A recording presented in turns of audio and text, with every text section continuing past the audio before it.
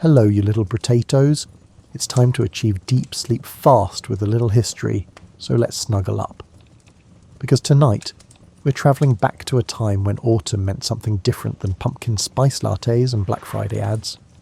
We're heading to Colonial America, where Thanksgiving wasn't a single Thursday in November, but a practice woven through the fabric of daily life, sometimes solemn, sometimes joyful, and always deeply connected to the rhythms of the natural world. This is the story of how real people actually celebrated gratitude in an era when survival itself was something to be thankful for. If you're new or returning to the channel, giving the video a like helps drastically. Also, let me know down below how you are doing and where in the world you're listening in from. Now, get cozy and let's begin. Imagine waking up in colonial New England on a crisp October morning, back when the air had a bite that actually meant something. No thermostat to adjust, no weather app to check, just you, the cold floor under your feet, and the certain knowledge that winter was coming whether you were ready or not. The light in autumn arrived differently than it does now. Without electricity's constant glow softening the edges of darkness, daybreak came as a genuine event. You'd watch through wavy glass windows as pewter grey skies gradually warmed to pearl, then to that particular shade of gold that only autumn mornings produce. The sun rose later each day, which your body registered more acutely than any calendar could tell you. Outside, the colonial landscape was transforming in ways that demanded attention. Oak trees turned the colour of rust and dried blood. Maples blazed in shades that seemed almost aggressive in their brightness, scarlets and oranges that hurt to look at directly in afternoon sunlight. But unlike our modern habit of admiring fall foliage from heated cars on scenic drives, colonists experienced this transformation as both beautiful and slightly ominous. Those falling leaves represented the earth preparing for sleep, and everyone who lived through colonial winters knew that sleep could sometimes be permanent. The smell of autumn in the 1600s and 1700s was entirely different from what we know today. There was no exhaust, no asphalt, and no chlorine or industrial chemicals. Instead, the air carried the scent of wood smoke from dozens of chimneys, the earthy sweetness of decomposing leaves, and underneath it all the clean mineral smell of approaching cold. When you stepped outside in the morning, you could smell which neighbours were baking, who had slaughtered recently, and whether rain was coming based purely on how the air tasted against the back of your throat. Your colonial body responded to autumn with a kind of urgency we've largely forgotten. This wasn't the season for leisurely weekend activities. It was the season for desperate preparation. Every sunny day represented an opportunity that couldn't be wasted because once winter arrived, opportunities disappeared like morning frost in sunlight. The fields around colonial settlements took on the exhausted appearance of marathon runners crossing the finish line. Cornstalks stood brown and brittle, their work complete. Pumpkins dotted the landscape like orange punctuation marks. Their vines withered, but their fruit gloriously intact. Gardens that had been vibrant with growth now looked almost apologetic, as if embarrassed by their declining productivity. But this decline wasn't sad so much as necessary. Colonial people understood cycles in ways we've mostly lost. The earth wasn't dying, it was resting, gathering strength for next year's impossible demands. Watching the landscape slow down and shut down reminded everyone that rest wasn't weakness but wisdom, that knowing when to stop was as important as knowing when to push forward. The wildlife participated in this seasonal shift with an intensity that was impossible to ignore. Geese filled the sky in formations so large they actually blocked the sun, their calls creating a soundtrack that meant more than any calendar date. Squirrels became tiny, frantic hoarders, racing through trees with nuts clenched in their teeth like businessmen late for meetings. Even the household cats grew thicker coats and started sleeping in sunny patches they'd ignored all summer. Colonial children noticed these changes with the kind of attention that modern childhood rarely permits. They watched woolly bear caterpillars, those fuzzy orange and black creatures, and made predictions about winter's severity based on the width of their coloured bands. They counted the layers on onion skins, watched how high hornets built their nests, and paid attention to when the first hard frost arrived. These weren't quaint superstitions, but accumulated wisdom about reading an environment that would determine whether your family ate well or went hungry. The quality of light shifted as autumn progressed, becoming slanted and golden in a way that photographers still chase today. The sun's arc across the sky grew lower, casting longer shadows that made everything look slightly melancholy. Late afternoon sunlight would stream through Colonial windows at angles impossible in summer, illuminating dust motes and spider webs and reminding everyone that time moved in only one direction. Evenings arrived earlier with each passing week, and with them came a psychological shift that was almost palpable. Once the sun set, there were no streetlights to push back the darkness, no headlights sweeping across walls, and no ambient glow from a nearby city. Darkness meant something absolute, and as the nights grew longer, people grew quieter, more reflective, and more aware of their own vulnerability in a world they couldn't fully control. But autumn also brought relief from summer's relentless demands.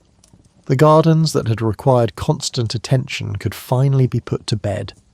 The weeding, watering, and watching for pests all came to an end, replaced by the different but less urgent work of preservation and storage.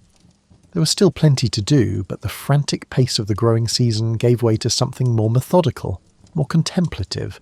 Your colonial ancestors worked outside in autumn weather that would send most modern people running for indoor climate control. They'd be out in the fields at sunrise when frost still sparkled on grass and pumpkins, their breath visible in air cold enough to sting exposed skin. By midday, if the sun cooperated, they might shed outer layers and work in the almost summer-like warmth that autumn sometimes offered as a parting gift. Then evening would arrive like a curtain falling, temperatures dropping so fast you could almost feel the cold settling on your shoulders like an unwelcome companion. The rhythm of autumn days followed patterns dictated by sunlight and temperature, rather than clocks and schedules. You did the coldest work, anything involving water mainly, during the warmest part of the day. Early mornings and late afternoons were for tasks that could be done while moving constantly to stay warm. And once darkness arrived, you moved indoors not by choice, but by necessity, because nighttime outdoor work without electric lighting was somewhere between difficult and dangerous. This seasonal transition shaped not just daily activities, but entire mindsets. Autumn was when colonial communities turned inward, both literally and figuratively. The social gatherings that had happened outdoors all summer moved inside to hearths and dining tables. Neighbours who had chatted across fences and in fields now visited each other's homes, bringing news and gossip that would be chewed over through the long winter months ahead. As autumn progressed toward its inevitable conclusion, there was a growing sense of anticipation mixed with anxiety. Had enough food been preserved?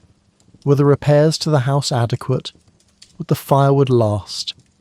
These questions didn't have definite answers until winter actually arrived and tested every preparation, every decision, every bit of planning that had gone into getting ready for months of cold. Here's something that might surprise you as you settle deeper into your comfortable bed. Colonial Thanksgiving wasn't a single day marked on calendars with turkey clip art and football schedules. It was more like an ongoing practice, a habit of mind that could be declared whenever circumstances seemed to warrant it. Think of Thanksgiving in the colonial period as something between a formal religious observance and an improvised community gathering.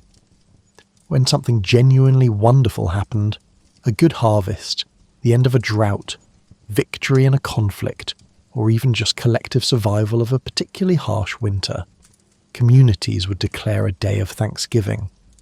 No federal holiday, no presidential proclamation, just local agreement that gratitude was in order. These days of Thanksgiving had an interesting duality. They were meant to be solemn occasions, times for serious reflection on providence and divine mercy. Colonial people took their religion with an intensity we find hard to imagine today. And gratitude wasn't just a warm feeling, but a theological obligation. You were supposed to give thanks, properly and formally, or risk appearing ungrateful for blessings that could be withdrawn as easily as they'd been granted. But here's where colonial human nature asserted itself in ways that make the past feel suddenly familiar. After the solemn parts were done, people tended to celebrate. Once you'd spent several hours in church contemplating your unworthiness and God's goodness, it seemed reasonable to mark the occasion with good food and good company. Gratitude might start as a duty, but it tended to evolve into something more like a party. The decision to declare a Thanksgiving Day usually came from whoever held authority. A governor, a minister, or sometimes just the general consensus of community leaders. These weren't spontaneous decisions, but considered responses to specific circumstances. It was like someone officially announcing what everyone was already feeling, that things had worked out better than they had any right to expect, and recognition of that fact seemed appropriate. Different colonies had different traditions around Thanksgiving. New England Puritans approached it with characteristic seriousness, seeing these occasions as opportunities to examine their relationship with the divine and reaffirm their covenant obligations. Middle colonies tended towards somewhat more relaxed observances, influenced by the various European traditions that settlers brought with them. Southern colonies integrated Thanksgiving into their own seasonal rhythms, often tied more directly to agricultural cycles and harvest completion. What's fascinating is that colonial people understood something we've largely forgotten, that gratitude isn't a single emotion but a complex response involving recognition, humility, relief, and joy all mixed together. When you'd spent months watching clouds and worrying about rain, and then finally saw your crops mature successfully, you didn't just feel thankful in some generic way. You felt the specific relief of disaster avoided, the joy of effort rewarded, and the humbling awareness that your control over outcomes was far more limited than your pride wanted to admit. The foods associated with Thanksgiving varied enormously depending on location, season, and what was actually available. That image of turkey, cranberries, and pumpkin pie? It's partially accurate, but also partially myth. Colonial Thanksgiving meals were more about abundance, whatever that meant in your particular circumstance, than about specific required dishes. In coastal areas, Thanksgiving might feature seafood we'd find strange on a holiday table: eels, clams, lobsters, and various fish. Inland wild game was more common, but not just turkey. Venison, duck, goose, and even smaller birds all appeared on Thanksgiving tables. The meal was supposed to be special, yes, but special meant more than usual rather than these specific foods in this specific way. The spiritual dimension of colonial Thanksgiving extended beyond formal religious observance into everyday practice. Many families maintained the habit of giving thanks before meals year-round, but Thanksgiving Day elevated this routine gratitude into something more elaborate and communal. It was like the difference between your daily vitamins and a full medical checkup, both about health, but one more thorough and intentional than the other. Colonial ministers would prepare special sermons for Thanksgiving days, often focusing on the specific reasons for gratitude that had prompted the observance. If Thanksgiving was declared after a military victory, the sermon might emphasize divine intervention in human conflicts. If it followed a successful harvest, themes of providence and seasonal blessing would dominate. These weren't generic messages, but tailored responses to particular circumstances. What might surprise modern sensibilities was the colonial understanding that gratitude and fear were closely related. Being thankful meant recognizing that things could have gone differently, that survival and prosperity weren't guaranteed, and that forces beyond your control had momentarily aligned in your favour. This wasn't the relentlessly positive gratitude of modern self-help books, but something darker and more realistic. Gratitude tinged with awareness that next year might tell a different story. Children learned about Thanksgiving not through school pageants and construction paper turkeys, but through participation in adult observances. They attended the long church services, helped prepare the special meals, and absorbed the community's collective expression of thanks. It was education through immersion, learning what gratitude meant by watching adults practice it, with varying degrees of sincerity and enthusiasm. The frequency of Thanksgiving days varied wildly. Some years might see multiple observances, one for harvest, another for a military victory, and perhaps a third for deliverance from epidemic disease. Other years might pass without any formal Thanksgiving if circumstances didn't seem to warrant celebration. It was responsive rather than scheduled and event-driven rather than calendar-driven. There was also something called a fast day, which was essentially Thanksgiving's opposite. A day of communal repentance and prayer called in response to disasters, droughts, or other calamities. The existence of both types of days reveals a worldview where communities collectively interpreted their circumstances as having spiritual significance, where good and bad fortune weren't random but meaningful. The connection between Thanksgiving and autumn gradually strengthened over the colonial period, partly because harvest completion was the most obvious trigger for communal gratitude. You could be thankful for military victory in any season, but the relief of seeing a year's worth of food safely stored away created an almost universal impulse towards celebration. Autumn Thanksgivings became common simply because autumn regularly provided reasons to be grateful. But even as these autumn observances became traditional, they retained flexibility that modern Thanksgiving has lost. The date could shift based on when harvest actually finished. The format could adapt based on community preferences. The foods could vary based on what was available. Colonial Thanksgiving was less a fixed holiday than an adaptable practice, shaped by local circumstances and community needs. Pull your blanket a bit higher and imagine this. It's 3 days before a declared Thanksgiving Day in colonial Massachusetts, and the work of preparing for the feast is just beginning. Not the cooking itself, mind you. That comes later. First comes everything that makes cooking possible. In an era before refrigeration, grocery stores, or even reliable preservation methods, preparing a feast meant starting from something close to scratch. That turkey you might serve, someone needed to catch or shoot it first, then pluck it, clean it, and prepare it for cooking. Those vegetables, they'd been in the ground until very recently. The bread? You'd be grinding the grain yourself probably that very morning. Let's start with the bird, since that's become so central to our modern Thanksgiving imagination. If your family was serving turkey, and remember, this wasn't guaranteed, someone had to acquire it.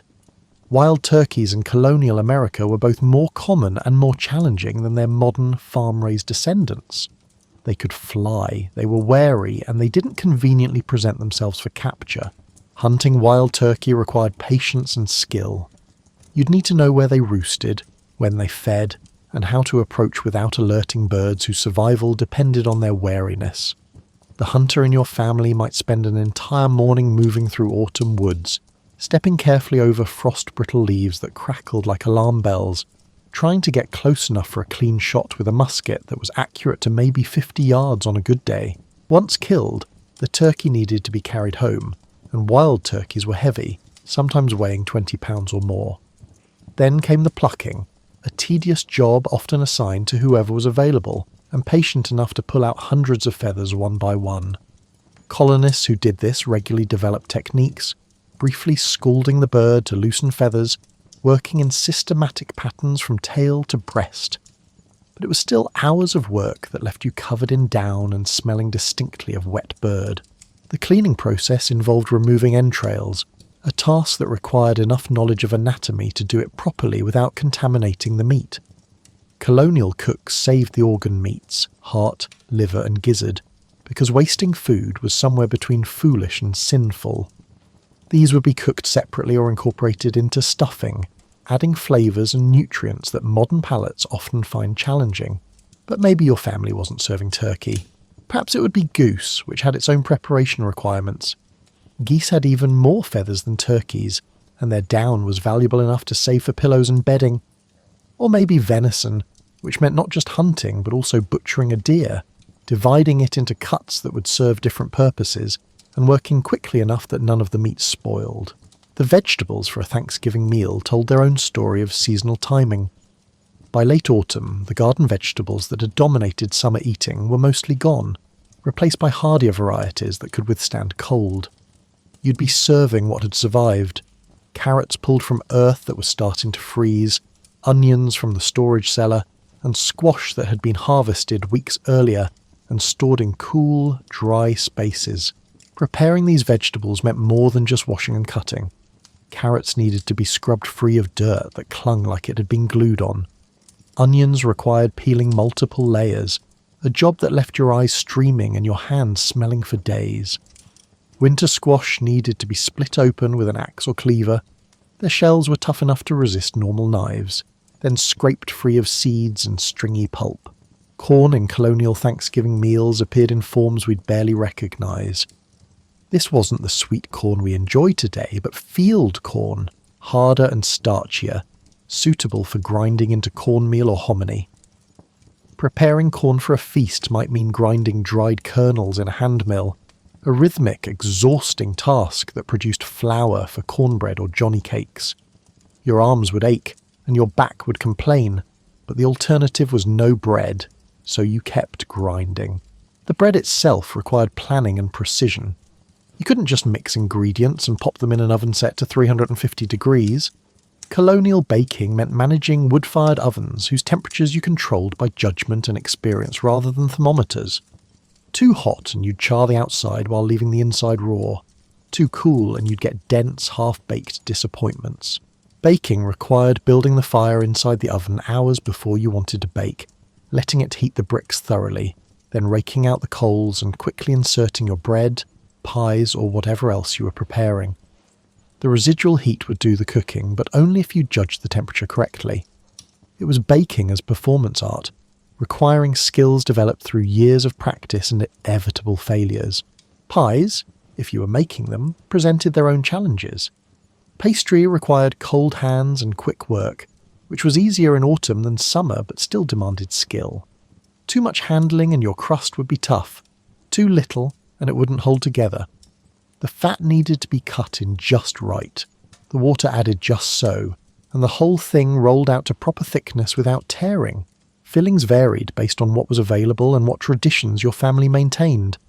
Pumpkin pie was becoming popular, but it wasn't the sweet spiced version we know today. Colonial pumpkin pie might be savoury as easily as sweet, flavoured with whatever spices were available and affordable, which usually meant very few. Sugar was expensive enough that many families reserved it for special occasions, if they could afford it at all. The preservation of food for Thanksgiving preparation was its own intricate dance. That ham you might serve? It had been salted or smoked months earlier. The butter, churned within the past week and kept cool in the cellar. The cheese, made during the summer when milk was plentiful and aged just long enough to develop flavour. Every ingredient represented not just the labour of preparation, but months or even years of planning and work. Cranberries, now so associated with Thanksgiving, were gathered from wild bogs if you had access to them.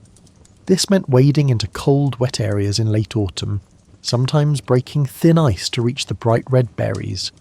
Your feet would go numb, your hands would ache, but cranberries kept well and added a tart brightness to meals that otherwise might be relentlessly heavy and brown.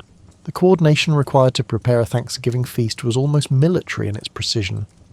Multiple dishes needed to be ready at roughly the same time, but you only had one oven and one main cooking fire. Timing had to be calculated based on experience and educated guessing. The turkey needed to start first, obviously, but when exactly? How long would the bread need? Could the vegetables be kept warm while everything else finished? Women, who did the vast majority of this cooking, became experts at a kind of domestic project management that would impress modern efficiency consultants. They'd be monitoring multiple pots, checking bread and basting meat, all while keeping the fire at the right temperature and preparing additional dishes.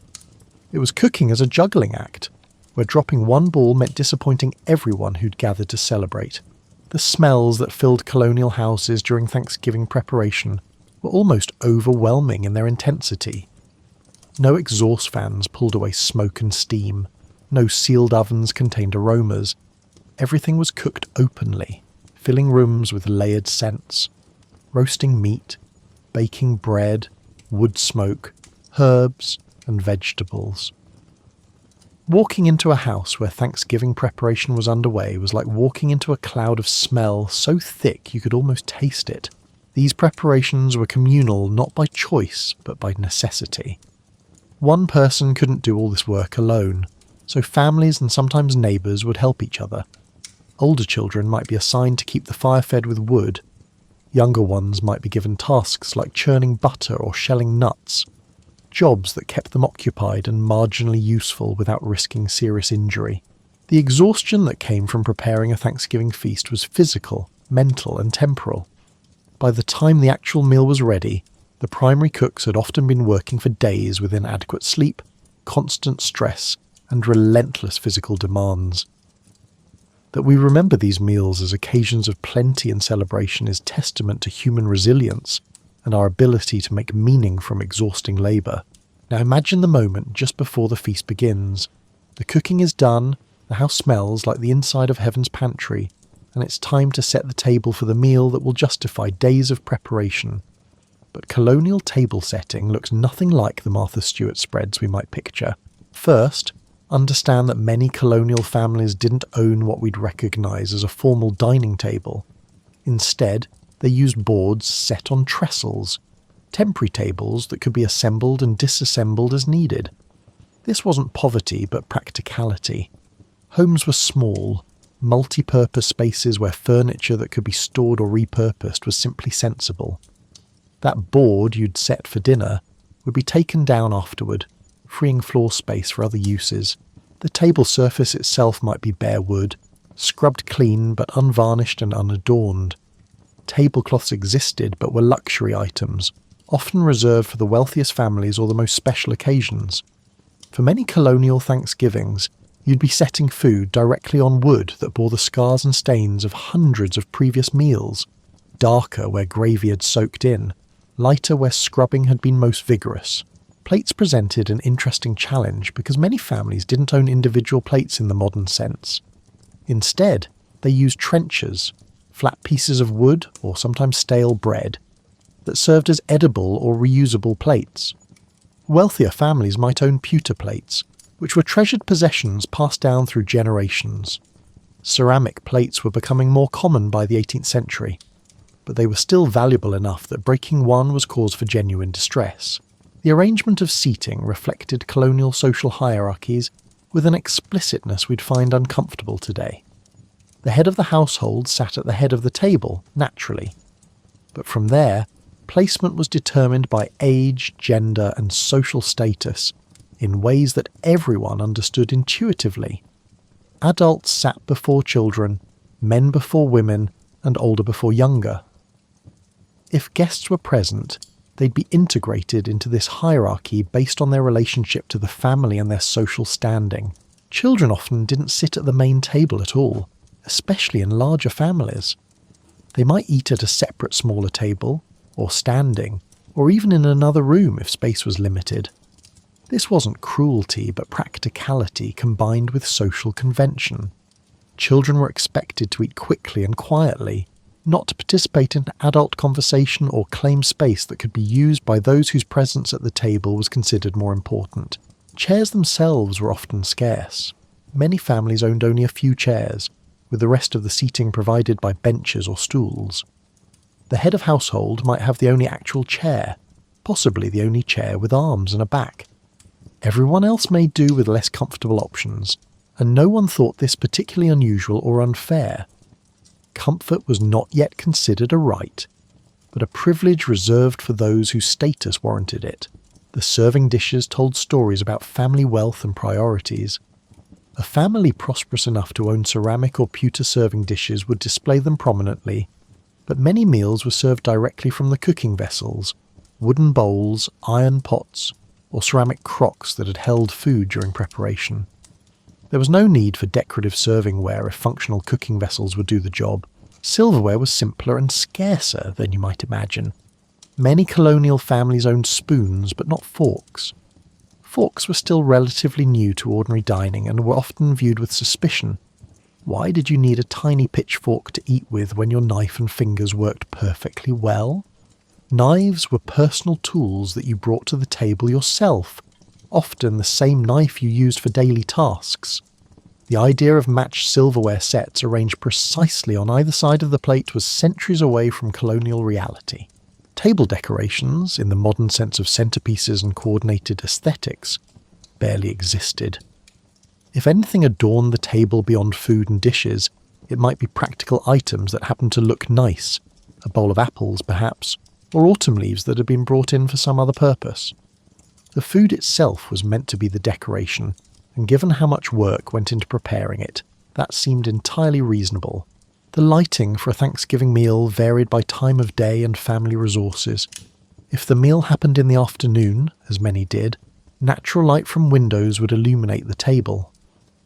But as autumn days were short, many Thanksgiving gatherings extended into evening, which meant candles or oil lamps if you could afford them, or rushlights if you couldn't. These cast a warm, flickering glow that made everything look softer and more intimate than electric lighting ever could, though they also made everything dimmer and more shadow-filled than we're accustomed to. The actual placement of food on the table followed patterns that seemed chaotic to modern eyes, but made sense to colonial diners. Instead of courses served sequentially, most of the meal appeared at once, or at least everything that was ready appeared together. The turkey or roast would be placed centrally, surrounded by bowls and dishes of vegetables, breads, and side dishes. You'd serve yourself from whatever was within reach, then pass dishes to neighbours until everyone had access to everything. Beverages posed their own logistical challenges. Water, when served, came from wells or springs, and was often suspect in quality. Beer or cider was more common and safer, because the fermentation process killed harmful microorganisms, though no one understood the microbiology at the time. They just knew that beer was less likely to make you sick than water, which was reason enough to prefer it. Wine appeared at more prosperous tables, but its expense made it a true luxury. The vessels for drinking varied as widely as plates. Some families used ceramic mugs, others pewter tankards, and others wooden cups. What you drank from often depended more on what your family owned than on what beverage you were consuming. There were no rules about wine glasses versus water glasses versus beer mugs. You used what was available and thought little about it. The arrangement of the table also had to account for practical concerns that modern dining ignores. Where would you put serving spoons? How would you carve the turkey or roast without a proper carving station? Where would you place bones, scraps, and food waste? Since you certainly weren't getting up every few minutes to throw things away. Colonial diners developed informal systems for all of this, often involving shared bowls for scraps, and the understanding that dogs lurking under the table would handle anything that hit the floor. The preparation of the dining space included ensuring adequate warmth, which was more challenging than you might imagine. Colonial houses were drafty, and gathering around a table meant some people would be close to the fire, while others sat in relative cold. Seats were sometimes assigned with this in mind. Hardy young men might be placed farther from the hearth, while elderly relatives got prime warming spots. The moment just before the meal began held a particular quality of anticipation. All that work, all that preparation, and all those days of planning were about to culminate in this gathering. Stomachs were genuinely hungry, not the modern "I could eat," but the deep hunger of people who worked physically hard and often didn't eat their fill.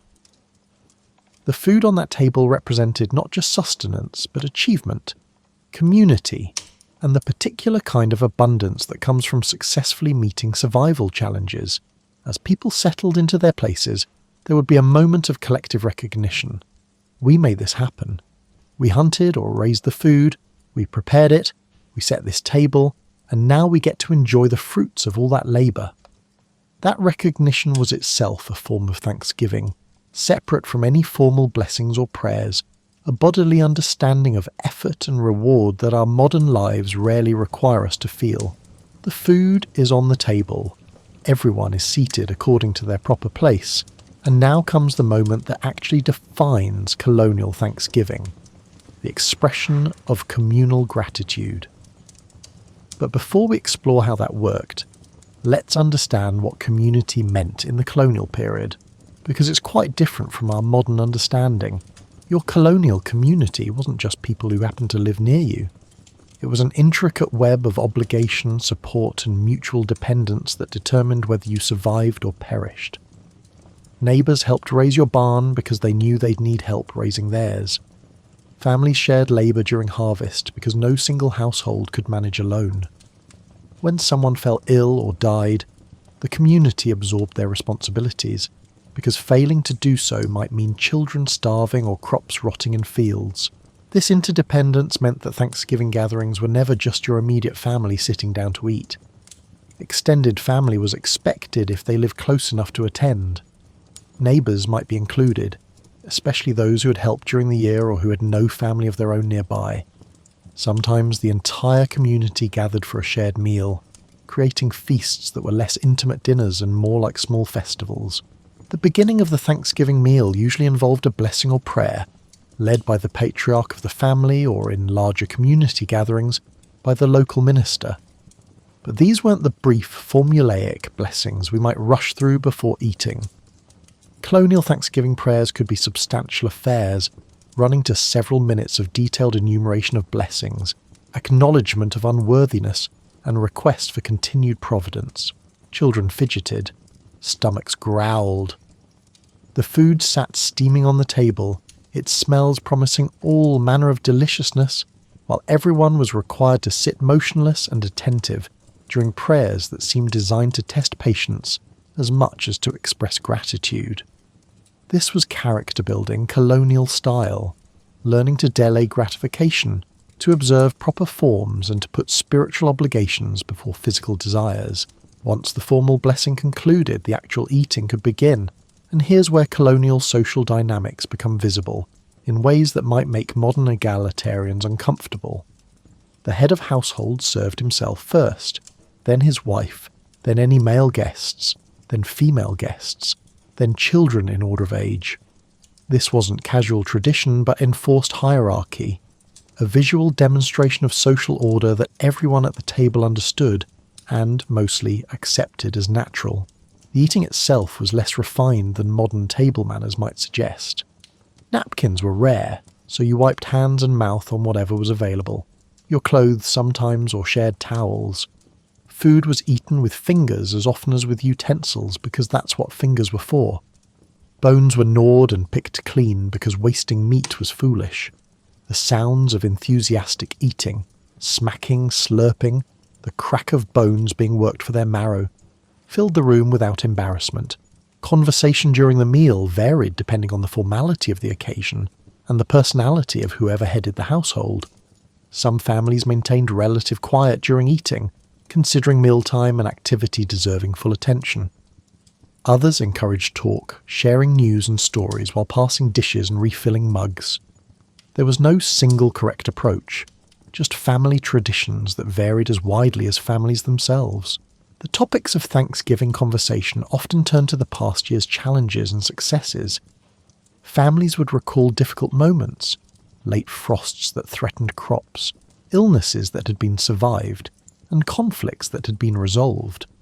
This wasn't dwelling on the negative, but contextualizing the positive, remembering that the abundance on the table had been far from guaranteed a few months earlier. Stories circulated during these meals, stories that connected present celebrations to past experiences. Older family members might recall previous Thanksgivings, comparing harvests and weather and the relative prosperity of different years. These comparisons served multiple purposes. They entertained, they educated younger members about family history, and they provided perspective on whether the current year was truly as successful as it seemed. Community Thanksgiving gatherings often included people whose presence was itself an act of charity. Widows without family nearby, elderly individuals who could no longer care for themselves, families who had suffered misfortune. These people were included not out of pity, but because excluding them would violate community obligations. Your Thanksgiving table was incomplete if community members were suffering alone while you celebrated abundance. The quality of community that emerged during these gatherings was different from modern friendships or social networks. Colonial communities included people you might not particularly like, but whom you nonetheless depended on, and who depended on you. Your neighbour might be annoying, opinionated, and difficult to tolerate, but you'd still include them in Thanksgiving celebrations because community wasn't about preference, but about interdependence. Children experienced these gatherings as educational opportunities, though not in any formal sense.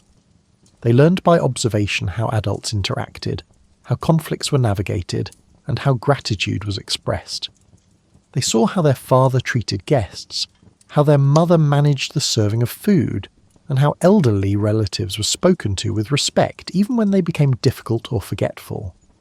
These lessons in social behaviour were absorbed through participation rather than instruction. The emotional tone of Thanksgiving gatherings mixed genuine joy with underlying anxiety. Yes, the harvest was in, and food was plentiful now, but winter still loomed with all its challenges. The celebration was real, but so was the awareness that this abundance was temporary, that the seasons would turn, and that next year might tell a different story.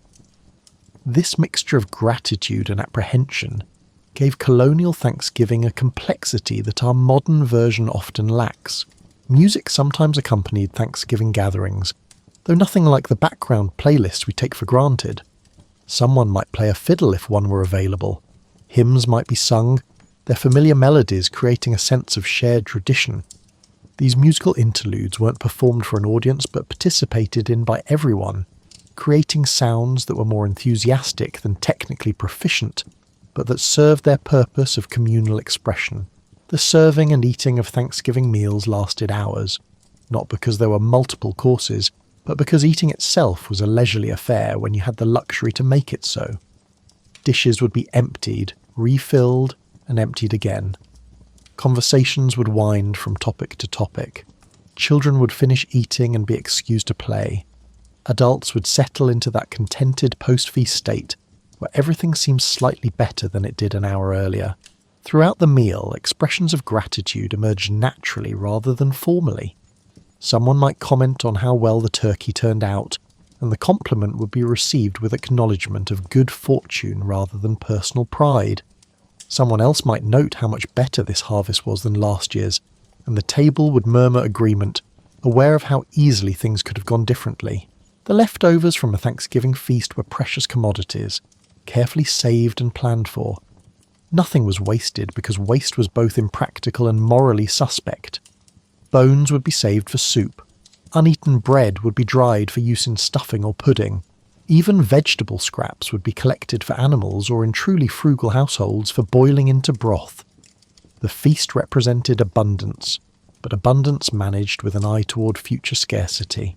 As the meal wound toward its conclusion, the mood often shifted into something more reflective.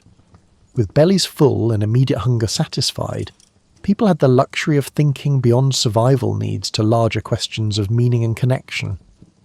This was when the deepest expressions of gratitude often emerged. Not the formal prayers, but the quiet acknowledgements between individuals, the thanks given for help received, and the recognition of bonds that made survival possible. Now, as you settle deeper into your blankets, let's talk about something that often gets reduced to construction paper and felt in elementary schools. The actual Wampanoag people who taught colonists how to survive in a landscape that was foreign to European experience. Because their influence on colonial Thanksgiving extended far beyond the single meal we remember from 1621. The Wampanoag weren't primitive people waiting to be enlightened by European civilization. They were sophisticated agriculturalists who had been successfully feeding themselves in New England for thousands of years before any colonist arrived. They understood soil management, crop rotation, sustainable harvesting, and food preservation in ways that took European settlers generations to fully appreciate. When Tisquantum, known to colonists as Squanto, taught Plymouth settlers to fertilise corn with fish, he wasn't sharing some quaint native trick. He was passing on agricultural knowledge developed over centuries of careful observation and experimentation. The Three Sisters planting method, corn, beans and squash grown together in a mutually beneficial arrangement, represented agricultural sophistication that European farming hadn't achieved. The corn itself that appeared on colonial Thanksgiving tables was entirely indigenous. Europeans had no corn before contact with the Americas, and learning to grow and prepare it required indigenous instruction. Colonists learned to select seeds, plant at the proper time, harvest at the right moment, and store corn through winter. Without this knowledge, early colonial settlements would have faced even more severe food shortages than they actually experienced. Wampanoag influence extended to hunting and fishing techniques as well. Indigenous people taught colonists where to find game, how to track animals through forests, and which fish were plentiful in which seasons. They shared knowledge about weirs for catching fish, about the migration patterns of birds, and about which plants could be safely eaten and which were poisonous. This wasn't charity but diplomacy. Helping colonists survive served Wampanoag's strategic interests in a changing world. The preparation methods for Thanksgiving foods often reflected indigenous influence that colonists barely acknowledged. The way they cooked squash, the method of roasting corn, and the technique for preserving cranberries, all of these incorporated indigenous knowledge that had been passed along and gradually absorbed into colonial practice.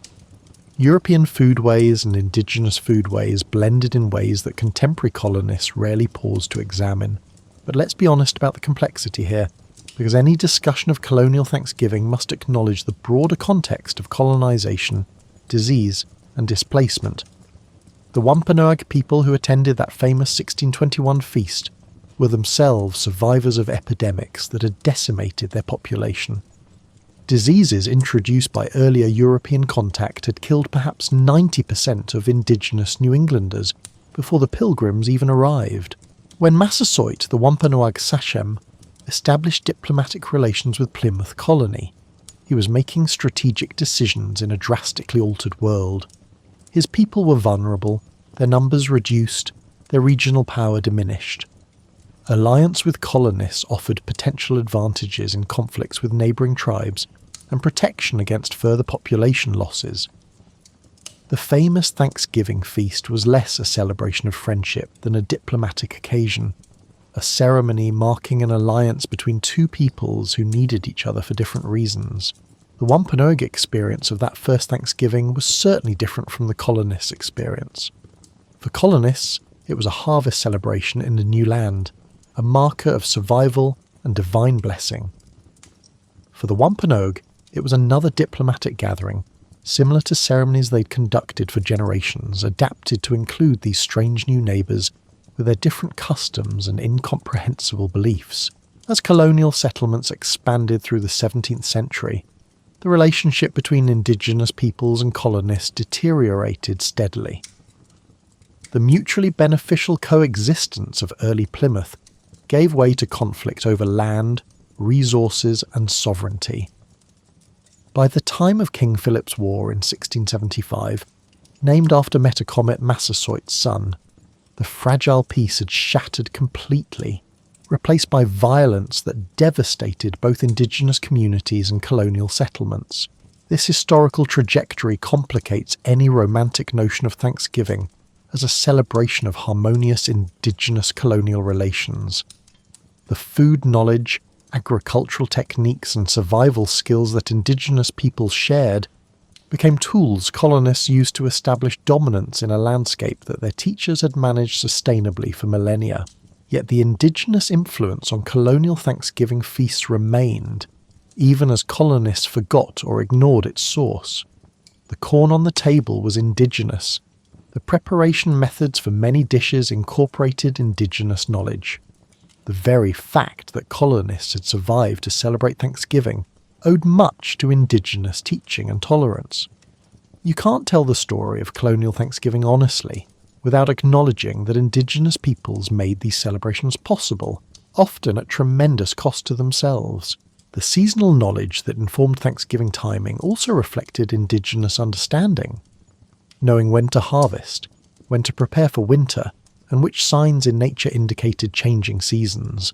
Colonists learned these things partly through trial and error, but also through indigenous instruction. The calendar of colonial agricultural life gradually synchronized with patterns indigenous peoples had followed for centuries. Contemporary Wampanoag descendants maintain their own Thanksgiving traditions, which are both similar to and different from colonial versions. They give thanks for harvest, for survival, for community, but from a perspective shaped by centuries of their own history, including periods of tremendous suffering and loss. Their Thanksgiving acknowledges both blessings and struggles in ways that remind us how complex gratitude can be. The food justice aspect of indigenous influence deserves mention as well. Indigenous agricultural practices were often more sustainable and less extractive than European farming methods. The Three Sisters are planting enriched soil rather than depleting it. Indigenous hunting practices maintained game populations rather than exhausting them. These were sophisticated approaches to food production that colonists too often dismissed as primitive, while simultaneously depending on them for survival. As colonial Thanksgivings evolved through the 17th and 18th centuries, indigenous influence gradually faded from colonial consciousness, even as it remained embedded in daily practices. Colonists adopted indigenous crops and cooking methods, while increasingly viewing indigenous peoples as obstacles to expansion, rather than as teachers who had made colonial survival possible. This erasure of indigenous contributions to colonial foodways and celebrations has persisted into our modern Thanksgiving mythology. Understanding Wampanoag influence on colonial Thanksgiving requires holding multiple truths simultaneously: that indigenous peoples shared knowledge that saved colonists' lives, that colonists often failed to acknowledge this debt, that the alliance between indigenous peoples and colonists was always fragile and strategic, and that the long-term result of colonization was devastation for indigenous communities. The corn and beans on colonial Thanksgiving tables represented both successful knowledge transfer and the beginning of cultural displacement. The meal is finished, the table is being cleared, and as dusk settles over the colonial landscape, a different kind of Thanksgiving begins. The quiet, intimate hours when community celebration gives way to family reflection. Pull your blanket closer and imagine what these evening hours felt like in an era before electric entertainment, when darkness meant something absolute and evenings were times of genuine rest. The clean-up after a Thanksgiving feast was almost as much work as the preparation, though usually less stressful. Wooden trenchers needed scrubbing, pewter plates required careful washing, and serving dishes had to be cleaned and put away. But there was a different quality to this labour. The urgency was gone, replaced by the satisfied tiredness that comes from successfully completing something challenging. Women primarily handled this clean-up, often with help from older daughters and sometimes from younger children, who could be trusted with simple tasks. The work happened in a kitchen still warm from hours of cooking, the fire banked but not extinguished because it would be needed for warmth through the night. Hands went into hot water to scrub away grease and food remnants, a task that was both uncomfortable and necessary. The leftover food was carefully organised for preservation and future use. In an era before refrigeration, this meant making calculated decisions about what would keep and how to store it. Turkey or other meats might be placed in the coolest part of the cellar, or if the weather was cold enough, hung outside where freezing temperatures would preserve them. Vegetables were returned to root cellars. Bread was wrapped in cloth and stored where mice couldn't reach it, though success rates on keeping rodents out of food supplies were frankly not great. As darkness gathered outside, the house gradually transitioned from activity to rest. Guests who didn't live within the household would begin their departures, bundling into whatever outer garments they had, and heading into the night with lanterns or torches if they owned such luxuries. Leave-taking was both prolonged and abbreviated. Lots of final thanks and farewells, but also an urgency to reach home before darkness became complete. For families hosting extended relatives who lived too far to return home the same day, the evening meant improvising sleeping arrangements. Colonial houses were small, and privacy was a luxury that few could afford. Visitors would sleep on floors, on benches, sometimes simply wrapped in blankets near the fire. Children would be displaced from their usual sleeping spots to make room for adult guests. Everyone adjusted, because hospitality required accommodation, even when accommodation was uncomfortable. The fire on the hearth became the centre of evening activity, both literally and figuratively. As the only reliable source of heat and light, it drew everyone into its orbit. Parents might settle into chairs close to the flames, while children claimed spots on the floor. The fire's warmth was graduated. Too close and you'd roast, too far and you'd freeze, and everyone jockeyed for the optimal distance that balanced warmth and comfort. Evening conversations on Thanksgiving had a particular quality of contentment mixed with reflection. Bellies were full, immediate needs were met, and there was time for talk that wasn't focused on work or survival. Stories might be shared, tales from the past year, memories of previous Thanksgivings, and accounts of family history that connected present celebrations to earlier generations. These stories served as oral history, passing down knowledge and tradition through the simple act of telling. Children listened to these stories with varying degrees of attention. The youngest might drift off to sleep while adults talked. Older children might ask questions, seeking clarification or additional details. Teenagers might contribute their own observations, gradually being welcomed into adult conversation as they demonstrate sufficient maturity. These evening gatherings were where children learned what it meant to be part of a family and a community beyond the immediate necessities of daily survival. The darkness outside was complete in ways that modern people rarely experience. No street lights, no lights from neighbouring houses, and no ambient glow from distant cities. Step outside on a cloudy night, and you literally could not see your hand in front of your face. This absolute darkness made the interior light and warmth feel even more precious, creating a psychological sense of shelter that went beyond mere physical protection. Candles or oil lamps supplemented the firelight, but their use was governed by economy rather than preference. Lighting cost money. Candles were expensive to buy or time-consuming to make, and lamp oil was similarly precious. So evening light was dim and carefully rationed, creating an atmosphere that encouraged earlier bedtimes than our modern habits would find comfortable. When it was too dark to work and too expensive to burn enough light for leisure activities, sleep became the reasonable option. Some families used Thanksgiving evenings for quiet religious observance separate from the formal church services that might have marked the day.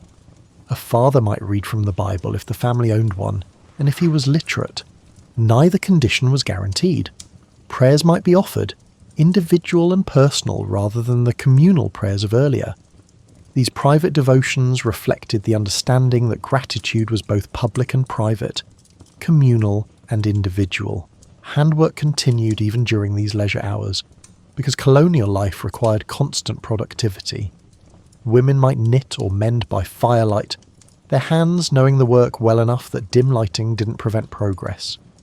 Men might sharpen tools, prepare equipment for future work, or engage in small repair tasks that daylight hours hadn't accommodated. The line between work and rest was blurry, with many activities falling somewhere in between. The sounds of a colonial Thanksgiving evening were subtle and organic. The crackle of fire, the occasional pop of a log settling, wind outside whistling through gaps in walls and windows, the breath and movement of people and animals sharing the same space. These sounds created an acoustic environment radically different from modern life, where mechanical and electronic noises form a constant background we barely notice. Pets and animals were part of evening gatherings in ways that reflected their practical roles. Dogs might be allowed inside for warmth, especially working dogs whose value warranted such treatment. Cats prowled for mice, their presence tolerated because pest control was essential. The line between inside and outside was less absolute than in modern homes. Animals, insects, cold air, and occasionally other things all found ways to infiltrate living spaces. The gradual transition from wakefulness to sleep happened earlier, and more naturally than in our electrically lit world. As the fire burned lower and people grew tired, they'd drift toward their sleeping places without much ceremony. Children would be carried to bed if they'd fallen asleep by the fire. Adults would bank the fire carefully, ensuring it wouldn't die completely, but wouldn't pose a danger overnight. The temperature in colonial houses dropped dramatically overnight.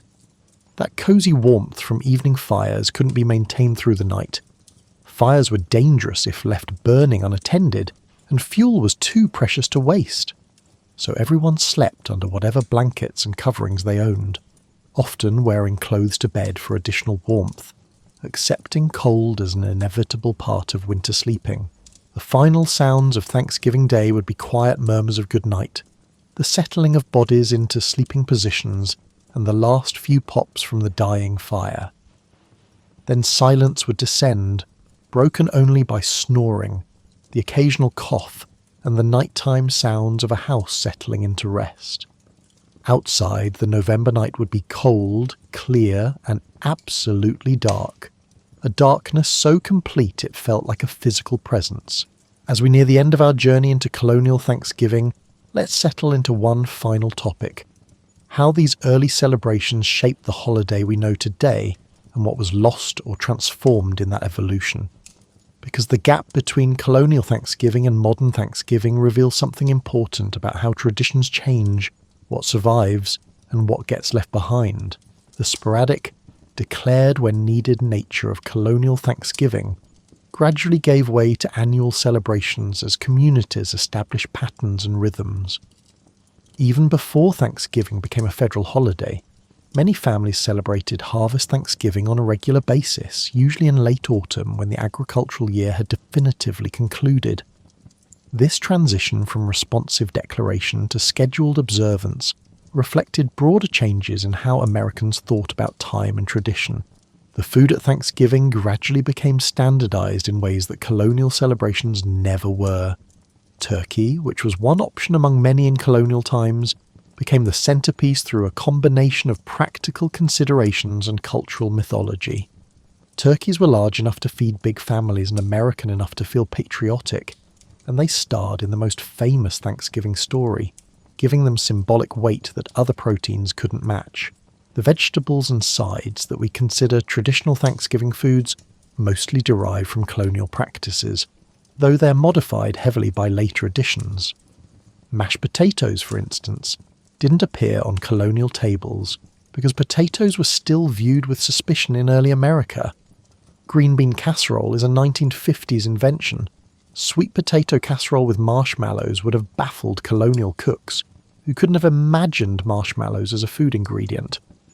Our traditional Thanksgiving menu is layers of tradition from different eras, not an authentic recreation of any historical celebration.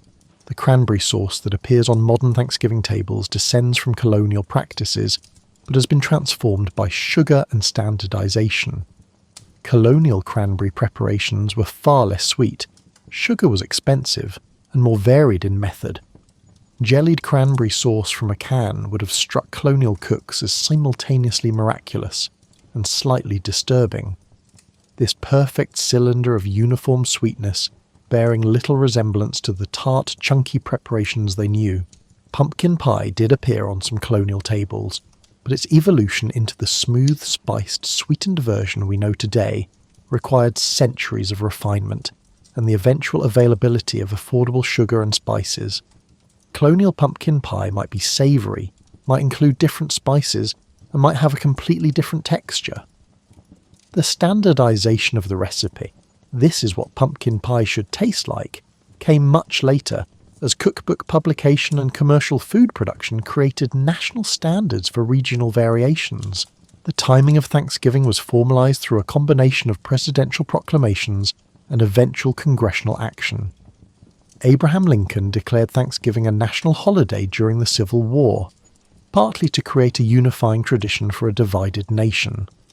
The specific date, the fourth Thursday in November, was later enshrined in law, creating the fixed calendar position that colonial Thanksgiving never had.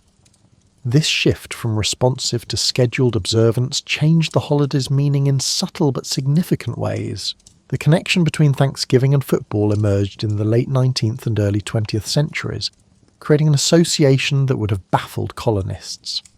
The idea of celebrating gratitude by watching people engage in violent athletic competition would have seemed strange, though perhaps no stranger than some of the activities that accompanied colonial harvest celebrations. Traditions evolve in unpredictable directions, incorporating new cultural elements while claiming continuity with the past. The commercialization of Thanksgiving is perhaps the most dramatic departure from colonial practice. Black Friday, the shopping extravaganza that now begins on Thanksgiving itself, represents a fundamental transformation from a day of gratitude for what you have into preparation for acquiring more. Colonial people would have understood the impulse to acquire goods, certainly, but the scale and intensity of modern consumer culture would have seemed incomprehensible. The myth-making around Thanksgiving accelerated in the 19th and 20th centuries, creating simplified narratives that obscured the complex reality of colonial celebrations. The story of pilgrims and Indians sharing a harmonious feast became a national origin myth, simplified for children and deployed as evidence of American exceptionalism. This mythology erased indigenous perspectives, simplified colonial motivations, and created a false sense of inevitable harmony between cultures that were actually in the early stages of devastating conflict. The educational use of Thanksgiving in schools created generations of Americans who learned a sanitized version of colonial history through construction paper turkeys and cardboard pilgrim hats. These activities were well-intentioned, designed to teach gratitude and American history, but they often substituted cute simplification for historical complexity. The result is that most Americans' understanding of colonial Thanksgiving comes from elementary school pageants rather than historical sources. The religious dimension of Thanksgiving largely faded as the holiday became secularized and nationalized. While many families still say grace before Thanksgiving meals, the holiday is no longer primarily understood as a religious observance. Colonial Thanksgiving was inseparable from religious belief. Gratitude was directed toward God, not toward generic thankfulness. This shift from religious to secular reflects broader changes in American culture and the evolution of holidays from religious observances to national traditions. The family-centered nature of modern Thanksgiving does echo colonial practice, though in different forms. Colonial Thanksgivings were community events out of necessity. You needed your neighbours too much to exclude them. Modern Thanksgivings are family events by choice, creating family time in lives that are increasingly fragmented by work, distance, and competing obligations. Both versions emphasize gathering, but the reasons and the relationships have shifted significantly. The expectation of abundance at Thanksgiving has become so normalized that we rarely pause to consider how dramatic this shift is. Colonial Thanksgiving celebrated abundance that was uncertain and hard-won. Modern Thanksgiving assumes abundance as a baseline, with the feast representing not survival but celebration of prosperity. This shift reflects real changes in food security and agricultural productivity, but it also disconnects the holiday from its original meaning as a response to genuine uncertainty about survival. The environmental context of Thanksgiving has changed so dramatically that modern celebrations bear little relationship to colonial seasonal realities. We eat fresh vegetables year-round, source foods from around the world, and climate control our homes against winter weather. Colonial Thanksgiving was inseparable from seasonal cycles that determined what you ate, when you gathered, and whether you'd survive until spring. Our Thanksgiving happens in the same season, but is no longer shaped by the same urgent relationship to natural cycles. The speed of modern life has compressed Thanksgiving in ways that would have puzzled colonists. We prepare feasts in hours that took them days. We gather for a few hours when their celebrations last most of a day or longer. We have dessert and move on to other activities when they would have extended the gathering until darkness and exhaustion forced a conclusion. Our efficiency has brought us convenience, but cost us some of the holiday's original contemplative spaciousness. Yet certain elements have persisted remarkably intact across the centuries. The gathering of family and community, the special foods prepared with care, the explicit expression of gratitude, the marking of autumn's transition into winter, all of these connect modern Thanksgiving to colonial practice in ways that maintain genuine continuity. The details have changed enormously, but some core impulses remain recognizable. The diversity of Thanksgiving celebrations across modern America also echoes colonial variety. Different regions, different cultures, and different families all adapt Thanksgiving to their own traditions and preferences. Just as colonial Thanksgivings varied by location and community, modern celebrations incorporate Italian, Chinese, Southern, Mexican, and countless other cultural influences. This flexibility has allowed Thanksgiving to remain relevant as America has become more diverse, though it also raises questions about whose traditions are considered authentic. The critical re-examination of Thanksgiving that has emerged in recent decades represents an attempt to acknowledge the holiday's complex history. Native American Heritage Day, celebrated on the same day as Thanksgiving, provides an alternative perspective that honours indigenous peoples whose experiences of colonization were far from celebratory. This coexistence of celebration and critique mirrors the historical reality that Thanksgiving emerged from circumstances that were simultaneously hopeful and tragic, depending on whose perspective you adopt. As you drift towards sleep, consider that traditions are always evolving, always adapting to new circumstances while claiming connection to the past. Colonial Thanksgiving wasn't a pure, authentic original that we've corrupted. It was itself an adaptation of European harvest traditions to American circumstances, incorporating indigenous knowledge and shaped by specific historical conditions. Our modern Thanksgiving is another adaptation, shaped by our own circumstances, carrying forward some elements of the past while inventing new ones. The fire has burned low, the house has grown quiet, and outside the November darkness is complete.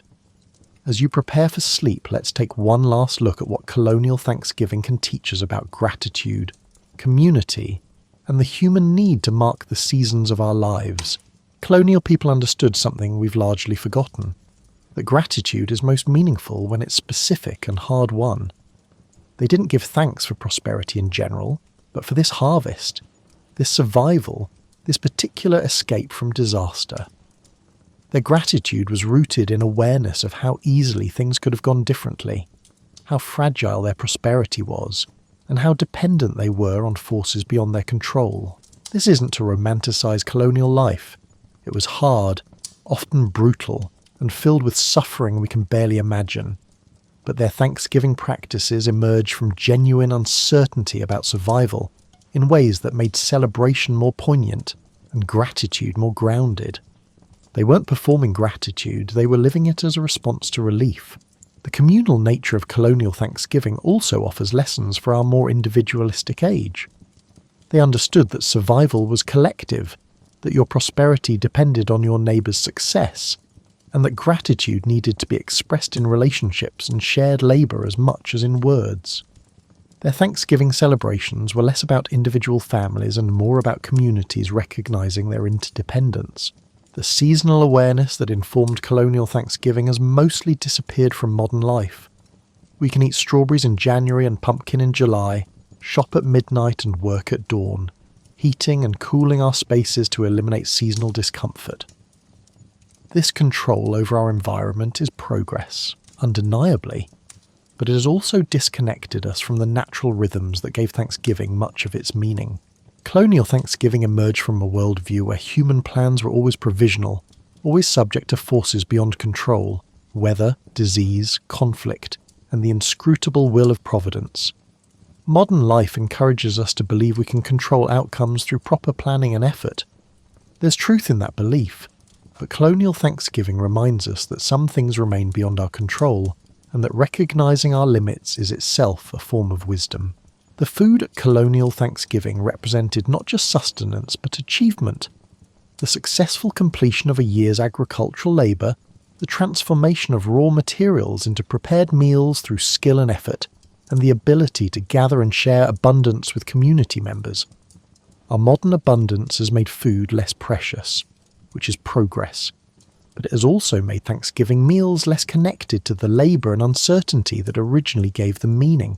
The quiet evenings after colonial Thanksgiving feasts, when families gathered by firelight and darkness pressed against windows, created space for reflection that our modern celebrations often lack. Without electric entertainment and constant connectivity, colonial people had time to simply be together, to talk or not talk, and to feel gratitude settling into their bones along with the meal's satisfaction. As you drift off to sleep in your climate-controlled home, with food in the refrigerator and plans for tomorrow, you're living in a world that colonial people could barely have imagined. Your comfort and security would have seemed like a luxury beyond belief. Yet the impulse that drove their Thanksgiving celebrations, the need to pause, to recognise blessings, to gather with others, and to acknowledge the year's passage, remains recognisable and relevant. Perhaps the deepest lesson from colonial Thanksgiving is that gratitude works best as a practice rather than a feeling, as something you do rather than something you feel. Colonial people expressed thanks through specific actions, gathering for meals, sharing resources with community members, and marking occasions with appropriate solemnity and celebration. Their gratitude was embedded in behaviours and relationships, rather than existing primarily as an internal emotion. The tensions that existed in colonial Thanksgiving, between individual and community, between celebration and solemnity, between abundance and awareness of scarcity, between European and indigenous traditions, these tensions persist in our modern holiday. We haven't resolved them so much as inherited them, and perhaps that's appropriate. Thanksgiving has always been complicated, always contained multitudes, and always required holding opposing ideas simultaneously. Sleep well tonight with the knowledge that the meal you might share this Thanksgiving connects you to centuries of people who gathered in autumn, who cooked special foods with care, who expressed gratitude in the face of uncertainty, and who used feasting as a way to mark the year's turning. The details have changed enormously, but the core human impulse, to pause, to gather, to give thanks, remains constant across the centuries. Tomorrow you'll wake to a world of smartphones and streaming services, of climate control and instant communication, of abundance and complexity that colonial people couldn't have conceived. But you'll also wake to the same basic human needs they experienced. For connection, for meaning, for recognizing the good in your life, and for gathering with others to mark time's passage. And perhaps, in some quiet moment, you'll feel a connection across those centuries to people who lived very differently, but who understood, as we still do, that gratitude is both the simplest and most profound of human responses, a recognition that we have received more than we've earned, that life has blessed us despite our unworthiness, and that acknowledging these truths together makes them somehow more real and more meaningful. The colonial Thanksgiving table has long since been cleared, the fires have gone cold, and the houses have crumbled or been rebuilt beyond recognition. But the impulse that brought people together on autumn evenings to share food and express thanks, that impulse lives on, adapted and transformed but still recognisable, still serving the same basic human needs. As sleep takes you, dream of autumn fields under harvest moons, of wood smoke rising into clear November air, of tables laden with food prepared with care, of communities gathered in gratitude for survival and hope for the future. These dreams connect you to a continuous human story, one that began long before colonial Thanksgiving and continues long after, a story of people marking seasons, sharing abundance, and finding meaning in the simple act of gathering together to say thanks. Rest well. Tomorrow awaits with its own opportunities for gratitude, its own gatherings, and its own autumn light slanting through windows in that particular way that marks the season's turning. The colonial past is gone, but the human present continues, carrying forward traditions transformed but recognisable, changed but still connected to those quiet November evenings, when our ancestors first learned to celebrate Thanksgiving in this strange new world.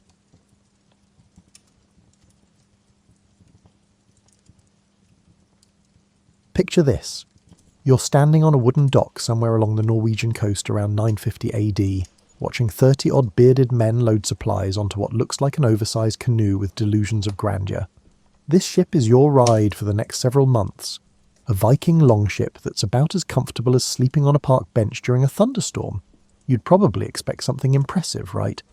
Perhaps you were expecting a majestic vessel with towering masts and spacious quarters. Well, surprise! Your new home measures roughly 75 feet long and maybe 15 feet wide at its broadest point. That's smaller than most modern two-bedroom apartments, and you're sharing it with 30 other people who haven't discovered deodorant yet. The whole thing sits so low in the water that you could practically drag your fingers in the sea while sitting on the side. The ship itself is actually a marvel of engineering, though your back won't appreciate that fact after the first week. Built from overlapping oak planks held together with iron rivets, It's designed to flex with the waves rather than fight them. Think of it as the medieval equivalent of a yoga instructor, incredibly flexible. But that doesn't mean you want to spend months pressed up against one. Your sleeping arrangements would make a college dorm room look luxurious. There are no beds, no hammocks, just a thin layer of animal hide between you and the wooden deck. Everyone sleeps wherever they can obtain space, which usually means curled up next to the guy who's been eating nothing but salted fish and onions for 3 weeks. The ship rocks constantly, even in calm weather, creating a gentle swaying motion that sounds romantic until you realise it never, ever stops. These longships are both very strong and very fragile, which is their most interesting feature. They are capable of manoeuvring through enormous waves and rough seas, effortlessly gliding across the water. However, a misstep on a loose plank can quickly lead to an unexpected immersion in the North Atlantic. The Vikings built these ships to be fast and manoeuvrable, not comfortable, which becomes painfully obvious the moment you try to find a spot to sit that doesn't involve someone's elbow in your ribs.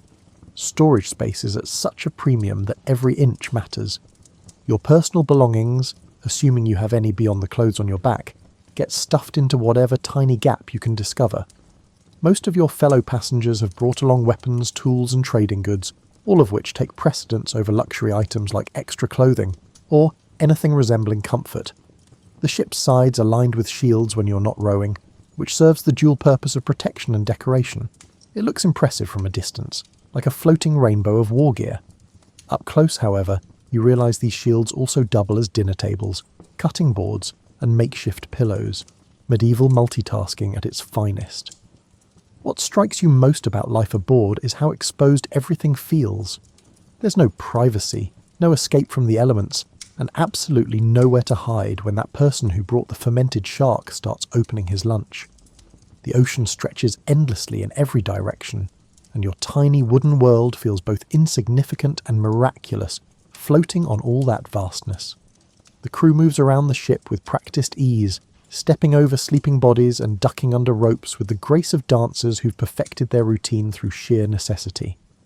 You, meanwhile, spend most of your time trying not to trip over the various bits of rope, sail, and humanity scattered across every available surface. As you settle in for your first night aboard, listening to the creak of wood and the slap of waves against the hull, you begin to understand that this journey will test every assumption you've ever had about comfort, privacy, and personal space. Welcome to Viking travel, where the journey truly is the destination, mainly because you'll spend so much time getting there. Morning aboard a Viking longship arrives whether you're ready or not, usually announced by someone stepping on your leg while heading to the side of the boat for their morning constitutional. Privacy, as you quickly discover, is a concept as foreign to Vikings as indoor plumbing, which is to say, completely non-existent. Your daily routine begins with the delightful realization that everything you own is damp. The North Sea has a way of making itself known through every gap in the ship's construction, and moisture becomes your constant companion. Your clothes feel perpetually clammy.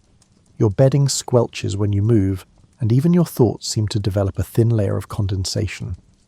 Breakfast, if you can call it that, consists of whatever dried, salted or pickled provisions haven't gone stale overnight. The Vikings were masters of food preservation, mainly because they had to be. Fresh food deteriorates rapidly in an environment dominated by salt water, and there are no convenient options for dining, such as a medieval fast food establishment. You'll become intimately acquainted with hardtack, a biscuit so tough it could probably stop an arrow in battle, and frequently serves double duty as both food and construction material for emergency ship repairs. The ship's fresh water supply lives in wooden barrels that take up precious space, but represent the difference between life and a very uncomfortable death. Water is rationed carefully, and you learn to appreciate every slightly stale, wooden-flavoured sip. Beer also makes an appearance in these barrels, not because the Vikings were party animals, but because fermented beverages stayed safe to drink longer than plain water. Alcohol's miraculous ability to ensure food safety during the medieval era is truly remarkable. Personal hygiene becomes an exercise in creativity and compromise. You might get to wash your face and hands with seawater, which leaves your skin feeling like you've been rubbing it with sandpaper, but at least removes some of the accumulating grime. Hair washing happens when it rains, assuming you can position yourself to catch the runoff. The remainder of the time, one can only hope that others share a similar level of odour as oneself. The toilet situation deserves special mention, if only because it's so memorably awful. The head consists of a bucket or a hole cut in a plank that hangs over the side of the ship. Using it requires timing the waves correctly, maintaining your balance, and praying that the wind doesn't shift direction at an inopportune moment. Privacy means hoping everyone else is politely looking the other way, which they usually are, having been through this awkward dance themselves. Clothing serves multiple purposes beyond basic modesty. Your cloak doubles as a blanket, your boots work as pillows, and your belt holds everything from eating utensils to emergency rope. Vikings dressed in layers, wool and linen primarily, which sounds practical until you realise that wet wool smells like a combination of wet dog and regret, and takes forever to dry in the perpetually humid ship environment. Medical care consists mainly of hoping nothing goes seriously wrong, because your options are limited to whatever herbal remedies someone thought to bring along, plus the time-honoured tradition of walking it off. Minor cuts are treated with whatever cleanish cloth is available, while more serious injuries require creative problem-solving and a lot of optimism. The ship's rhythm dictates everything. When the wind picks up, everyone not actively sailing tries to stay out of the way of the crew, managing the sail and steering. When it dies down, you might discover yourself grabbing an oar and contributing to the collective effort of making the boat move forward through sheer muscle power. There's no such thing as a passenger on a Viking longship. Everyone contributes something, even if it's just staying quiet while other people work. Weather becomes your constant obsession. You learn to read clouds like ancient scriptures, watching for signs of storms that could turn your already uncomfortable journey into a genuinely life-threatening situation. The ship handles rough seas remarkably well, but remarkably well still means getting thrown around like laundry in a washing machine while trying to keep your meagre possessions from disappearing overboard. Living in close quarters with 30 other people for months at a time requires a delicate social balance that would challenge even the most experienced diplomat. Imagine your least favourite family reunion, except it never ends. Everyone's armed, and there's nowhere to escape for a breather. The ship operates under a strict but unspoken hierarchy that keeps things from descending into complete chaos. The captain, usually the ship's owner, and the one who organised this particular adventure, sits at the top of the food chain. His word is law, mainly because he's the one who knows how to navigate, and everyone else would prefer not to die horribly at sea. Below him, experienced sailors and warriors command respect through competence and the occasional display of superior arm wrestling ability. Your social standing aboard ship depends on a complex mix of factors: your fighting ability, your usefulness in sailing the ship, how much you contributed to funding the expedition, and whether you've managed to annoy everyone within the first week. Respect gets earned through actions, not birth, though being related to someone important certainly doesn't hurt your cause.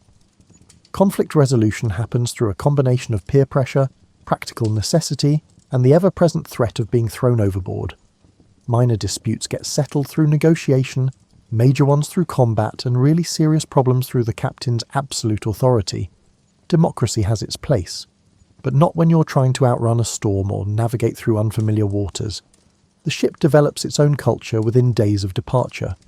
Inside jokes emerge from shared misery, nicknames get assigned based on embarrassing incidents or distinctive habits, and informal rules develop about everything from who gets to sleep, where to how long someone can spend at the ship's limited washing facilities. These unwritten laws become as important as any formal code of conduct. Storytelling serves as both entertainment and social glue during the long, boring stretches between exciting moments of terror. The Vikings were master storytellers, and evenings often featured elaborate tales of heroic deeds, mythical creatures, and adventures both real and imagined.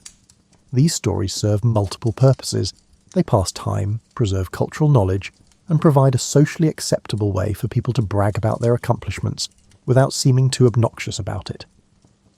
Gambling provides another outlet for social interaction and tension release. Dice games, contests of strength, and betting on everything from weather patterns to wildlife sightings help break up the monotony.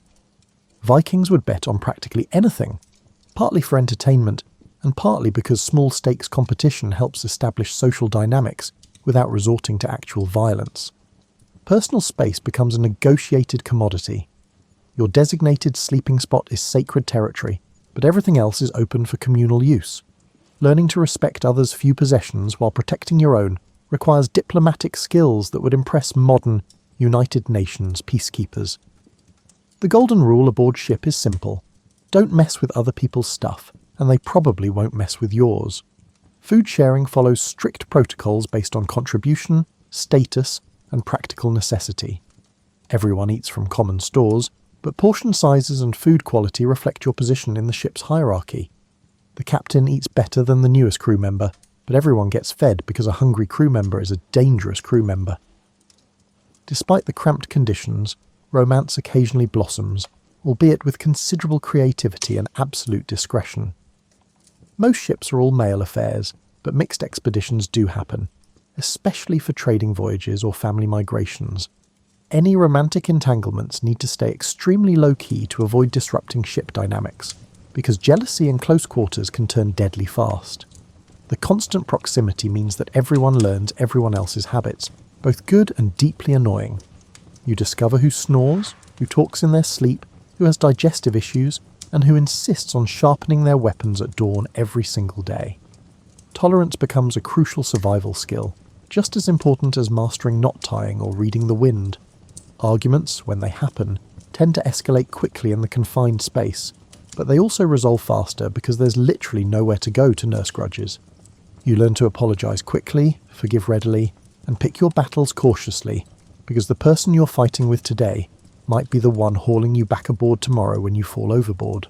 Finding your way across thousands of miles of open ocean without GPS, compass, or even accurate maps requires skills that border on the supernatural. Viking navigators, called seawise for good reason, relied on a combination of experience, observation, and what modern people might generously call educated guessing. Your navigator watches everything: the colour and behaviour of waves, the direction of wind patterns, the flight paths of seabirds, and the position of stars when they're visible through the perpetual cloud cover. He's memorised the location of every landmark along familiar coasts, and can estimate distance travelled by the feel of the ship's motion through the water. It's like being guided by someone who's turned environmental awareness into a superpower. The sun compass, when you can see the sun, provides basic directional guidance, but cloudy skies, which describe about 80% of your sailing time, require more creative navigation techniques. Your navigator might use a sunstone, a piece of Iceland spar that can locate the sun's position, even through heavy clouds by analysing polarised light.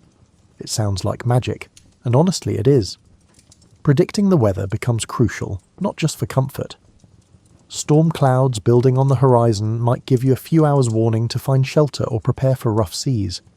Your navigator reads cloud formations like other people read newspapers, interpreting subtle changes in colour, shape, and movement to predict what's coming next.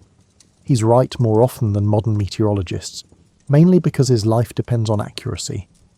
Coastal navigation relies heavily on pilotage, the art of recognising specific landmarks, watercolours, and geographical features.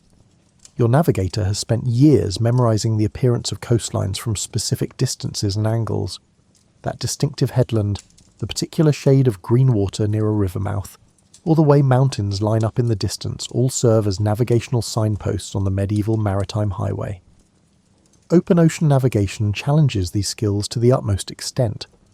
Without land references, your navigator estimates position through dead reckoning, calculating distance and direction travelled from a known starting point. It requires constant attention to speed, wind direction, and the subtle clues that indicate current and drift. One small error in calculation, compounded over days or weeks, can leave you hundreds of miles from where you think you are. The ship's shallow draft, while uncomfortable for passengers, provides crucial navigational advantages. You can sail in waters too shallow for most other vessels, follow coastlines closely, and pull up on beaches for overnight stops. This ability to hug the shore whenever possible reduces the need for pure open ocean navigation and provides regular opportunities to correct course using familiar landmarks. Sea conditions tell experienced sailors volumes about location and weather patterns. The size, spacing, and direction of waves indicate proximity to land, depth of water, and approaching weather systems. Your navigator can estimate distance from shore by observing how waves behave. Larger swells suggest deep water and distance from land, while shorter, choppier waves often indicate shallow areas or nearby coastlines. Wildlife serves as another navigational tool. Certain seabirds range only specific distances from shore, so spotting particular species tells you roughly how far you are from land. The direction birds fly in the evening often points toward their nesting areas on shore. Even floating debris provides clues. Freshly broken branches suggest proximity to rivers or storm-damaged coastlines. Time measurement relies on natural rhythms rather than clocks. The navigator tracks days by sunset and sunrise, estimates hours by the sun's position when visible, and gauges travel time by familiar reference points when following known routes.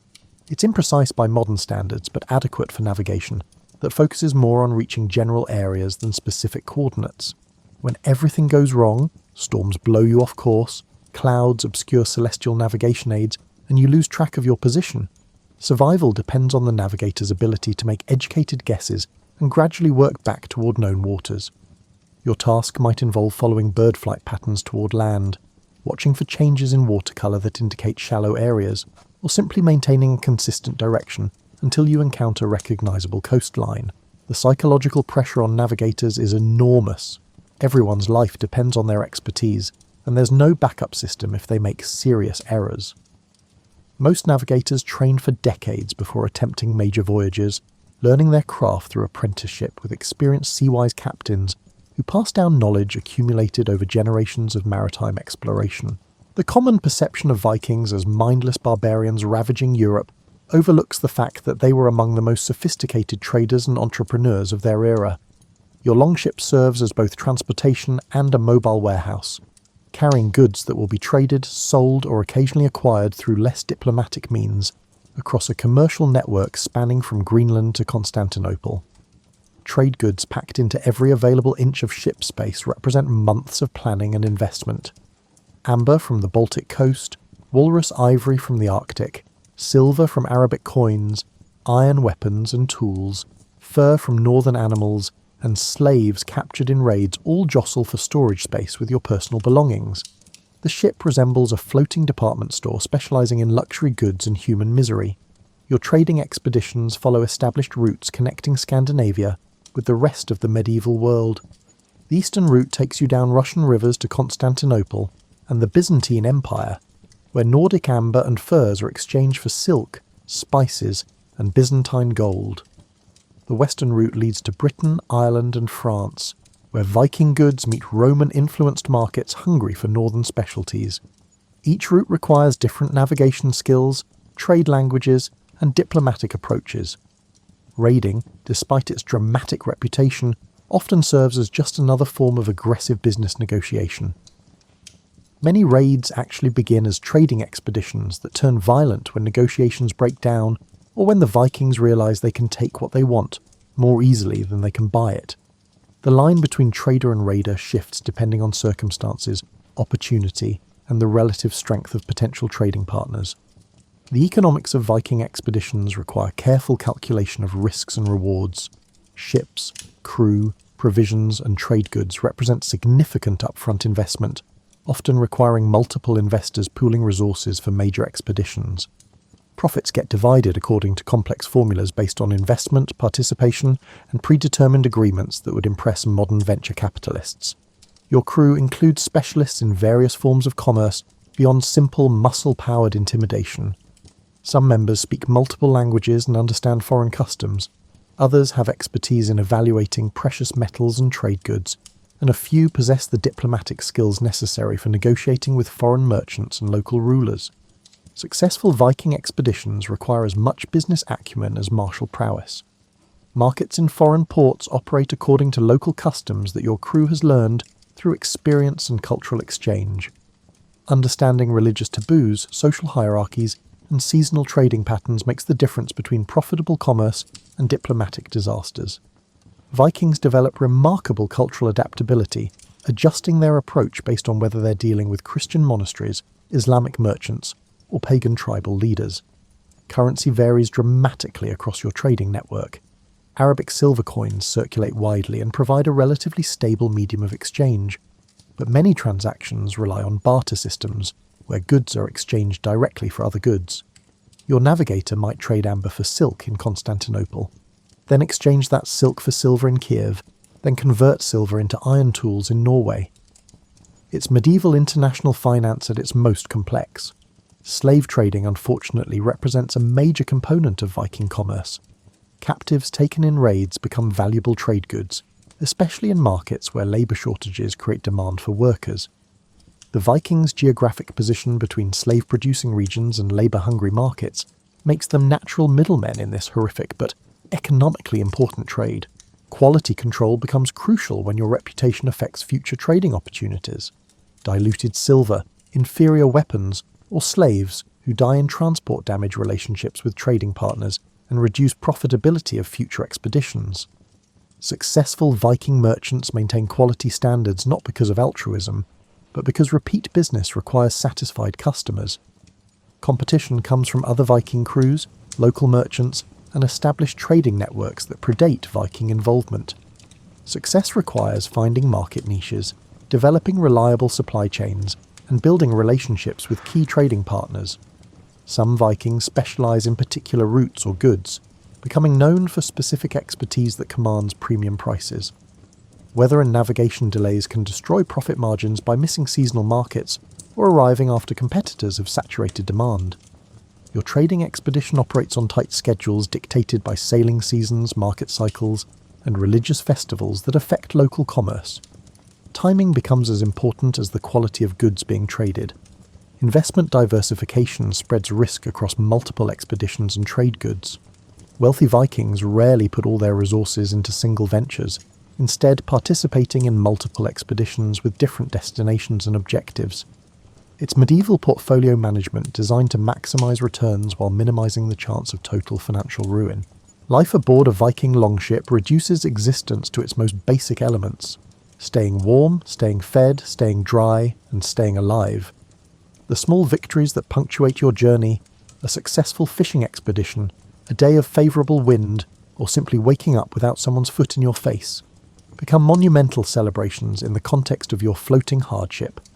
Fishing provides both food and entertainment during the long stretches of ocean travel. Lines trail behind the ship constantly, tended by whoever isn't actively sailing or rowing. Catching fish means fresh protein to supplement the monotonous diet of preserved foods, plus the excitement of successfully outwitting sea creatures with medieval technology. The entire crew celebrates when someone lands a particularly large specimen, not just because it means better eating, but because it breaks the tedium of another identical day at sea. Cooking happens over a small fire contained in a sand-filled metal box. The ship's kitchen, dining room and social centre all rolled into one cramped, smoky space. The fire provides warmth, light, and the ability to prepare hot food, making it arguably the most important feature of the ship besides the hull itself. Keeping the fire going in rough weather requires constant attention and no small amount of skill, since a stray wave or sudden gust of wind can extinguish your only source of cooked food and warmth. Water collection becomes an obsession during rainy weather. Every available container gets pressed into service to catch precious fresh water, from cooking pots to empty helmets. You learn to position containers strategically to catch runoff from the sail, and everyone develops an almost supernatural ability to wake up when rain starts falling, no matter how exhausted they are. Fresh water tastes like the most luxurious beverage ever created when you've been rationing stale barrel water for weeks. Entertainment relies heavily on human creativity and social interaction. Riddles, word games, and contests of memory help pass time during calm weather. Physical competitions, arm wrestling, balancing contests, or games of skill with weapons provide excitement and help maintain fighting fitness. Music, when someone has brought along an instrument, transforms evening gatherings into something approaching civilization. Maintenance tasks occupy much of the crew's attention during daylight hours.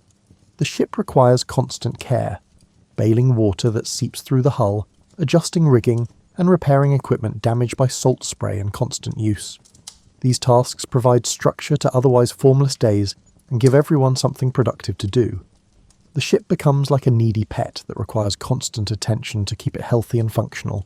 Personal rituals and superstitions develop to cope with the psychological stress of prolonged ocean travel. Some crew members develop elaborate morning routines. Others create personal ceremonies around meals or navigation checks. These behaviours, while sometimes appearing irrational, provide psychological anchors in an environment where every day blends into the next.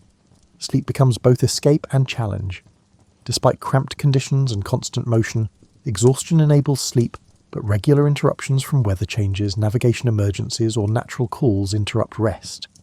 You learn to fall asleep quickly when opportunity presents itself, and to function effectively on fragmented sleep patterns that would leave modern people completely dysfunctional.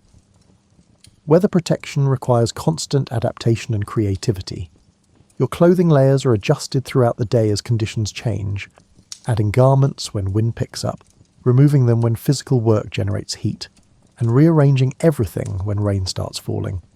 Staying reasonably dry and warm becomes a full-time occupation that requires as much attention as any other survival skill.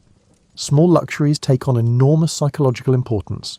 A piece of preserved fruit, a drink of wine, or even a few minutes of privacy become treasured experiences that provide disproportionate happiness. You learn to savour tiny pleasures because they represent the only breaks from an otherwise relentlessly austere existence. Social bonds strengthen through shared hardship and mutual dependence. The people you might have ignored or disliked on land become crucial allies in the struggle for daily survival. Helping someone repair their gear, sharing food during shortages, or simply providing companionship during particularly difficult weather creates relationships that last long after the voyage ends. Negotiation, tradition, and occasional force resolve territorial disputes over sleeping space, storage areas, and access to the fire. Your personal space shrinks to whatever you can physically defend, but everyone understands the necessity of respecting others' minimal claims to shipboard real estate. Violating these unspoken agreements threatens the social fabric that keeps the entire enterprise functional. The sight of familiar coastline after months at sea triggers emotions that landlubbers struggle to understand. Your home shores, previously taken for granted, now appear as the most beautiful landscape ever created. The simple prospect of sleeping on solid ground, eating fresh food, and enjoying privacy becomes almost overwhelming in its appeal. Landfall requires careful planning and execution. Your shallow draft longship can beach almost anywhere, but choosing the right spot involves considering tides, weather, local politics, and the condition of your crew and cargo. A successful landing represents the culmination of months of navigation, survival, and teamwork. But it's also when many expeditions face their greatest risks from local authorities or competing Viking groups. Unloading transforms the ship from a cramped living space back into a cargo vessel. Trade goods that have been carefully protected throughout the journey now get evaluated, sorted, and prepared for local markets. The amber that seemed so precious during storms now faces the harsh reality of market prices and trading negotiations. Some goods may have deteriorated during the voyage, turning expected profits into disappointing losses. Your crew disperses according to predetermined agreements and personal relationships developed during the voyage. Some members came aboard as hired hands and departed with their wages. Others invested in the expedition and await their share of profits, and a few have become close companions who will maintain relationships long after the ship returns to harbour. The social bonds forged in hardship often prove more valuable than the material gains from trade. Reintegration into land-based society requires psychological adjustment almost as significant as the original departure. Months of communal living, shared hardship, and constant motion leave you changed in ways that become apparent only when you try to resume normal life. Your tolerance for petty complaints and minor inconveniences has increased dramatically, while your patience for people who haven't experienced real hardship may have decreased proportionally. Stories from your voyage become valuable social currency in your home community. Tales of storms you survived, strange lands you visited, and dangers you overcame entertain audiences and establish your reputation as someone who has seen the world beyond the familiar. Repetition refines these stories, gradually transforming them from raw experience into polished narratives that may bear only a passing resemblance to actual events. The practical skills learned aboard ship, navigation, seamanship, trading, combat, and survival, make you more valuable to your community and more attractive for future expeditions. Knowledge of foreign languages, customs, and market conditions acquired during your travels opens opportunities for employment with other expeditions or local merchants engaged in long-distance trade. Physical changes from months of difficult living become visible to friends and family. Your hands are more calloused, your face more weathered, and your body adapted to the physical demands of life at sea. These changes serve as permanent reminders of your journey and mark you as someone who has endured what many people cannot imagine attempting. Financial outcomes vary dramatically depending on the expedition's success, your initial investment, and market conditions at journey's end. Some crew members return wealthy enough to buy farms or ships of their own. Others barely cover their expenses, and a few face financial ruin if the voyage encounters serious problems. The Viking economy rewards success handsomely but punishes failure harshly. Planning for future expeditions often begins before the current voyage is completely finished. Successful trips generate demand for repeat journeys, while lessons learned suggest improvements for next time. The ship requires maintenance and modifications, crew members need replacement or recruitment, and trade goods must be selected based on experience with foreign markets. Your transformed perspective on risk, comfort, and human relationships affects decisions about future life choices. Some people observe that land-based existence feels limiting after experiencing the freedom and intensity of ocean travel, while others discover that one major expedition satisfies their desire for adventure permanently. The voyage changes everyone, but not always in predictable directions. The cycle of departure, journey, and return that defines Viking expeditions reflects larger patterns in medieval life, where travel was dangerous, expensive, and transformative. Your months aboard the Longship represent not just a business venture or adventure, but a rite of passage that separates those who dream about distant places from those who have actually seen them. Years later, when the pain is gone and the profits are spent, all that remains is the knowledge that you succeeded in one of the hardest endeavours of your time. You crossed vast oceans in a wooden ship, survived storms that could have killed you, traded with foreign peoples in distant lands, and returned home to tell the tale. In a time when the majority of people rarely venture more than a few miles from their birthplace, this accomplishment alone distinguishes you as a unique individual, someone who chose the extraordinary over the ordinary and persevered to share the story.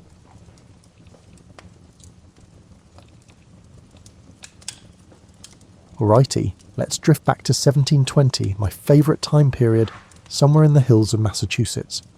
You wake up one December morning, and your breath creates little puffs of fog inside your own bedroom. The water in your wash basin has a thin skin of ice that crackles when you touch it. Outside, snow has been falling for 3 days straight, and the wind sounds like it's having a heated argument with your house. Your modern self might panic, but colonial you've got this figured out in ways that would surprise even yourself. The secret wasn't just one brilliant invention or technique. It was a whole symphony of small, clever adaptations that colonial families orchestrated together. Think of it like a recipe where every ingredient mattered, from the way they built their homes to the undergarments they wore, from the foods they ate to the very way they arranged their daily lives around the rhythm of staying warm. Your colonial house wasn't trying to win any beauty contests. It was built like a fortress against winter, with every beam and board placed with survival in mind. The first thing you'd notice about colonial architecture is how these homes seem to huddle into themselves, like people pulling their coats tight against the cold. Those thick wooden walls weren't just for show. Colonial builders understood something that gets lost in our age of perfect insulation: thermal mass. Your walls were often filled with a mixture of clay, straw, and sometimes even seaweed. Yes, seaweed, that created a natural barrier against the cold. The walls breathed just enough to prevent moisture buildup, but held heat like a grandmother holds onto family recipes. The windows were small, and you might think that made the houses dark and gloomy, but colonial families knew that large windows were just expensive ways to let heat escape. Those tiny panes of glass, often no bigger than your hand, were practical gems. They let in enough light during the short winter days while keeping the warmth where it belonged, inside with you. But here's where colonial ingenuity really shines. The way they positioned their rooms. Your kitchen, the heart of winter warmth, sat at the centre of the house like a beating heart pumping heat through the arteries of hallways and doorways. The bedrooms clustered around this central warmth, and the coldest rooms, like storage areas or workshops, got pushed to the edges, where they acted as buffer zones against the winter winds. Those famously low ceilings that make tall modern visitors bump their heads? Pure genius. Heat rises, and colonial builders knew that an 8-foot ceiling meant your heat stayed where you could feel it, not floating uselessly above your head like hot air balloons of warmth drifting away. The colonial fireplace was the crown jewel of home heating, but not in the way you might expect. These weren't the decorative fireplaces of later eras. They were massive, practical beasts that could swallow whole logs and radiate heat like miniature suns. Your fireplace opening might be 4 feet wide and 3 feet tall, big enough to roast an entire pig if the mood struck you. The thick stone or brick construction absorbed heat during the day and released it slowly through the night, turning your fireplace into a thermal battery that kept giving long after the flames died down. Some colonial homes featured what were called beehive ovens, dome-shaped chambers built into the side of the main fireplace. You'd heat these by building a fire right inside the dome, then rake out the coals and slide in your bread, your stew, or whatever needed slow, even cooking. The thick walls of these ovens held heat for hours, turning them into auxiliary heaters that warmed the kitchen long after dinner was done. Your relationship with fire in colonial times was intimate in a way that modern people can barely imagine. Fire wasn't just something you turned on with a switch. It was a living thing that you fed, tended, and coaxed through the long winter months. Letting your fire die was like letting a beloved pet starve, except the consequences were much more dire. The art of fire maintenance began before winter even arrived. In late summer and early fall, you and your family would spend weeks gathering, cutting, and splitting firewood. A typical colonial family needed somewhere between 15 and 25 cords of wood to make it through winter. That's enough wood to fill a modern 2-car garage, floor to ceiling, twice over. Every tree that came down was evaluated like a job candidate. Hardwoods like oak and maple for long steady burns, softwoods like pine for quick heat and kindling, and different woods for different purposes. Hickory burned hot and long, perfect for those bitter January nights when the cold seemed to seep through solid walls. Applewood gave off a sweet scent that made the whole house smell like a bakery. Birch bark peeled off in perfect strips that caught fire faster than modern paper, making it precious as kindling. You learned to read wood like a book, the grain, the moisture content, and the way it split, all telling you how it would burn and when to use it. But here's something that might surprise you. Colonial families rarely let their fires burn out completely, even in summer. Instead, they banked their fires, covering the coals with ash to slow the burning to almost nothing, preserving a seed of fire that could be coaxed back to life when needed. Banking a fire was an art form. Too much ash and you'd smother it. Too little and you'd waste precious fuel. Get it right, and your fire would sleep peacefully under its blanket of ash, ready to wake up with just a gentle stirring and some fresh kindling. The fireplace tools weren't just functional. They were the surgical instruments of winter survival. Long-handled shovels for moving coals, bellows for breathing life into dying embers, and iron dogs, those metal stands that held logs, that were positioned just so to create the perfect airflow. Your poker wasn't just for stirring. It was for creating the architecture of your fire, building little log cabins and teepees that would burn efficiently and safely. Colonial families developed an almost mystical understanding of fire behaviour. They knew that a fire needed to breathe, that flames liked to dance upward and outward, and that different arrangements of logs created different types of heat. A tight stack burned slow and steady. A loose arrangement burned hot and fast. Green wood hissed and sputtered and filled the house with smoke, while seasoned wood caught quickly and burned clean. The most skilled fire tenders could keep a fire burning for days with minimal attention, banking it at night and coaxing it back to life each morning like conducting a daily resurrection. They understood the personality of their particular fireplace, knew how their chimney drew air, and could read the colour and behaviour of flames like weather forecasters read clouds. When you think about colonial winter clothing, forget everything you've seen in movies about people shivering in thin cotton shirts. Colonial clothing was engineering in fabric form, a layered defence system that would make modern outdoor gear companies weep with envy. You weren't just getting dressed in the morning, you were constructing a personal environment that would keep you alive and comfortable in temperatures that would send modern people running for their cars. The foundation of your winter wardrobe was linen undergarments, and before you wrinkle your nose at the thought of scratchy old fabric, understand that colonial linen was often softer than modern cotton. These base layers weren't just underwear. They were your first line of defence against moisture and cold. Linen has this remarkable property of wicking moisture away from your skin while still providing insulation, and it got softer and more comfortable with every washing. Over your linen foundation, you'd add layers like building a textile fortress. Wool was your best friend, but not the itchy, harsh wool you might imagine. Colonial wool, especially when it was well processed, could be incredibly soft and warm. Your wool stockings came up to your knees and were often knitted with patterns that weren't just decorative.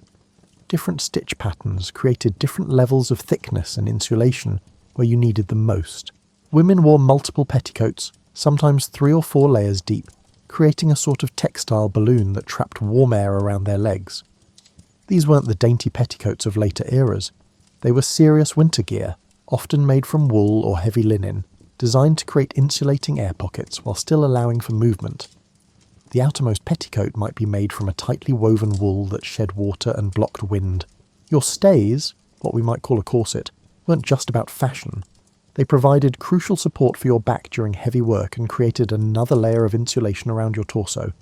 Made from sturdy linen or leather and often lined with wool, stays were like wearing a warm, supportive hug all day long. Men's clothing followed similar principles but with different execution. Your shirt was long, extending down to mid-thigh, providing extra coverage and warmth. Over this came your waistcoat, essentially a sleeveless jacket that provided another insulating layer around your core. Your breeches were often made from leather or heavy wool, and they fit snugly to prevent heat loss, while allowing for the physical work that winter demanded. But the real genius of colonial winter clothing was in the extremities. Your hands and feet were far from your heart's warming influence, and colonial clothing makers knew that keeping these warm was crucial for overall comfort. Mittens were preferred over gloves, because keeping your fingers together shared warmth more efficiently. These weren't the thin mittens you see today. They were often made from thick wool or even fur, sometimes with leather palms for durability. Colonial stockings were architectural marvels in their own right. Hand-knitted from wool, they were designed with reinforced heels and toes, and the best ones were knitted in patterns that created thicker insulation over the areas that needed it most. The tops of the stockings were often knitted with patterns that helped them grip your leg, preventing the cold drafts that would sneak in if your stocking slipped down. Your outer garments were where colonial clothing really showed off. Cloaks and greatcoats weren't just large, they were designed to create a personal microclimate around your entire body. A properly made cloak could wrap around you completely, creating a tent-like space that held your body heat. Some cloaks had hoods lined with fur or soft wool that could seal around your head, and the best ones were made from tightly woven wool that shed water and blocked wind while still allowing your body to breathe. The materials themselves were chosen with scientific precision. Wool from different animals had different properties: sheep's wool for general use, rabbit fur for extreme warmth, and beaver fur for water resistance. Colonial families knew that a rabbit fur lining in your hat could make the difference between comfort and misery during a long winter walk, and that beaver fur trim on your cloak would shed snow and sleet like armour. Your colonial kitchen in winter wasn't just about cooking. It was about strategic fuel management for your body's internal furnace. Colonial families understood something that modern nutritionists are just rediscovering: that food isn't just about nutrients, it's about providing the specific types of energy your body needs to generate heat and maintain warmth in challenging conditions. Winter meals were rich, hearty affairs that would make modern dietitians clutch their calculators in horror, but every calorie had a purpose. Fat wasn't the enemy. It was your body's most efficient heating fuel, providing more than twice the energy per gram as protein or carbohydrates. Your winter diet included generous amounts of butter, cream, salt pork and beef fat, all carefully preserved and stored to provide the high-energy fuel your body craved in cold weather. But colonial cooks were too smart to just pile on the fat randomly. They understood food combining in ways that created sustained energy release throughout long, cold days. Your typical winter breakfast might include cornmeal mush cooked with milk and butter, providing quick carbohydrates for immediate energy and fats for long-term fuel. Add some maple syrup or molasses, and you have a meal that will keep your internal fires burning for hours. The preparation methods were as important as the ingredients themselves. Slow-cooked stews and soups weren't just convenient, they were perfectly designed for cold weather nutrition. When you slowly simmer meat, bones and vegetables together for hours, you break down tough fibres and extract nutrients that your body can easily absorb and convert to heat. The gelatin from bone broths provided protein that your body could quickly convert to energy, while the fat that rose to the surface created a protective layer that helped retain heat in both the pot and your stomach. Root vegetables were the unsung heroes of colonial winter nutrition. Potatoes, turnips, parsnips and carrots weren't just filling. They were packed with complex carbohydrates that provided steady, sustained energy release. When stored properly in root cellars, these vegetables actually got sweeter over the winter as their starches converted to sugars, making them more palatable and easier for your body to convert to quick energy. Colonial families were masters of food preservation, and their winter larders were carefully orchestrated systems of stored energy. Salt pork and beef weren't just preserved meat. They were concentrated calorie bombs that could provide the fat and protein needed to maintain body heat during the coldest weather. A few strips of salt pork added to a pot of beans or vegetables could transform a simple meal into a high-energy winter feast. Dried fruits and nuts provided concentrated nutrition and calories in small packages. A handful of dried apples or a small portion of walnuts could provide the quick energy needed for outdoor chores, while also supplying the vitamins needed to prevent scurvy and other winter ailments. Colonial families knew that variety in their diet wasn't just about taste. It was about providing all the different types of fuel and nutrients their bodies needed to function in harsh conditions. The beverages of colonial winter were strategic too. Hot cider wasn't just a tasty drink. It provided quick sugars for energy and warmth from the inside out. Milk was rich in fats and proteins that helped maintain body heat, and it was often consumed warm, adding to its heating effects. Even alcoholic beverages served a purpose beyond social lubrication. Rum, brandy, and hard cider provided concentrated calories and helped dilate blood vessels to improve circulation to extremities. Cooking methods themselves contributed to winter warmth strategies. Roasting, baking, and slow cooking weren't just about flavour. They were about maximising the heat production from your kitchen fire while creating foods that would provide sustained energy. A pot roast that simmered all day not only created a hearty meal, but also radiated heat throughout the kitchen, making efficient use of precious fuel. The timing of meals was strategic too. Your largest, most calorie-dense meal often came in the middle of the day, providing fuel for the afternoon's work and helping maintain body temperature through the coldest part of the day.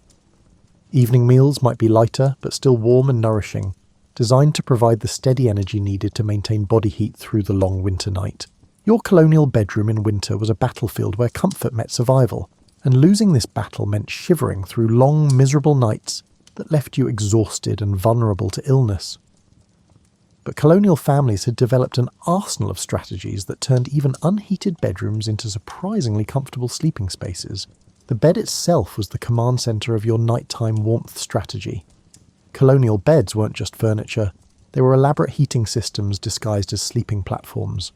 The foundation was often a rope bed, where thick ropes were woven in a grid pattern across the bed frame. These ropes could be tightened or loosened to adjust the firmness of the sleeping surface, and they provided excellent support while allowing air to circulate underneath the mattress, preventing moisture buildup that could lead to cold, clammy sleeping conditions. Your mattress wasn't the simple affair you might imagine. The best colonial mattresses were layered systems that created insulation while providing comfort.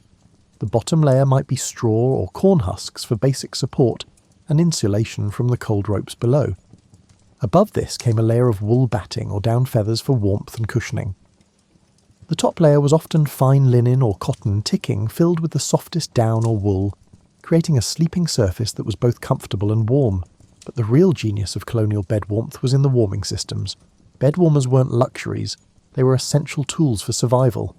Your bed warmer was typically a long-handled brass or copper pan that you filled with hot coals from the fire. You'd slide this under the covers for 10 or 15 minutes before bedtime, moving it around to warm the entire sleeping area. The metal pan distributed heat evenly, and the long handle kept your hands safe from both the heat and the coals. Some families used heated bricks wrapped in cloth instead of dedicated bed warmers. These held heat longer than metal pans and could be positioned strategically around the bed to create zones of warmth. A heated brick at your feet, another at your back, and perhaps one more near your hands could turn even the coldest bedroom into a comfortable sleeping space. Your bedding was a layered defense system that would impress modern camping gear designers. The bottom sheet was usually linen, which wickered moisture away from your body, while providing a smooth, comfortable sleeping surface. Above this came wool blankets, often multiple layers, each serving a different purpose.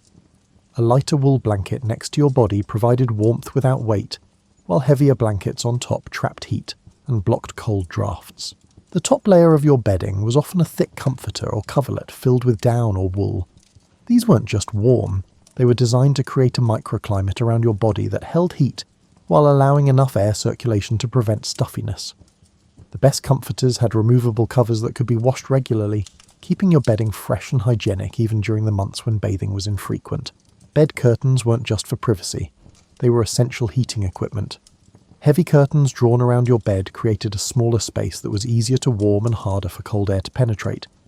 These curtains were often made from thick wool or heavy linen, sometimes lined with additional fabric for extra insulation. Drawing your bed curtains was like creating a tent within your bedroom, a private space that held your body heat and blocked cold drafts from the rest of the room. Your nightgown or sleeping shirt wasn't just sleepwear, it was part of your thermal defense system. Colonial nightgowns were long, often reaching to the ankles, and made from soft but warm materials like flannel or brushed linen. The long sleeves and high necklines prevented heat loss from your extremities and torso, while the loose fit allowed for air circulation that prevented overheating and moisture buildup. Nightcaps weren't fashion statements, they were essential for preventing heat loss from your head, where a significant amount of body heat can escape. These were often made from soft wool or cotton, sometimes lined with silk or fine linen for comfort against your hair and scalp. A well-made nightcap could make the difference between a comfortable night's sleep and hours of shivering wakefulness. The positioning of your bed within the room was strategic too. Colonial bedrooms often placed the bed away from exterior walls and windows, where cold air could seep through gaps in construction. Instead, beds were positioned near interior walls that shared heat from the kitchen or main fireplace. Some colonial homes had bedrooms directly above the kitchen, taking advantage of the heat that rose from the cooking fires below. One of the most ingenious aspects of colonial winter survival was the way families used social dynamics and communal living as heating strategies. Your colonial home wasn't just a building, it was a carefully orchestrated system of human cooperation designed to maximize warmth and minimize fuel consumption. Privacy was a luxury that few could afford when survival depended on sharing body heat and resources. Family sleeping arrangements in winter were practical rather than prudent. Children often shared beds not just to save space, but because 2 or 3 small bodies could generate and share warmth far more efficiently than each sleeping alone. Parents might bring the youngest children into their own bed during the coldest nights, creating a family warming system that kept everyone comfortable while conserving precious heating fuel.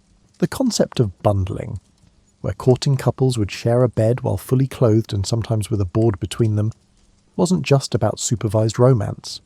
It was a practical heating solution that allowed families to provide guest accommodation without the expense of heating additional rooms or providing extra bedding and warming equipment. Your body heat was a valuable commodity, and sharing it wisely was a mark of good household management. Common rooms served as gathering spaces where the entire family's body heat contributed to overall warmth. During the coldest weather, normal privacy and individual space gave way to practical communal living. Your family might spend entire days in the kitchen and main room, working, eating, and socializing in the warmest parts of the house, while letting the peripheral rooms go cold. Work parties and social gatherings weren't just about community bonding, they were strategic heating events. A barn-raising or quilting bee brought together dozens of people whose combined body heat could warm even large spaces. Smart colonial families scheduled their social events during the coldest parts of winter, turning necessary community work into opportunities for everyone to stay warm while accomplishing important tasks. The kitchen hearth became the social centre of winter life, and colonial families arranged their activities to take maximum advantage of its warmth. Women would do their spinning, knitting, and mending near the fire, while men might repair tools or work on woodworking projects. Children played games and did their lessons in the warm circle around the hearth. This wasn't just about comfort, it was about making efficient use of heating fuel while maintaining the social bonds that held communities together through the harsh winter months. Evening entertainment was designed around warmth conservation. Storytelling, singing, and games that could be enjoyed while sitting close together near the fire became the primary forms of winter recreation. These activities served multiple purposes.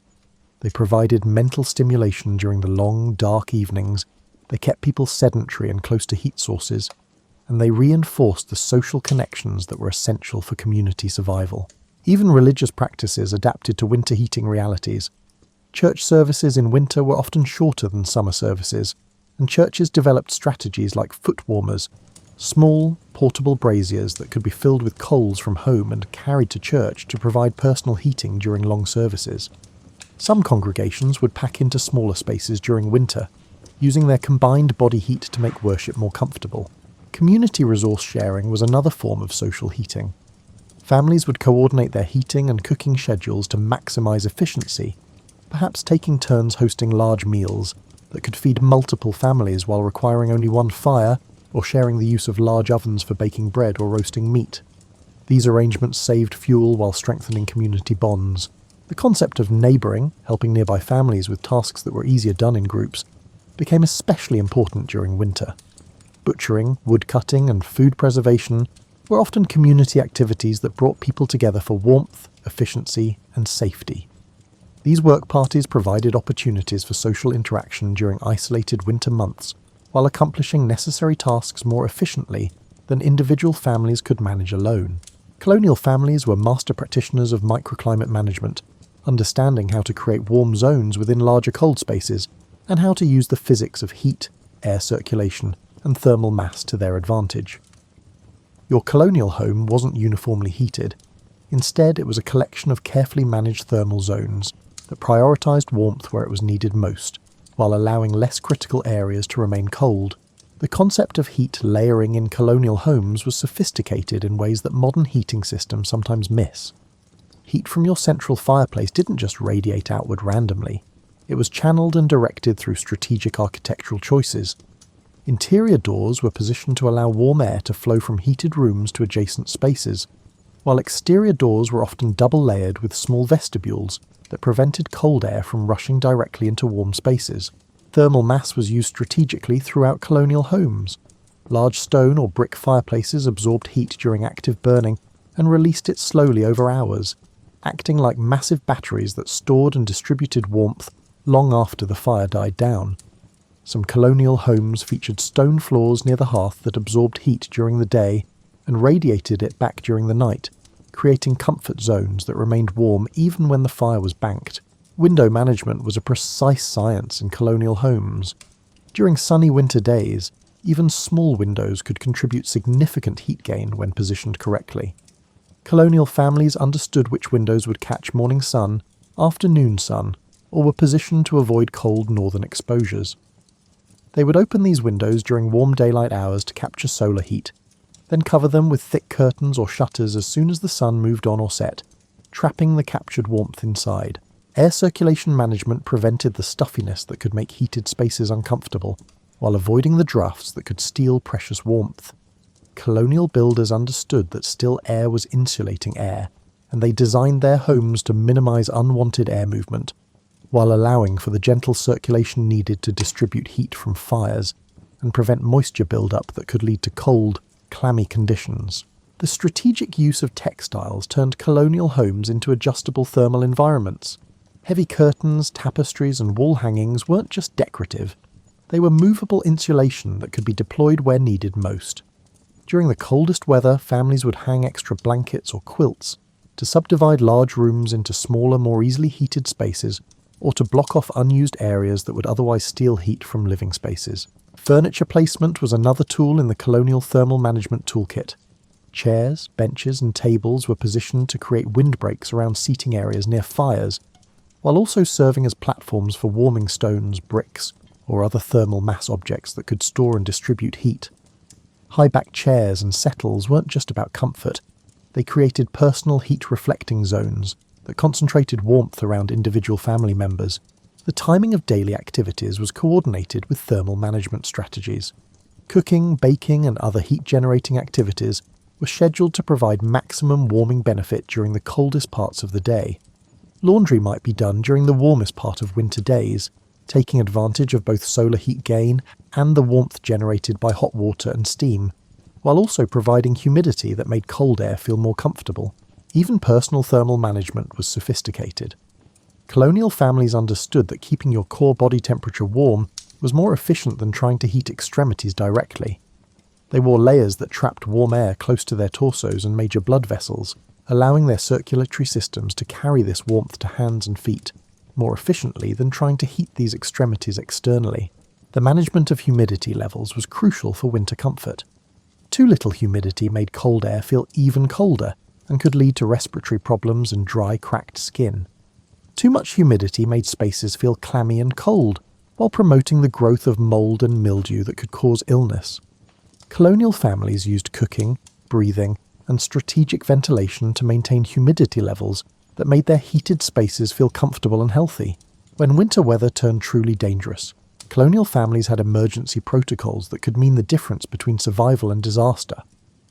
Your colonial ancestors weren't just prepared for normal winter weather. They had strategies for blizzards, ice storms, and the kind of bitter cold that could kill unprepared people in hours rather than days. The most critical emergency protocol was fire insurance, maintaining multiple heat sources and backup ignition systems. Your main fireplace might be your primary heat source, but colonial families always maintained secondary fires or heating systems that could take over if the main fire failed. This might mean keeping a small fire going in a bedroom fireplace, maintaining banked coals in a kitchen firepot, or keeping emergency fire-starting materials dry and accessible in multiple locations throughout the house. Emergency food protocols were equally sophisticated. Beyond your normal winter food storage, colonial families maintained emergency food caches, high-energy, long-lasting foods that could sustain life during extended periods when normal cooking wasn't possible. These might include parched corn, dried meat, nuts, and preserved fruits that required no cooking and provided maximum nutrition in small quantities. Some families kept emergency food supplies in root cellars or other cold storage areas separate from their main larder, protecting these reserves from both spoilage and the temptation to consume them during normal times. Water security during extreme weather was a constant concern. Wells could freeze, and collecting water from streams or springs might become impossible during severe storms. Colonial families stored water in multiple containers throughout their homes, often keeping some near heat sources to prevent freezing while storing larger quantities in areas that stayed cool enough to prevent spoilage. Emergency water included not just drinking water, but also supplies for cooking, basic hygiene, and firefighting if chimney fires or other heating-related disasters occurred. Shelter reinforcement protocols prepared colonial homes for extreme weather conditions. This included securing shutters and storm coverings for windows, reinforcing doors against wind and snow loads, and preparing temporary shelter spaces within the home if normal heating areas became unusable. Some colonial families prepared interior rooms that could be quickly converted into survival spaces, complete with emergency bedding, food, water, and heating supplies. Personal emergency preparation included maintaining emergency clothing and bedding that could provide extra warmth during extreme conditions. This meant keeping extra blankets, warm clothing, and emergency supplies dry and accessible even if other parts of the home became unusable. Colonial families often maintained emergency clothing supplies in multiple locations, ensuring that family members could access warm, dry clothing even if they became separated from their primary belongings. Communication and community emergency protocols connected individual family survival strategies with broader community support systems. Colonial communities developed systems for checking on isolated families during extreme weather, sharing resources during emergencies, and coordinating rescue efforts when families became stranded or endangered. These systems included prearranged signals, shared emergency supplies, and community spaces that could serve as warming centres if individual homes became uninhabitable. Medical emergency protocols addressed the health crises that extreme cold could create. Colonial families maintained supplies and knowledge for treating frostbite, hypothermia, and the respiratory problems that cold, dry air could cause.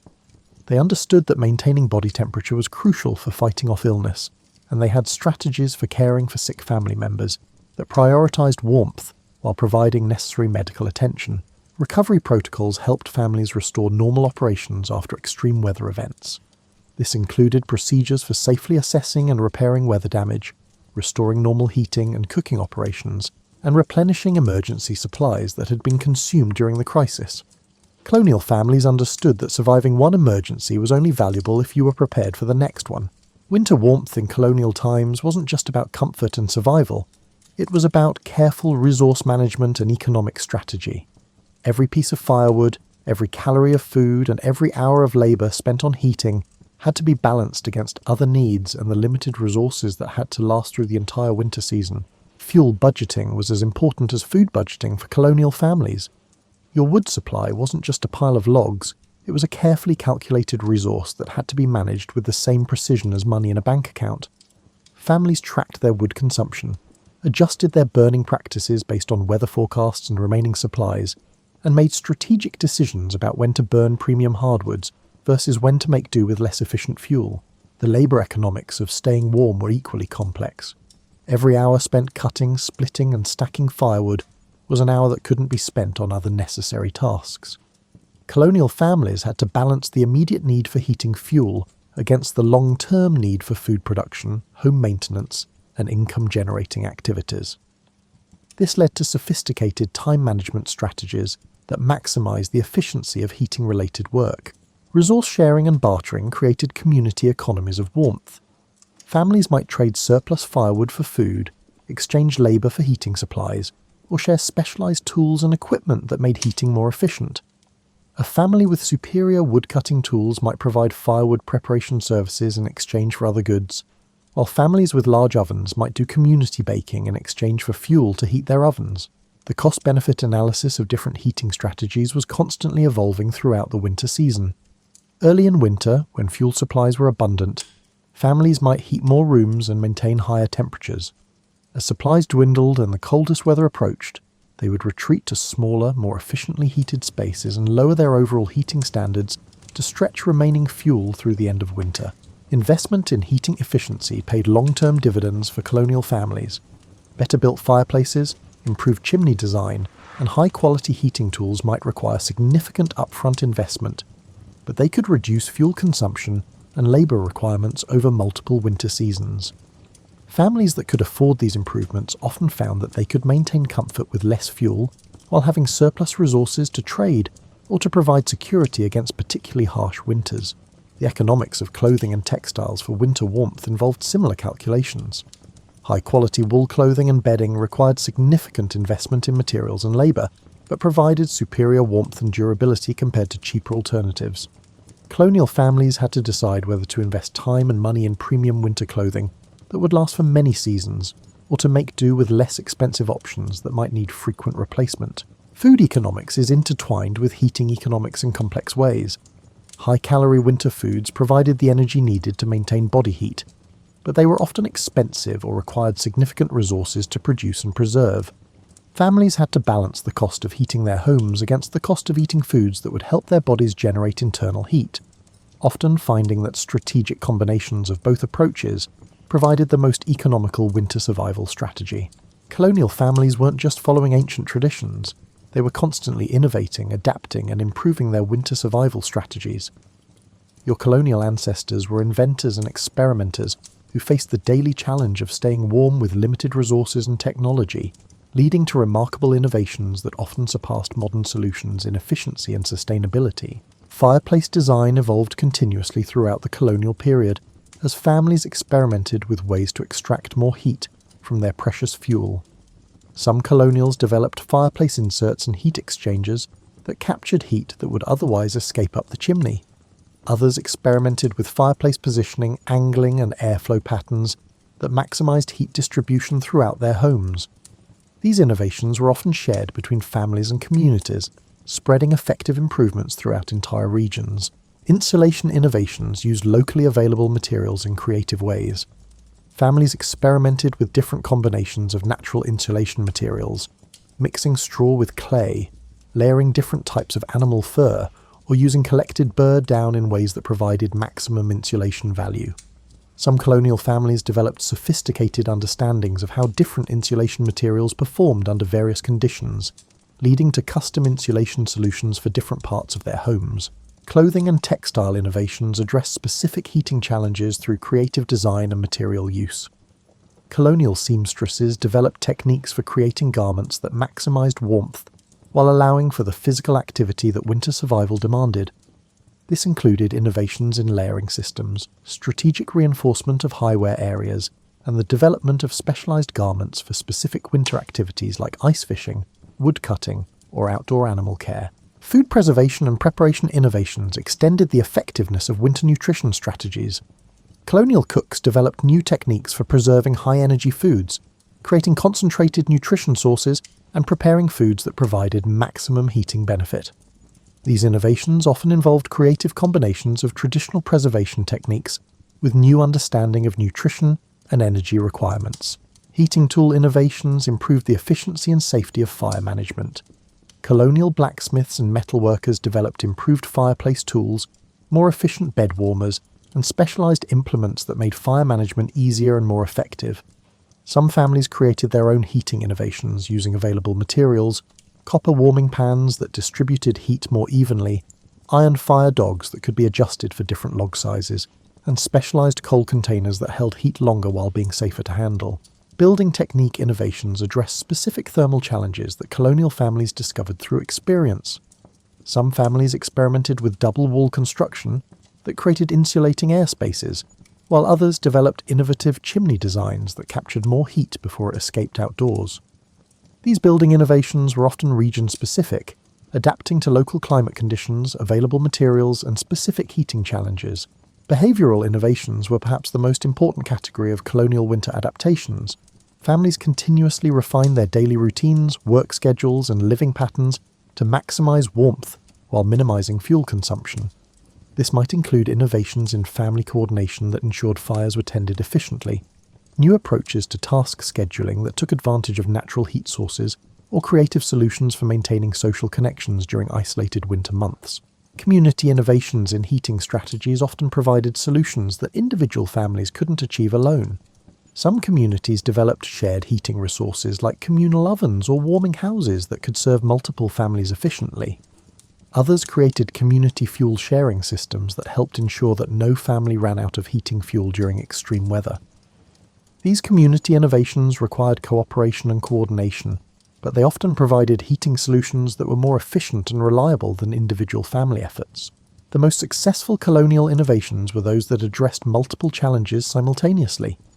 A design improvement that made a fireplace burn more efficiently, while also making it safer to operate, or a food preservation technique that created high-energy winter foods, while also reducing storage space requirements. These multi-benefit innovations were especially valuable because they provided improvements without requiring additional resources or labour. Colonial America wasn't uniform in its climate or resources, and neither were the winter survival strategies that families developed. Your experience staying warm in colonial Massachusetts would be quite different from what you'd encounter in Virginia, Pennsylvania, or the Carolinas. Each region developed specialised approaches to winter warmth that took advantage of local resources, climate patterns, and cultural traditions. New England families, facing the longest and coldest winters, developed some of the most sophisticated heating strategies in colonial America. The combination of harsh weather, abundant forests, and strong community traditions created innovations like the famous New England saltbox house design, where the long, sloping rear roof provided excellent wind protection, while the compact interior layout maximised heating efficiency. New England families also developed complex systems for managing multiple fireplaces and heat sources throughout their homes, creating thermal zones that could be adjusted based on weather conditions and fuel availability. The mid-Atlantic colonies, with their more moderate winters and diverse immigrant populations, created heating systems that blended techniques from multiple European traditions. German colonists brought knowledge of efficient stove designs and thermal mass heating systems, while Dutch families contributed innovations in home layout and insulation techniques. These regional adaptations often combined the best features of different approaches, creating heating systems that were more sophisticated than what any single tradition might have produced alone. Southern colonies faced different challenges, with shorter but sometimes surprisingly harsh winters that could catch unprepared families off guard. Southern colonial families developed heating strategies that could be quickly deployed when needed, but didn't require the massive year-round investment in fuel and heating infrastructure that northern families needed. This led to innovations like portable heating systems, flexible room arrangements that could be quickly adapted for cold weather, and heating strategies that took advantage of the thermal mass of southern building materials like brick and stone. Coastal families, regardless of their latitude, had to deal with the unique challenges of maritime winter weather: high winds, salt air that could corrode heating equipment, and the humidity that made cold air feel even colder. Coastal colonial families developed specialised approaches to wind protection, corrosion-resistant heating tools, and humidity management that kept their homes comfortable despite challenging weather conditions.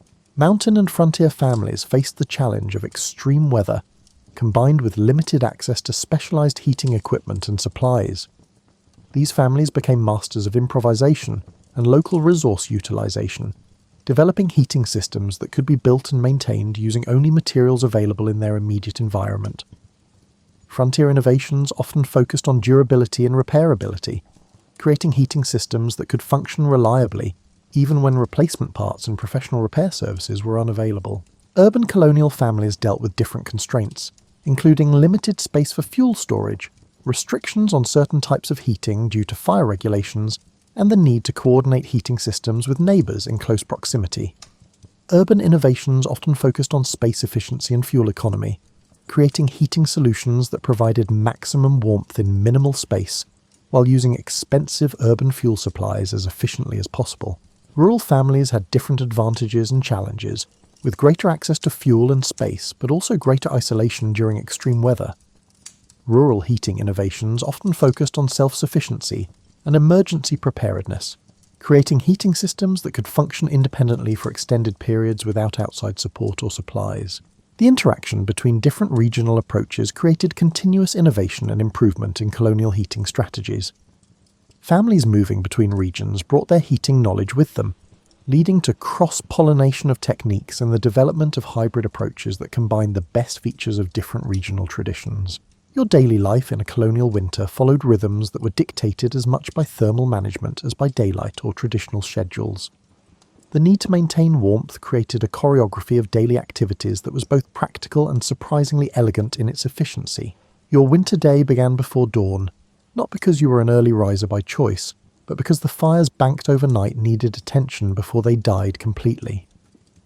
In the pre-dawn darkness, you'd slip from your warm bed into the shocking cold of the unheated bedroom, quickly pulling on clothes that had been warmed by being kept under the covers with you overnight.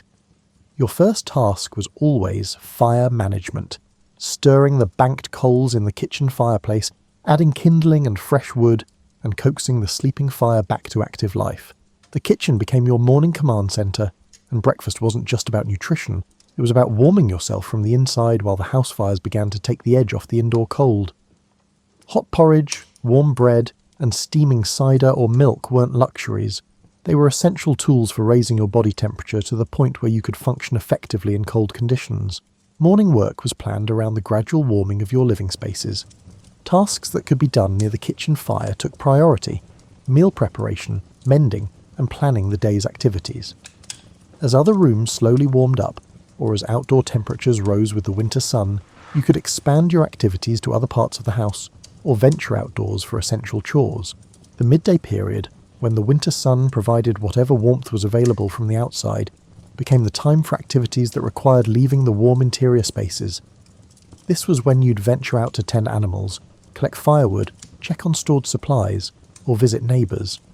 The key was timing these outdoor activities to take advantage of whatever natural warmth was available, while ensuring you could return to warm spaces before the afternoon cold set in. Afternoon activities centred around preparation for the evening and night ahead. This was when you'd prepare evening meals that would provide warming nutrition through the cold night, bank additional fires in bedrooms if fuel supplies allowed, and prepare the warming equipment, heated bricks, bed warmers, or warmed clothing that would make nighttime comfortable. Evening routines were designed around conservation of both warmth and fuel. As daylight faded and outdoor temperatures dropped, your family would consolidate into the warmest spaces of your home. This was the time for activities that could be done while sitting close together near the fire. Storytelling, music, games, handwork, or simply quiet conversation that reinforced family bonds while conserving body heat and heating fuel. The transition to sleep involved careful thermal management that could determine whether you'd sleep comfortably or shiver through a miserable night. Bed preparation wasn't just about clean sheets. It was about ensuring that your sleeping space would retain the warmth generated by heated bricks or bed warmers, and that your bedding layers were arranged to trap body heat while preventing moisture build-up that could make you cold and clammy. Nighttime brought its own thermal challenges and opportunities. Your banked fires needed to provide enough heat to prevent interior temperatures from dropping to dangerous levels, while also conserving enough fuel to make it through to morning. Some families maintained watch schedules during the coldest nights, ensuring that someone was awake to tend fires and address any heating emergencies that might arise. Weekly and seasonal rhythms also revolved around thermal management. Certain tasks, like major cooking projects, laundry or craft work, were scheduled for the warmest days or times when heating systems were already operating at full capacity. Community activities and social gatherings were planned to take advantage of shared body heat while accomplishing necessary work or maintaining social connections. Weather prediction became a crucial skill for managing these thermal rhythms. Colonial families developed sophisticated abilities to read weather signs and predict temperature changes, allowing them to adjust their heating strategies, activity schedules, and fuel consumption patterns in anticipation of changing conditions. A family that could accurately predict a cold snap could prepare their heating systems and adjust their routines to weather the temperature drop comfortably, while a family caught off guard might struggle through several miserable days of inadequate warmth. Colonial children weren't just smaller adults when it came to winter survival. They required specialised heating strategies that took into account their higher surface area to body mass ratio, their tendency to lose heat more quickly than adults, and their need for protection while still learning the skills necessary for winter survival. Your colonial children's clothing was engineering designed for small bodies with different thermal needs. Children's winter clothing often included extra layers around the torso, where vital organs needed protection, while allowing for the active movement that children required. Small hands and feet, being furthest from the heart's warming circulation, received special attention with multiple layers of mittens and stockings, often made from the softest and warmest materials available. Sleeping arrangements for children prioritised warmth over privacy. Small children often shared beds not just for space efficiency, but because their combined body heat provided better warmth than individual sleeping spaces.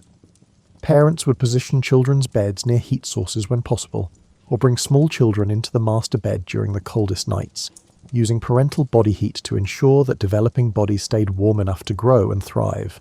Children's daily routines were modified to minimise their exposure to extreme cold, while still allowing them to learn essential skills. Young children might be kept in the kitchen and main rooms during the coldest weather, learning domestic skills near the warmth of fires, while older children gradually took on outdoor responsibilities as their bodies developed the ability to handle cold exposure safely. Educational activities were adapted to winter heating realities. Children learned reading, writing, and arithmetic while sitting close to fires, and many traditional children's games and activities were designed to be played in warm, confined spaces. Storytelling, singing, and memory games weren't just entertainment. They were educational tools that could be used while the entire family huddled together for warmth. Food requirements for colonial children during winter reflected their need for energy to fuel both growth and heat production. Children's winter diets often included extra fats and high-energy foods, and parents would ensure that children had access to warm foods and drinks throughout the day to help maintain their body temperature and provide the calories needed for proper development. Child safety around heating systems required constant vigilance and specialised equipment. Fire guards, specialised clothing that couldn't easily catch fire, and careful supervision ensured that children could benefit from heating systems without being endangered by them.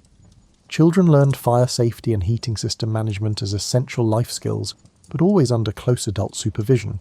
The development of winter survival skills in children was a gradual process that began early and progressed through increasingly complex responsibilities. Young children might begin by learning to bank fires or arrange kindling, while older children took on more complex tasks like managing fuel supplies or maintaining heating equipment.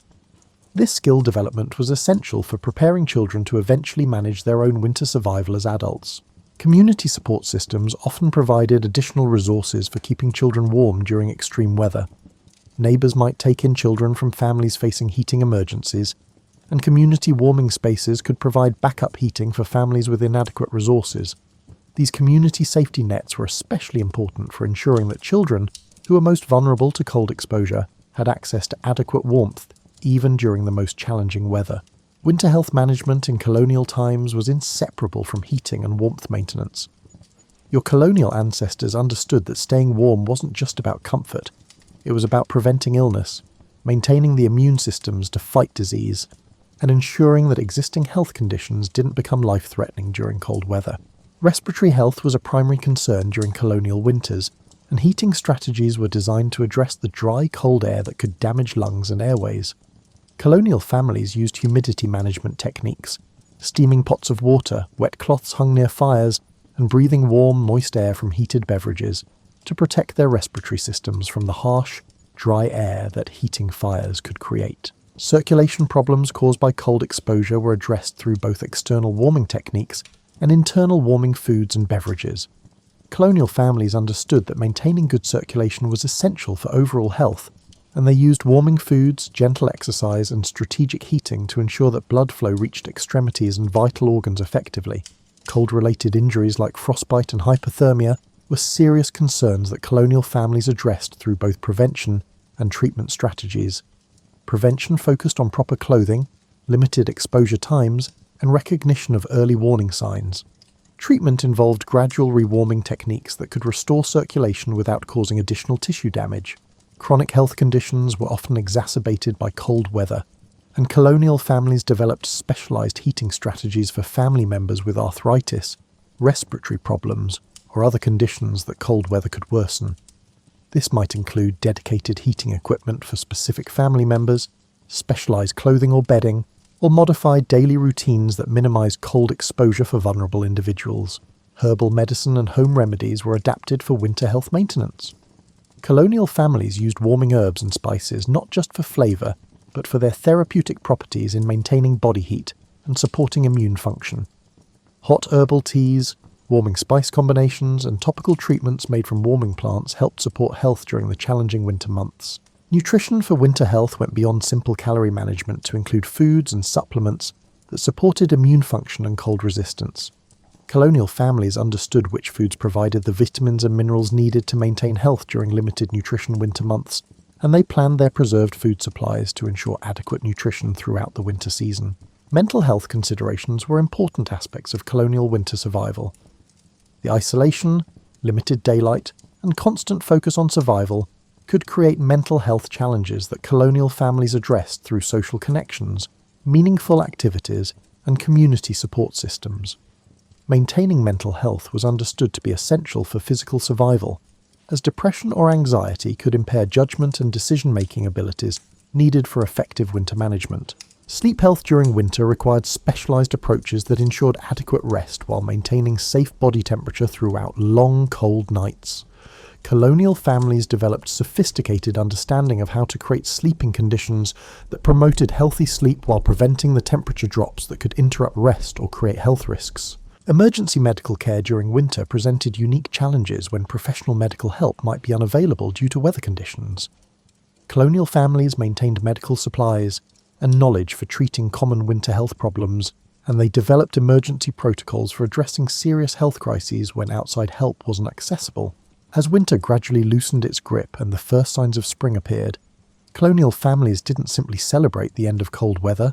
They began the process of evaluating their winter survival strategies, replenishing depleted resources, and preparing for the next year's cold season. The end of winter was both a relief and a beginning, marking the start of preparations that would determine how well the family would survive the next winter. Your colonial family's post-winter assessment was thorough and practical. Which heating strategies had worked well and which had proven inadequate? How much fuel had been consumed, and what did that suggest about next year's fuel requirements? What equipment had worn out or broken, and what replacements or repairs would be needed? This evaluation process was crucial for continuous improvement in winter survival capabilities. Spring cleaning in colonial homes wasn't just about aesthetics. It was about restoring heating systems and living spaces after months of intensive use. Fireplaces and chimneys needed thorough cleaning to remove soot and creosote buildup that could create fire hazards. Clothing and bedding that had provided winter warmth needed careful cleaning and storage to ensure they'd be ready for next year's cold weather. Resource replenishment began as soon as weather permitted. Firewood cutting and processing started early in spring, taking advantage of favourable weather and the full growing season to ensure adequate fuel supplies for the following winter. Food preservation and storage systems were evaluated and repaired, and planning began for the crops and preserved foods that would provide winter nutrition. Equipment maintenance and replacement addressed the wear and tear that intensive winter use placed on heating tools, clothing, and household equipment. This was the time to repair or replace worn-out bed warmers, damaged fireplace tools, and clothing that had worn thin during the winter months. Investing in equipment maintenance during spring ensured that heating systems would function reliably when they were needed again. Community debriefing and knowledge sharing allowed families to learn from each other's winter experiences. Which families had developed new techniques or innovations? What community resources had proven most valuable? How could community cooperation be improved for the next winter season? This knowledge sharing was essential for continuous improvement in community-wide winter survival capabilities. The psychological transition from winter survival mode to spring productivity was as important as the practical preparations. Colonial families had to shift from the conservation and endurance mindset of winter to the growth and expansion mindset of spring and summer. This transition involved both celebration of survival and preparation for the active season ahead. Long-term planning incorporated lessons learned from the winter just survived. Climate patterns, family needs, community resources, and economic conditions all factored into planning for future winter seasons. Families that learned from each winter's experiences were better prepared for future challenges and more likely to thrive despite harsh weather conditions. As you reflect on the ingenuity, resilience, and community cooperation that enabled colonial families to survive harsh winters with limited technology and resources, you might find inspiration for modern challenges. The principles they used, careful resource management, community cooperation, continuous innovation, and adaptation to changing conditions, remain relevant for anyone facing difficult circumstances with limited resources. The colonial approach to winter survival wasn't just about enduring harsh conditions, it was about creating sustainable systems that could provide comfort and security year after year. Their success came not from any single brilliant solution, but from the integration of many small innovations and adaptations into comprehensive survival strategies that addressed every aspect of winter living. Their legacy isn't just in the historical record of how they survived, it's in the demonstration that human ingenuity, cooperation, and determination can overcome seemingly impossible challenges. Colonial families proved that with careful planning, community support, and willingness to adapt and innovate, people could not just survive but thrive in conditions that might seem insurmountable to modern observers. As you settle back into your warm, comfortable modern home, perhaps you can appreciate both how far heating technology has advanced and how much wisdom there is in the simple, sustainable approaches that our ancestors developed. Their strategies for staying warm through winter were more than survival techniques. They were expressions of human adaptability, community cooperation, and the determination to not just survive but to create comfort and security even in the face of nature's harshest challenges. The next time you adjust your thermostat with the flip of a switch, or slip into a warm bed without thinking about heated bricks or bed warmers, you might remember the colonial families who turned the challenge of staying warm into an art form of survival, innovation, and community cooperation that sustained them through countless harsh winters and created the foundation for the communities we know today. Their story reminds us that human comfort and security don't depend solely on advanced technology. They depend on ingenuity, preparation, community cooperation, and the willingness to adapt our methods to meet our challenges. In their success at creating warmth and comfort with simple tools and natural resources, colonial families left us a legacy of practical wisdom that remains relevant whenever we face the challenge of creating security and comfort with limited resources. And as winter settles around your own home tonight, and you drift off to sleep in the warmth and security that modern heating provides, you can do so with appreciation for both the comfort you enjoy and the ingenuity of those who came before, who proved that with determination, cooperation, and creativity, humans can create warmth and security even in the coldest circumstances.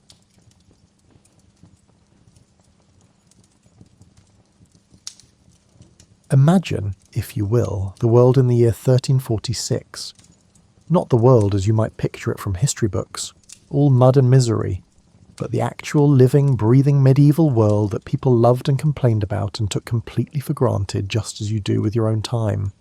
European cities in the mid-14th century smelled like a combination of baking bread, horse manure, wood smoke, and the particular mustiness of too many people living in too small a space without proper plumbing. The smell wasn't necessarily unpleasant to people who'd never known anything different. It was simply the smell of life, as familiar and unremarkable as the scent of your own home is to you now. Picture a typical morning in Florence, which was then one of the wealthiest cities in Christendom. The day would begin before dawn with church bells, dozens of them, each with its own voice, creating a bronze symphony that told people when to wake, when to pray, when to work, and when to rest. If you'd asked a Florentine to imagine a world without those bells, they would have looked at you as strangely as you'd look at someone who asked you to imagine a world without electricity. the streets filled early with craftspeople opening their shops. Imagine the textile workers in their wool-scented workshops, fingers moving with the kind of automatic precision that comes from doing the same task since childhood. The bakers were pulling loaves from stone ovens that had been heating since before sunrise. The merchants were unrolling their ledgers, calculating profits in Roman numerals because Arabic numerals were still suspiciously foreign and mathematical. Medieval cities had a particular kind of energy, dense, intimate and communal, in ways that modern urban life has largely forgotten. You couldn't walk down a street without knowing most of the people you passed. The baker knew your family's bread preferences. The cloth merchant knew which colours you favoured. Privacy, as we understand it, barely existed. Life happened in public, in workshops open to the street, in communal wells where people gathered for water and gossip, and in churches where the entire community assembled multiple times daily. This closeness created a society that felt both supportive and suffocating, depending on your temperament. If you fell ill, your neighbours would know immediately and bring soup. If you made a social misstep, your neighbours would know immediately and remember forever. It was the kind of community that modern people claim to miss, while simultaneously doing everything possible to avoid actually living in one. The medieval economy functioned through networks of personal relationships that spanned continents. Italian merchants maintained trading posts in Constantinople and Alexandria. German bankers had branches in London and Paris. Chinese silk arrived in Venice through a chain of traders that stretched across the entire width of Asia, each link in the chain knowing only the traders immediately before and after them, yet the whole system functioning with remarkable efficiency. In the countryside, life followed rhythms that hadn't changed significantly in 1,000 years. Peasants worked, land their ancestors had worked, using tools their grandfathers had used, planting crops according to wisdom passed down through so many generations that no one remembered who first figured out that beans and wheat shouldn't be planted in the same field 2 years running. The agricultural year was a cycle of planting and harvest, feast and famine, work and festival, as predictable and reassuring as the seasons themselves. Spring meant ploughing, summer meant weeding and praying for rain, but not too much rain. Autumn meant harvest and the collective anxiety about whether you'd stored enough food to survive winter. Winter meant huddling near fires, mending tools and telling stories. People's lives were short by modern standards. Reaching 40 was an achievement worth celebrating, but they weren't uniformly miserable. Medieval people fell in love, told jokes, threw parties, got annoyed by their relatives, took pride in their work, and generally experienced the full range of human emotion. They didn't sit around moping about not having smartphones or antibiotics, because those things hadn't been invented yet, just as you presumably don't mope about not having whatever miraculous technology people in the year 2525 will consider essential. Religious faith permeated everything in ways that modern secular societies struggle to comprehend. God wasn't an abstract theological concept, but a daily presence, as real and relevant as the weather. Saints interceded in everyday problems. Demons caused misfortune. Angels watched over travellers. Heaven and hell weren't distant metaphysical destinations, but places your deceased relatives currently inhabited, as real as London or Paris. This didn't mean everyone was constantly pious. Medieval people were perfectly capable of swearing, sinning, and generally ignoring religious teachings when convenient. But it meant that the universe made sense within a coherent framework. Everything happened for a reason, even if that reason was God's mysterious plan or demonic temptation. Random chance, as we understand it, didn't really exist. The medieval world system connected 3 continents through trade routes that had existed for millennia. The Silk Road wasn't a single road, but a network of paths threading through deserts and mountains connecting China to the Mediterranean. Maritime routes linked the Indian Ocean, the Red Sea, and the Persian Gulf. European ships plied the Mediterranean and the Atlantic coasts. Goods moved slowly but steadily, each caravan and ship carrying not just merchandise but also ideas, technologies, and, though no one yet realised it, diseases. In Central Asia, the Mongol Empire was slowly fragmenting after centuries of relative stability. Mongol rule had been brutal in its establishment, but generally peaceful in its maintenance, which facilitated trade across previously impassable boundaries. You could travel from Beijing to the Mediterranean without crossing a major border, provided you had the right papers and paid the right bribes. This interconnected world created prosperity on a scale medieval Europe hadn't experienced since the Roman Empire. Cities grew, universities flourished, Gothic cathedrals reached toward heaven with engineering that still impresses modern architects. Banking and insurance developed to facilitate long-distance trade. People could borrow money in Florence and repay it in London through letters of credit, which was essentially medieval finance capitalism without computers. But this interconnectedness came with a price that no one anticipated. The same trade routes that carried silk and spices and silver would soon carry something else, something that travelled invisibly, lodged in the fur of rats and the bodies of fleas, patient and deadly and completely indifferent to human prosperity. In the spring of 1347, most Europeans had never heard of a place called Kaffa, a Genoese trading post on the Black Sea in what's now Crimea. They would soon learn about it, though not in any way they would have chosen. The siege of Kaffa in 1346 must have seemed, to the Genoese merchants trapped inside, like just another episode in the endless cycle of warfare that characterised medieval international relations. The Mongol army outside their walls was merely the latest military inconvenience in a region where military inconveniences were as common as Mediterranean thunderstorms. Then something strange happened. The Mongol soldiers started dying. Not from siege-related causes, not from infected wounds or contaminated water, or the normal attrition that accompanies military campaigns. They were dying from something that came on suddenly, that turned their lymph nodes into swollen blackish masses, and that brought fever and delirium and death within days. The Mongol commanders, watching their army dissolve not through enemy action, but through invisible attack, made a decision that would echo through history. They used catapults to hurl the corpses of plague victims over Kaffa's walls. Whether this medieval biological warfare actually transmitted the disease, historians debate this, is almost beside the point. The plague was already inside Kaffa, brought by the same trade caravans that brought prosperity. The Genoese merchants and sailors found themselves trapped between a dying army outside and a dying city inside. So they did what medieval merchants did when things went badly. They got in their ships and sailed home. Picture these ships leaving Kaffa in the autumn of 1347. Genoese galleys were beautiful vessels in their way, sleek, fast, powered by both sail and oar, and designed for the peculiar conditions of Mediterranean trade, where speed mattered more than cargo capacity. They were built from Italian timber, caulked with pitch from who knows where, sailed by crews from a dozen different ports, and carrying goods from 3 continents. The sailors on these ships didn't feel sick when they departed. That's the insidious thing about bubonic plague. It has an incubation period.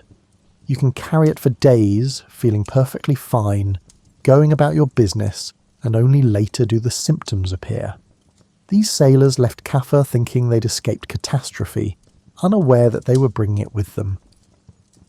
The journey from the Black Sea to Italy normally took several weeks, depending on weather and wind.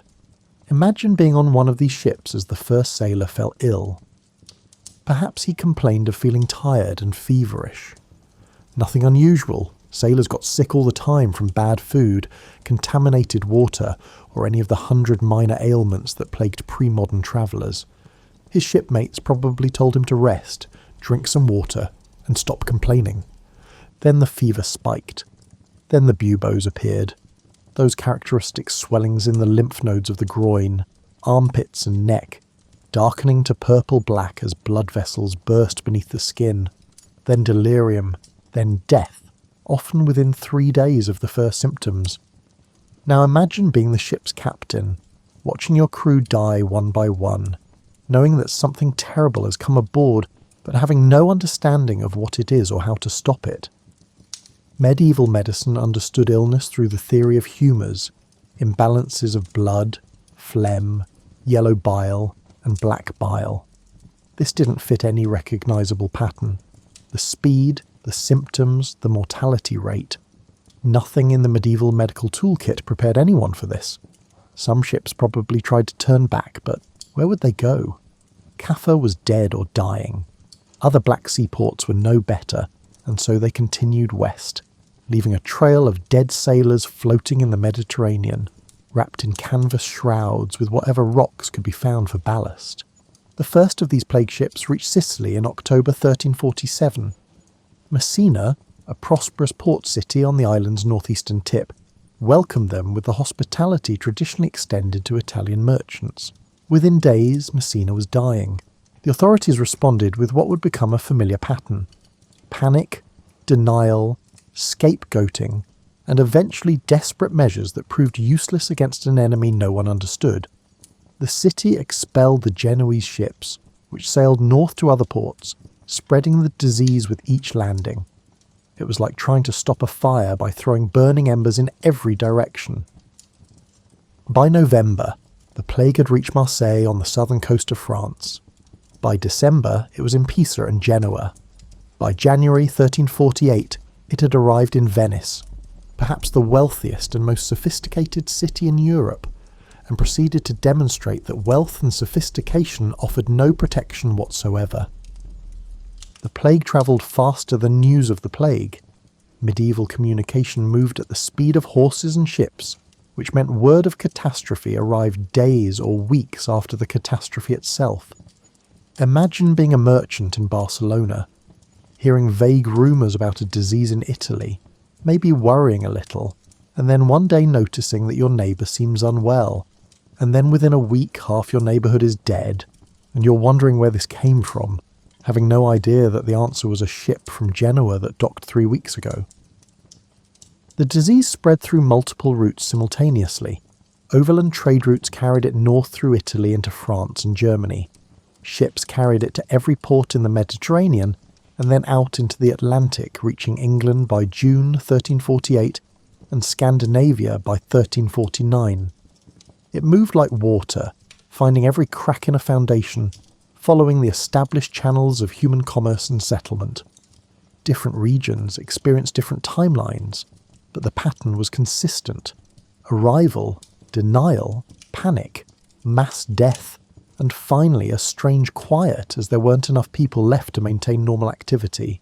Cities that had hummed with commercial energy fell silent except for the sounds of the dying and the bells tolling for the dead, assuming there were still people healthy enough to ring them.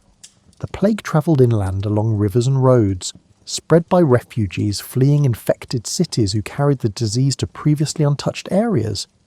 Merchants, pilgrims, soldiers, beggars, anyone who travelled became a potential vector for transmission. The very mobility that had created medieval prosperity now ensured medieval catastrophe. In some ways, the disease's journey mirrored the structure of medieval society itself. It struck hardest in cities, where density made transmission easy. It followed trade routes, which meant commercial centres suffered first and worst. It ravaged the poor, who lived in cramped conditions with poor nutrition and no ability to flee, but it also killed the wealthy, demonstrating the disease's essential democracy. By the end of 1348, roughly a year after those first ships left Kaffa, the plague had spread across most of Europe. It would continue spreading for several more years, reaching into Russia, penetrating to the furthest inhabited regions of Europe, and establishing itself as a recurring nightmare that would return periodically for the next 4 centuries. But in that first wave, in 1347 to 1353, it achieved something unprecedented in human history. It reduced the population of Europe by somewhere between 1/3 and 1/2. 30 to 50% of all Europeans alive in 1347 were dead by 1353. To put this in perspective, World War I, probably the most catastrophic event in modern European history, killed about 2 to 3% of Europe's population. The Black Death killed 20 times that proportion. It was as if every third person you knew, family members, friends, colleagues, neighbours, simply disappeared within a few years. And it happened quietly. Not with the drama of war or natural disaster, but with a kind of inevitable progression that made resistance seem futile. City by city, region by region, the world fell silent. There's a peculiar stillness that comes to places that have suddenly lost most of their people. Not the comfortable quiet of evening, or the peaceful silence of snowfall, but an empty, abandoned quality that makes even small sounds seem wrong, like coughing in a cathedral during prayer.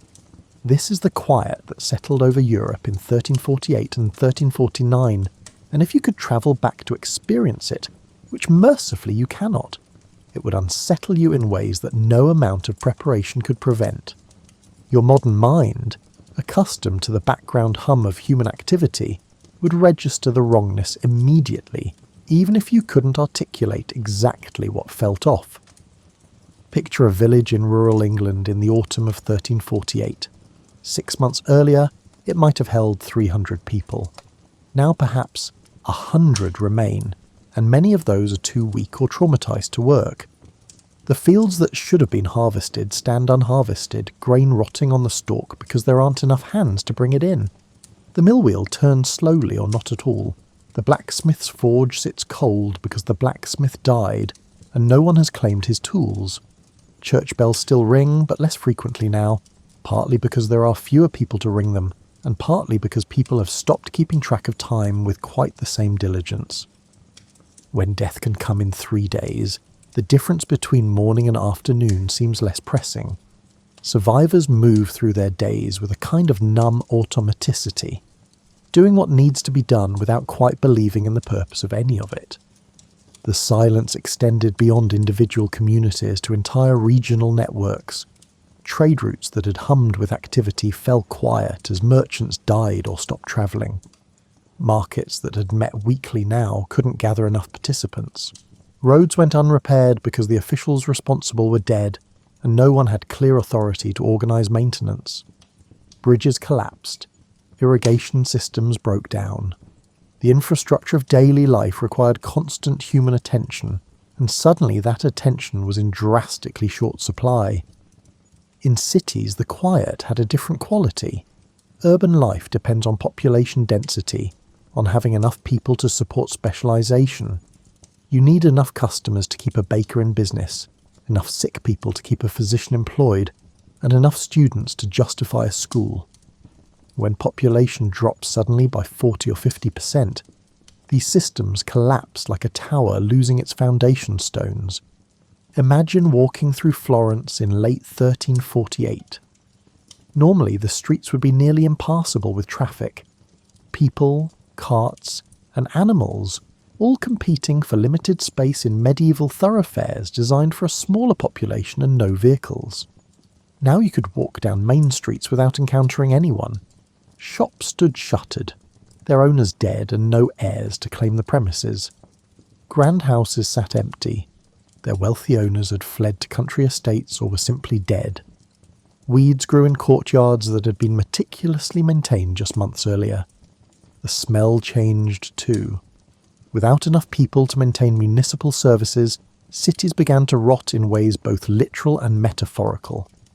Garbage piled up, drainage systems clogged. Bodies, in the worst months, sometimes lay where they'd fallen because there weren't enough healthy people to maintain burial routines. Medieval cities had never been particularly sanitary by modern standards, but they'd had working systems for managing waste and maintaining basic cleanliness. Those systems broke down in 1348. Agricultural rhythms, which had continued basically unchanged for centuries, suddenly became impossible to maintain. Spring planting happened late or not at all. Summer weeding went undone. The autumn harvest was makeshift at best. In some regions, fields that had been cultivated since the Roman occupation reverted to forest within a generation, because there simply weren't enough people to keep working them. Animals presented their own strange problems. Farm animals that depended on human care began to die or turn feral. Horses wandered roads without riders. Cattle broke through unmended fences to graze wherever they pleased. Pigs rooted through villages, eating garden vegetables and getting into stored grain. In some areas, wildlife populations exploded as human pressure decreased and domestic animals provided easy prey for wolves and bears. The sounds that did remain took on new significance. In the daytime, you might hear wind moving through empty buildings, shutters banging loose, and roof tiles crashing down from unmaintained roofs. At night, the sounds of animals, both domestic and wild, filled spaces usually dominated by human activity. Owls nested in abandoned attics. Rats, thriving on unguarded stores, scratched and squeaked through walls. But perhaps the most profound change was psychological. Medieval people had understood their world as fundamentally orderly, despite its hardships. God had created a hierarchy: nobles above peasants, humans above animals, and the living above the dead. Everything had its place. The plague demonstrated that this order was an illusion, that death could come to anyone regardless of rank or righteousness, and that prayers and priests offered no reliable protection. This realization produced what we might now call a collective trauma. Survivors struggled with what modern psychology would recognize as PTSD, difficulty sleeping, sudden fears, and inability to plan for the future. Why save money when you might be dead next week? Why apprentice to learn a trade that requires years of training? Why get married and have children who will probably die? The plague also created a strange inversion of normal economic relationships. Suddenly, labour was scarce and land was abundant, the exact opposite of the usual medieval situation. Peasants who survived found themselves in demand, able to negotiate better terms with landlords who needed workers. This would have political consequences that took decades to fully emerge. But even in 1348 to 1349, astute observers could see that the fundamental balance between labour and capital had shifted. Artistic and intellectual life contracted dramatically. Painters and poets died alongside everyone else, and the survivors had more pressing concerns than beauty or wisdom. Universities closed, sometimes temporarily, sometimes permanently. Manuscripts that would have been copied and preserved were lost when scriptoria fell silent.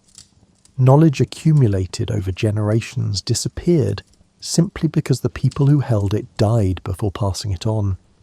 Religious institutions faced particular challenges. Priests and monks, because they provided care to the dying and administered last rites, died at higher rates than the general population. This created a clergy shortage that lasted for generations and arguably weakened the church's intellectual and moral authority just when people needed it most. The plague years saw an influx of poorly educated, hastily trained priests filling positions left vacant by death, which had long-term implications for religious life. The silence that settled over Europe in these years wasn't peaceful. It was the quiet of abandonment, of systems shutting down, of normalcy suspended indefinitely. It was the sound a house makes when everyone has left and isn't coming back. That particular quality of stillness that feels temporary but might be permanent. And in that quiet, something unexpected began to happen. Not immediately.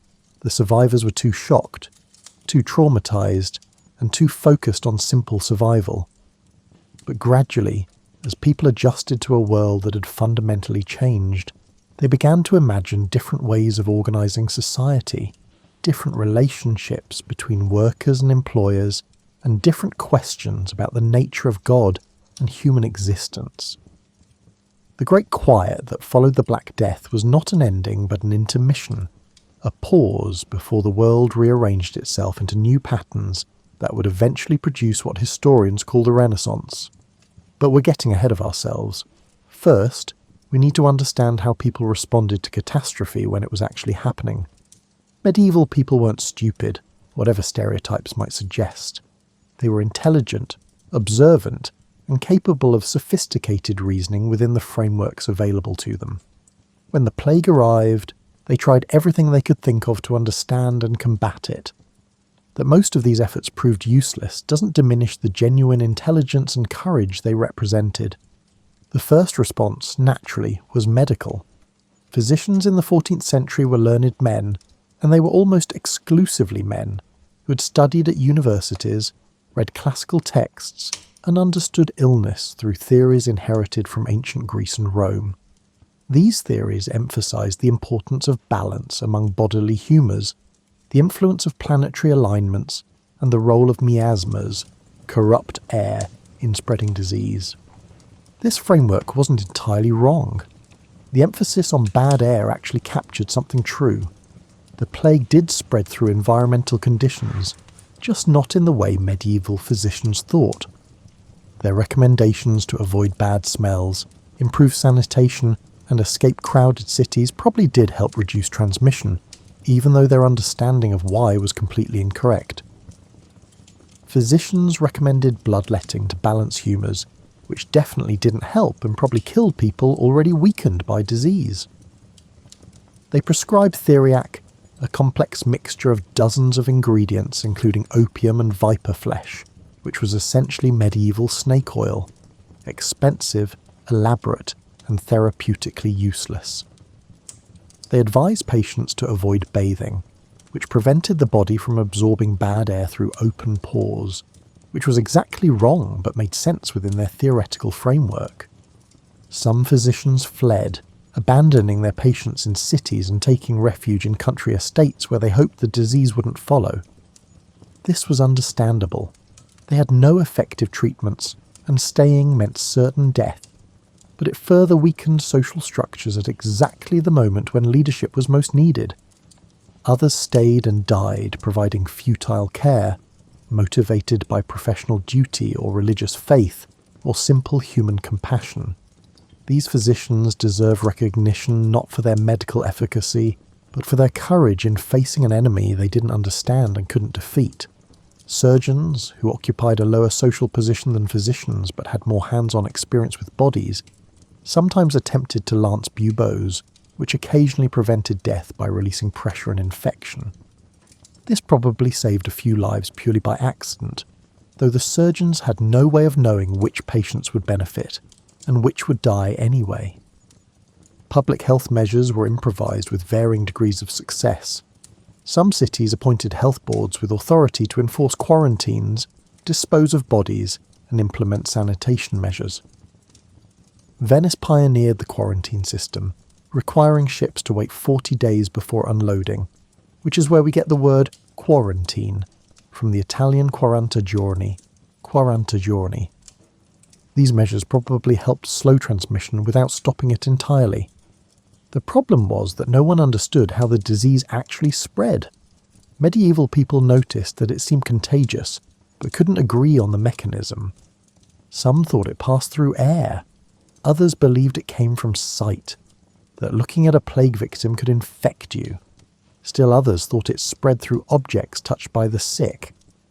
All of these theories had some truth, but none were completely accurate, which made it impossible to develop truly effective countermeasures.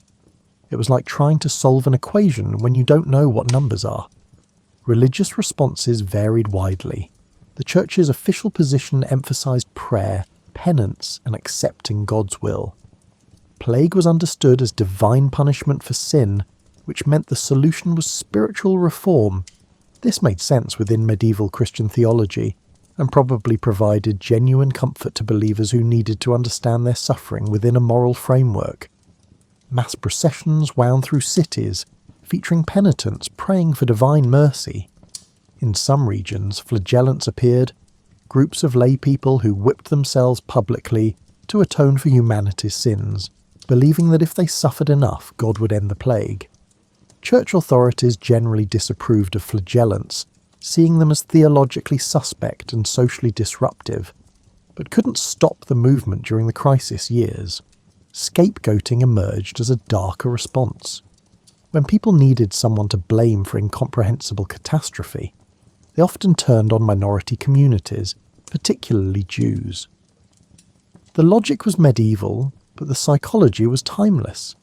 Something terrible has happened. Someone must be responsible. And let's blame people who are already marginalised and different. Pogroms swept through Europe, especially in Germany, where entire Jewish communities were murdered by Christians convinced that Jews had poisoned wells or deliberately spread disease. Some authorities tried to protect Jewish populations, recognising the accusations as false. But mob violence is difficult to stop once started. It was humanity at its worst, fear and anger directed at innocent victims. Economic responses revealed how suddenly the basic rules of society had changed. Landlords accustomed to an abundance of cheap labour now competed for scarce workers. Peasants who had previously accepted poverty as divinely ordained suddenly demanded higher wages and better conditions. Prices for agricultural goods rose while prices for luxury goods fell. You can't eat silk or wear wheat. Governments tried to enforce pre-plague economic relationships through law. England's Statute of Labourers in 1351 attempted to freeze wages at pre-plague levels, forbidding workers from demanding more money despite the changed circumstances. It was economic policy based on wishful thinking, attempting to legislate away supply and demand, and it worked about as well as you'd expect, which is to say not at all. Some people responded to catastrophe with what we might call existential hedonism. If death could come at any moment, why not enjoy life while you can? Contemporary sources describe increased gambling, drinking, sexual license, and general disregard for traditional morality. This scandalised religious authorities, but was probably a psychologically understandable response to trauma and uncertainty. Others became more religious, not less, interpreting the plague as a call to deeper faith rather than evidence of God's absence. New religious movements emerged, emphasising personal piety, mystical experience, and direct relationship with the divine without institutional mediation. These movements would later contribute to religious reforms that reshaped Christianity. Artistic responses captured something of the period's psychological state. The dance of death motif became popular, showing skeleton figures leading people from all social classes to the grave. It was memento mori art taken to extremes, a visual reminder that death comes to everyone regardless of wealth or status. These images have a macabre charm now, but they represented genuine attempts to process collective trauma through aesthetic expression. Literature began to grapple with plague themes, not immediately, but in the years following the worst outbreaks. Boccaccio's Decameron, written in the early 1350s, frames its stories as entertainment for a group of young Florentines who have fled the city to escape the plague. The stories themselves mostly avoid plague themes, but the frame narrative captures the period's atmosphere of fear and the need for distraction from horror. What's striking about all these responses, medical, religious, economic and cultural, is their fundamental ineffectiveness against the disease itself. Nothing worked. Prayers didn't stop it. Medicine couldn't cure it. Running away only spread it further. Killing Jews certainly didn't help, and added moral catastrophe to physical catastrophe. The plague burned through Europe essentially unchecked until it ran out of susceptible hosts, achieved some kind of biological equilibrium, or disappeared for reasons no one understood then, and historians still debate now. Humans were spectators to their own catastrophe, trying everything they could think of and discovering that nothing made any difference. This helplessness had profound psychological and philosophical implications. If human wisdom couldn't prevent disaster, if God didn't protect the faithful, if social hierarchies offered no safety, what did anything mean? These questions wouldn't be fully articulated for decades, but they began fermenting in the minds of survivors who had watched their world collapse despite everyone's best efforts. The most effective human response was probably the simplest. Communities that cared for each other, shared resources, maintained basic functions, and helped the sick die with dignity. These efforts didn't stop the plague, but they preserved some measure of humanity during inhumane circumstances. They were small acts of decency in the face of overwhelming catastrophe, and they mattered. The Black Death wasn't a European phenomenon. It was a Eurasian catastrophe that killed millions across 3 continents, though we know far less about its impact outside Europe, because European sources are more abundant. Understanding the plague's global reach helps us see it not just as a medical event, but as a fundamental disruption of the medieval world system. In China, the plague had likely been endemic for centuries in remote provinces, maintained in rodent populations without causing major human outbreaks. But something changed in the early 14th century, possibly environmental shifts, possibly human disturbance of ecosystems, possibly just bad luck, and the disease spread into human populations with devastating effect. The Yuan dynasty, established by the Mongol conquests, was already showing signs of strain by the 1330s. Plague added to existing problems of corruption, natural disasters, and ethnic tensions between Mongol rulers and Chinese subjects. Population estimates are uncertain and contentious, but China's population probably declined by millions between 1330 and 1370, with plague as one of several contributing factors. The collapse of the Yuan dynasty in 1368 and the establishment of the Ming dynasty happened against this backdrop of demographic catastrophe. The new rulers faced the challenge of governing a depopulated empire, reorganising agricultural production and rebuilding infrastructure. Their success in these efforts helped establish the Ming as one of China's most successful dynasties, though the population wouldn't fully recover to pre-plague levels for at least a century. The Middle East experienced the plague with particular severity. Egypt, which depended on a sophisticated irrigation system for agriculture, saw that system begin to break down as plague killed the workers who maintained it. Contemporary chronicles describe scenes similar to those in Europe: mass death, social disruption, and economic collapse. The Mamluk Sultanate, which controlled Egypt and Syria, never fully recovered from the plague's demographic impact. Its military power, based on importing slave soldiers from Central Asia, weakened as plague disrupted those supply routes. Its economic prosperity, based on controlling east-west trade, diminished as that trade contracted in the plague's aftermath. In Persia and Mesopotamia, cities that had been major trade centres suffered population collapses that permanently altered regional power balances. Baghdad, which had already been devastated by Mongol conquest in 1258, experienced further decline during the plague years. The intricate irrigation systems that had sustained Mesopotamian agriculture for millennia continued deteriorating, never to fully recover. India's experience with the plague is poorly documented, but appears to have been somewhat less severe than in Europe or the Middle East. This might reflect better healthcare infrastructure, different climatic conditions, or simply different patterns of human settlement that made transmission more difficult. Or it might reflect gaps in historical records rather than actual differences in mortality. North Africa, integrated into Mediterranean trade networks, experienced mortality comparable to southern Europe. This had long-term consequences for trans-Saharan trade, for relationships between nomadic and settled populations, and for Islamic civilization more broadly.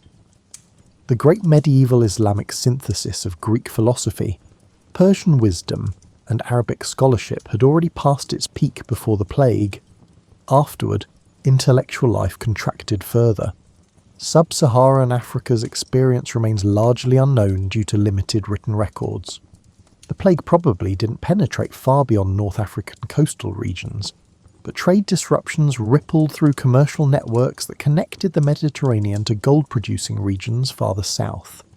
The medieval African empires that had prospered from trans-Saharan trade faced challenges that may have been partly plague-related, though other factors were certainly involved.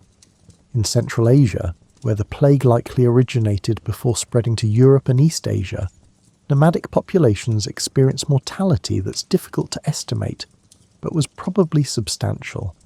The Mongol successor, states that had emerged from Genghis Khan's empire, were already competing for resources and territory. Plague weakened all of them further and accelerated political fragmentation.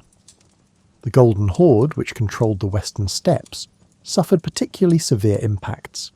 Its economy, based on controlling trade between Europe and Asia, collapsed as that trade contracted. Its military power, dependent on mobilizing large numbers of nomadic warriors, diminished as population declined. By the late 14th century, it had fragmented into competing khanats, setting the stage for Muscovy's eventual expansion. Russia's experience illustrated how plague affected societies with different structures from Western Europe. Russian principalities, more rural and dispersed than Western European cities, may have experienced somewhat lower mortality rates. But trade cities like Novgorod and Moscow suffered severely, and the political consolidation that eventually produced the Russian Empire happened partly in response to plague-era disruptions. Scandinavia, at Europe's northern periphery, experienced the plague later than Mediterranean regions, but with comparable severity. Norse expansion, which had been ongoing for centuries, essentially stopped. Iceland, Greenland, and the Faroe Islands experienced population collapses that permanently altered their societies.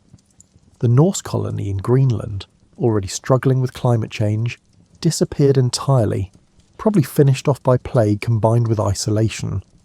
What's striking about the plague's global impact is how it affected societies very differently, depending on their existing structures. Highly urbanized, commercially connected regions suffered most, because those characteristics facilitated transmission. More dispersed, rural societies experienced lower mortality, but still faced severe disruptions to trade and administration. The plague also demonstrated the degree to which the medieval world was interconnected. A disease that originated somewhere in Central Asia spread to Western Europe, North Africa, and East Asia within a few years. This wasn't an accident, but a consequence of the trade networks, imperial systems, and population movements that characterized the medieval world system. This interconnectedness would only increase in subsequent centuries, making it possible for diseases, ideas, technologies, and people to move around the world with increasing speed. The Black Death was perhaps the first truly global catastrophe, affecting multiple continents simultaneously. It wouldn't be the last. The immediate aftermath saw a contraction of these global networks. Trade decreased. Travel became more dangerous and less frequent. The cosmopolitan world of the early 14th century gave way to a more isolated, localized 14th century world. This trend would eventually reverse, but it took generations. Different societies interpreted and remembered the plague differently. Europeans understood it primarily in religious terms, as divine punishment requiring a spiritual response. Middle Eastern sources also emphasized religious interpretation, but with more practical focus on public health measures derived from Islamic legal traditions.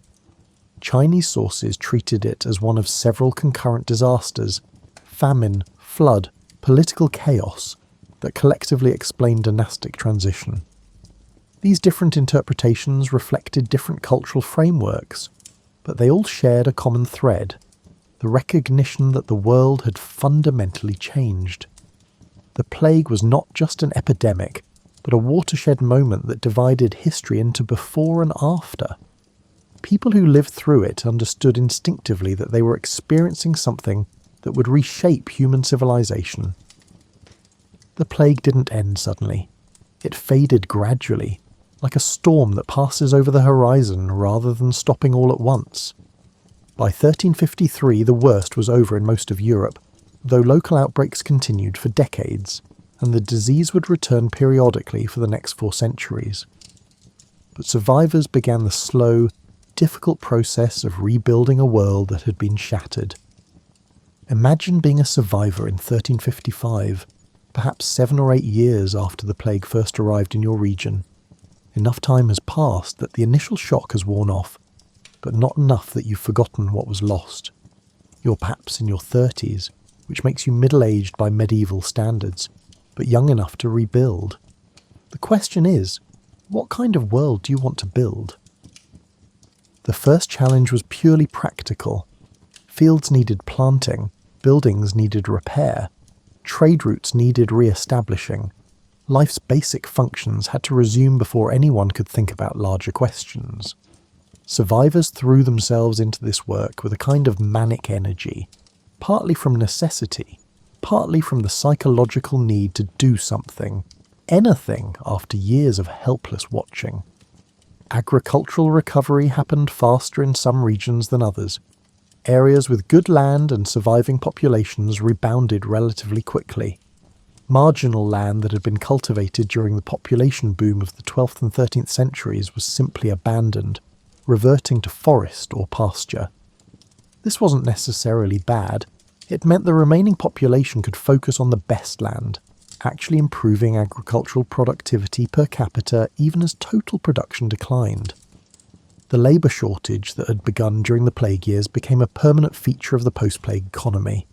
Workers, understanding their newfound bargaining power, demanded and often received better wages, shorter hours, and improved conditions.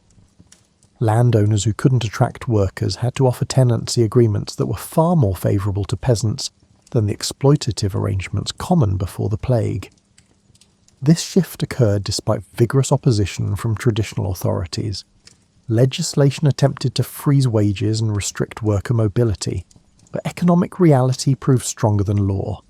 You can pass all the wage controls you want, but if there aren't enough workers to harvest the crops, you either pay what the market demands or watch your grain rot in the fields. The social implications rippled outward. Peasants who had always accepted their subordinate position began questioning why God's supposed hierarchy placed them at the bottom. If nobles couldn't protect them from plague, what justified noble privileges? If the church's prayers hadn't stopped the disease, why should priests receive tithes and deference? These questions wouldn't immediately produce revolution, but they planted seeds of doubt that would flower in subsequent generations. The peasants' revolt in England in 1381, though it failed, demonstrated that traditional hierarchies were no longer simply accepted as natural and inevitable. The social contract had been renegotiated through catastrophe. Urban revival took different forms than rural recovery. Some cities rebounded quickly, their commercial advantages proving more important than population loss. Others never recovered their pre-plague prosperity. Their former vitality transferred to rival cities better positioned for post-plague economic realities.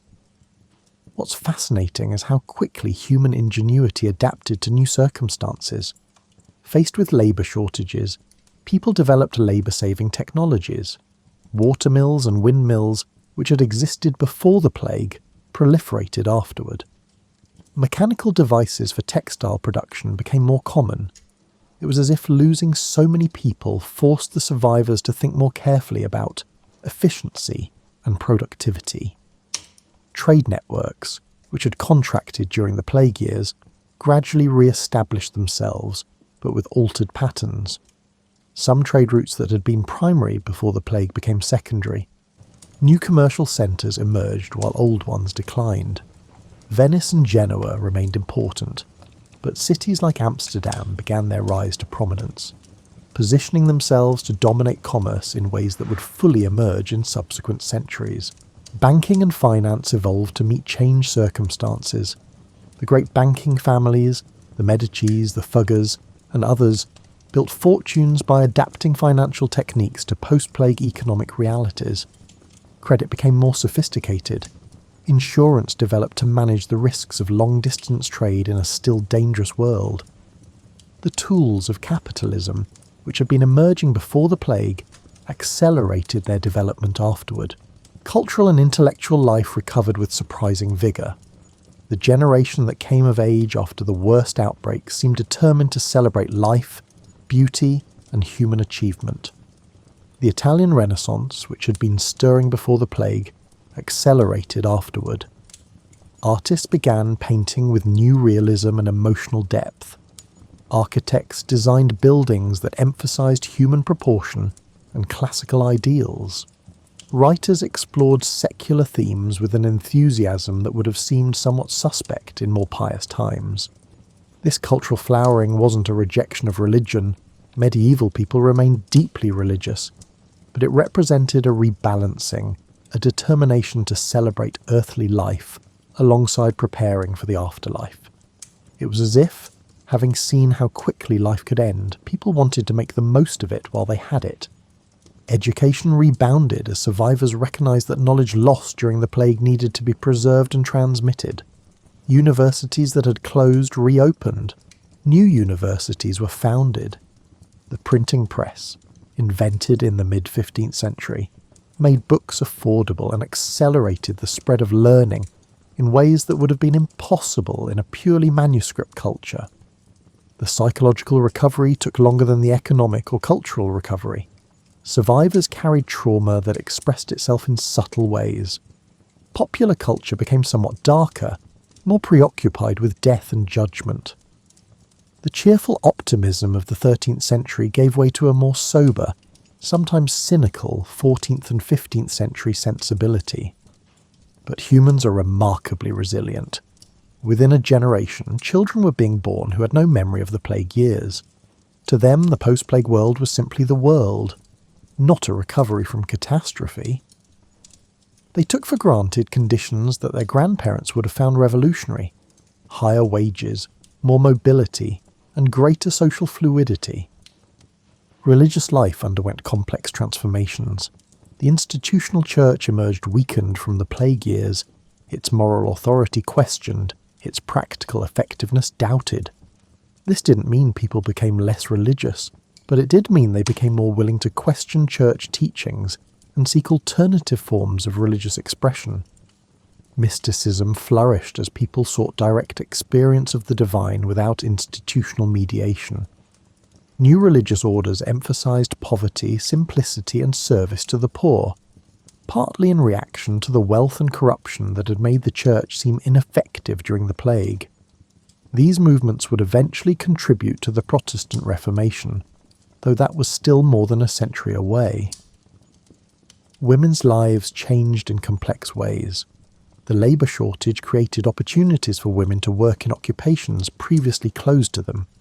Widows, who were numerous after the plague, sometimes inherited property and businesses, giving them economic independence rare in medieval society. This didn't produce anything like gender equality by modern standards, but it did crack open possibilities that hadn't existed before. Family structures evolved as well. With so many deaths, the extended family networks that had characterized medieval life became fragmented. Nuclear families, parents and children, became more central to social organization.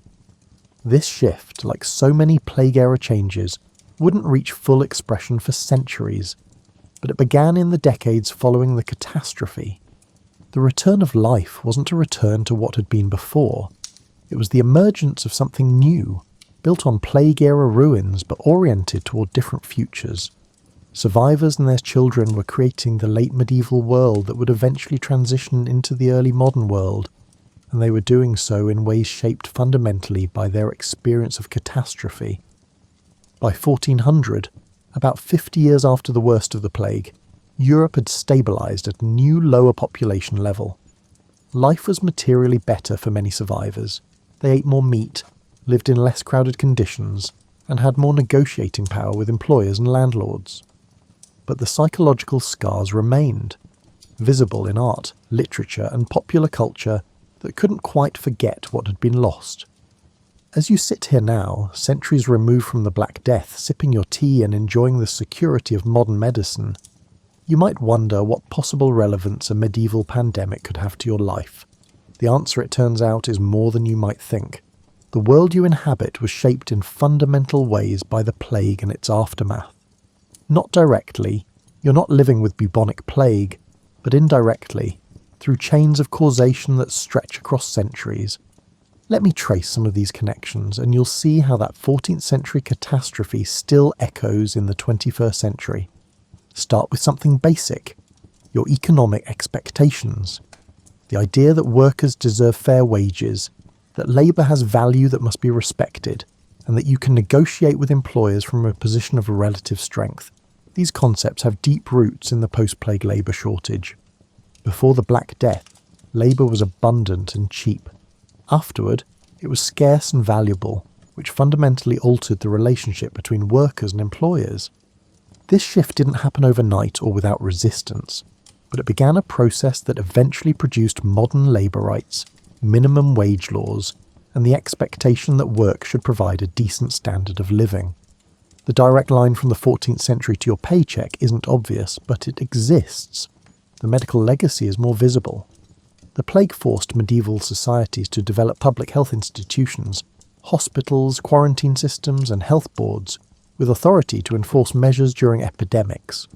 These institutions evolved over centuries into the public health infrastructure you now take for granted. When you get vaccinated, when restaurants undergo health inspections, and when disease outbreaks are tracked and contained, you're benefiting from systems whose roots trace back to plague-era innovations.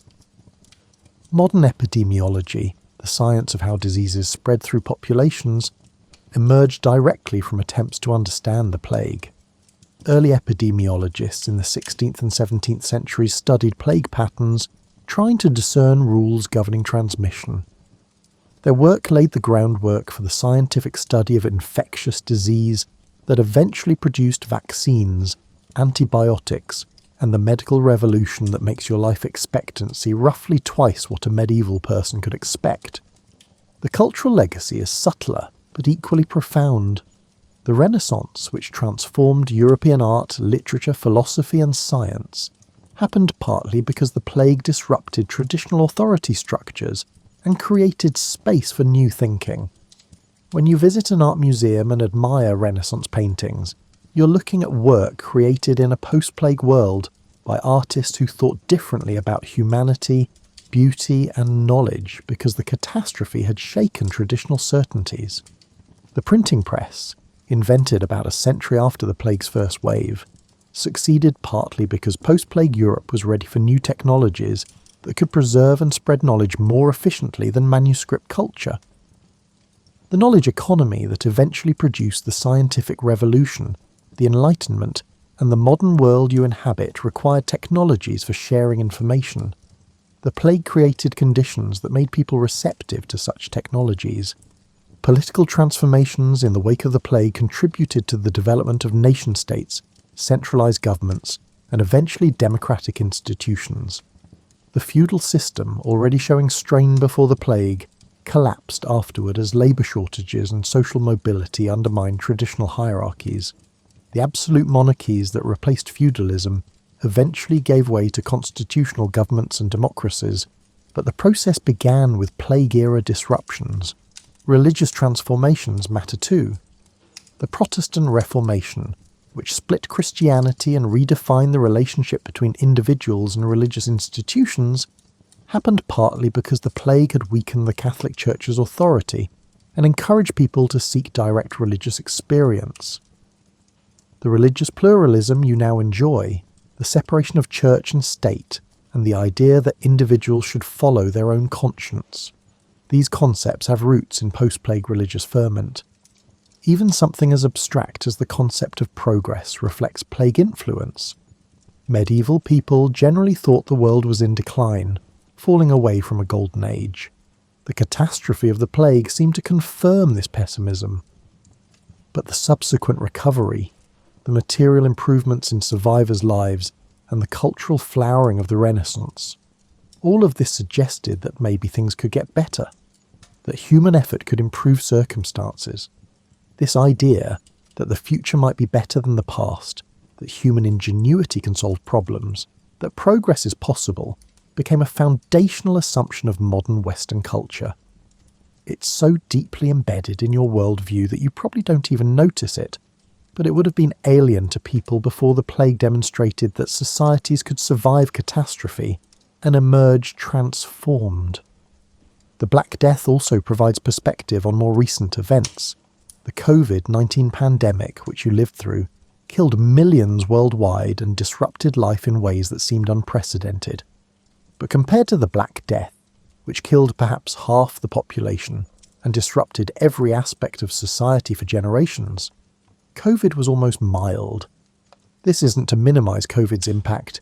Every death matters, every disruption causes suffering, but to recognise that humanity has survived worse and rebuilt. The resilience that carried medieval people through the plague years is the same resilience that helps you navigate contemporary challenges. The plague also offers lessons about how societies respond to crisis. the scapegoating of Jews during the Black Death parallels modern tendencies to blame minority groups for problems they didn't cause. The spread of misinformation about the plague's origins and cures resembles contemporary struggles with medical misinformation. The tension between individual liberty and public health. Measures that you saw during COVID echoed similar tensions during historical plague outbreaks. Medieval people faced these dilemmas without benefit of scientific knowledge or democratic institutions, which makes their struggles simultaneously more tragic and more instructive. They did the best they could with what they knew, which is all anyone can do. Recognizing this connects you to those long-dead ancestors, making their experiences feel less remote. The environmental legacy deserves mention too. The post-plague population decline meant forests regrew, wildlife populations recovered, and human pressure on ecosystems decreased. This wasn't planned conservation, it was an accidental consequence of demographic catastrophe. But it demonstrated that human impact on the environment could be reversed. The forests you enjoy today in Europe partly descend from trees that grew back after plague-era agricultural contraction. Demographically, the plague's impact lasted for centuries. Europe's population didn't fully recover to pre-plague levels until the 16th century, and in some regions it took even longer. This prolonged depression of population numbers meant that when European expansion accelerated in the age of exploration, it happened with populations still recovering from medieval catastrophe. The wealth concentration that occurred during the plague years, with survivors inheriting from multiple deceased relatives, helped finance the expensive voyages of exploration that eventually connected all human populations and created the globalized world you inhabit. Columbus's voyage was financed partly by wealth accumulated in the aftermath of demographic catastrophe. Thinking about the plague also offers philosophical perspective. Those medieval people who died thought their concerns were monumentally important. Political disputes, business dealings, and personal grievances all seemed vitally significant.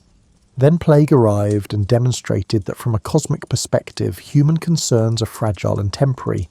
This isn't depressing so much as liberating. If medieval people's seemingly all-important problems now seem quaint and irrelevant, probably your current anxieties will seem equally trivial in a few centuries. This doesn't mean nothing matters, but it does suggest that maintaining perspective about what truly matters, relationships, experiences, human connection, is valuable. The plague reminds us that catastrophe is possible, that the world can change in ways we can't predict or control, and that security is always provisional. But it also reminds us that humans are remarkably resilient, that societies can rebuild after even the worst disasters, and that life persists and often finds new forms more adapted to changed circumstances. Medieval people didn't know they were living through the transition from the medieval to the early modern world. They just knew their world had changed, and they had to adapt. You're living through your own historical transition, toward what no one knows yet, and you're adapting too, using the same basic human capacities that carried people through the plague years. As you prepare to drift into sleep, let your mind rest on this final thought. The Black Death, for all its horror, was not an ending but a transformation. It destroyed a world, yes, but in doing so, it created space for new ways of thinking, living, and organising society. The medieval world that existed before the plague was already showing strains. Population had been growing for centuries, pressing against the limits of agricultural technology. Social hierarchies had calcified into forms that seemed increasingly arbitrary and unjust. The church had accumulated wealth and power that sat uneasily with its spiritual mission. Trade networks had grown complex but fragile. The plague shattered these structures not through intention, but through indifference. Disease doesn't care about social hierarchies or economic systems. It simply spreads, kills, and moves on. This very indifference made it an equal opportunity catastrophe that affected everyone regardless of status. What emerged from the ruins was a world that, while still unjust and difficult by modern standards, was materially better for many survivors. They worked less, ate better, and had more choices about their lives. The plague had inadvertently redistributed wealth, shifted power balances, and created opportunities that hadn't existed before. This doesn't justify the catastrophe. Millions of deaths can't be justified by any subsequent improvements. But it does illustrate how historical change often emerges from the unexpected places, how catastrophe can inadvertently produce transformation that deliberate reform couldn't achieve. The survivors who rebuilt medieval Europe weren't heroes or villains, just people trying to make the best of terrible circumstances. They grieved their losses, adapted to new realities, and gradually constructed a world that worked differently than the one they'd lost. Their pragmatism and resilience deserve recognition. The quiet that settled over Europe in 1348 to 1349 was the sound of a world ending. But endings contain beginnings. In the emptied villages and silent cities, in the abandoned fields and shuttered workshops, new possibilities were germinating. It would take generations for those possibilities to fully emerge, but they were there, waiting. As you close your eyes tonight, safe in your bed with modern medicine protecting you from the diseases that terrified medieval people, remember that your security is built on foundations laid by those who survived the unsurvivable. Their struggles created the world you inherited. Their resilience echoes in your ability to face contemporary challenges. The Black Death teaches that catastrophe is survivable, that humans adapt, and that life finds a way forward even through the darkest circumstances.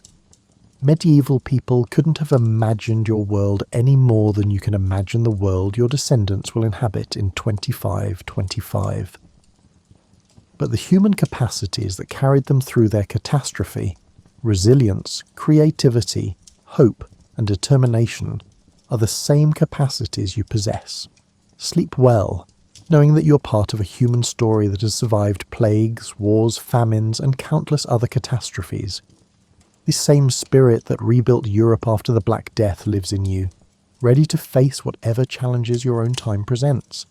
The great quiet that followed the plague eventually gave way to new voices, new ideas, and new ways of being human. Your quiet tonight is not a catastrophe but rest, the peaceful silence that precedes tomorrow's possibilities.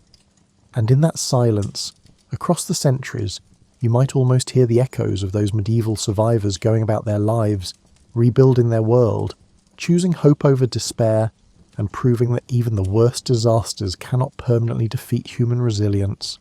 Sweet dreams.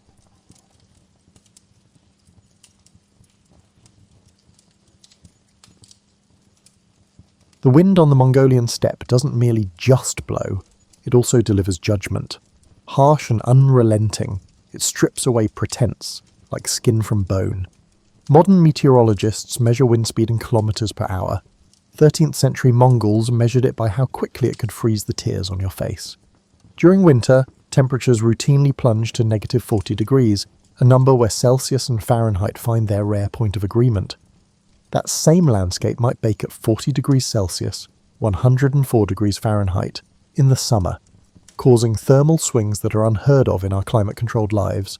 You, with your dependency on consistent room temperatures, hot showers, and memory foam mattresses, would find yourself desperately unprepared for this fundamental reality. The average Mongol warrior began developing their environmental resilience before they could walk. By age 3, children were placed on horses. By 5, they could ride independently. By 10, many had survived multiple seasons of brutal weather that would send modern emergency management agencies into crisis mode. Your entire concept of roughing it might involve a weekend of glamping with a portable espresso maker. The Mongols would find the idea laughable if they understood what espresso was. Water, that substance you acquire with a lazy twist of a faucet handle, required strategic planning in the empire. The steppe's watercourses were unreliable, sometimes disappearing entirely during dry periods. Many Mongols drank arag, fermented mare's milk, which served multiple purposes: hydration, nutrition, mild intoxication, and, crucially, bacteriological safety. Your untrained digestive system would likely reject this essential staple, leaving you dehydrated on the windswept plains. Consider your current fitness level. The average Mongol regularly rode 60 to 80 kilometers daily. They maintained this pace for weeks while wearing armor and carrying weapons. Many could shoot arrows with deadly accuracy from horseback, drawing bows requiring 166 pounds of pull strength, nearly triple the draw weight of a modern compound hunting bow. Your gym membership and occasional weekend hike have not prepared you for this level of physical demand. The constant movement of nomadic life meant that storage space was precious. The concept of belongings underwent severe restriction.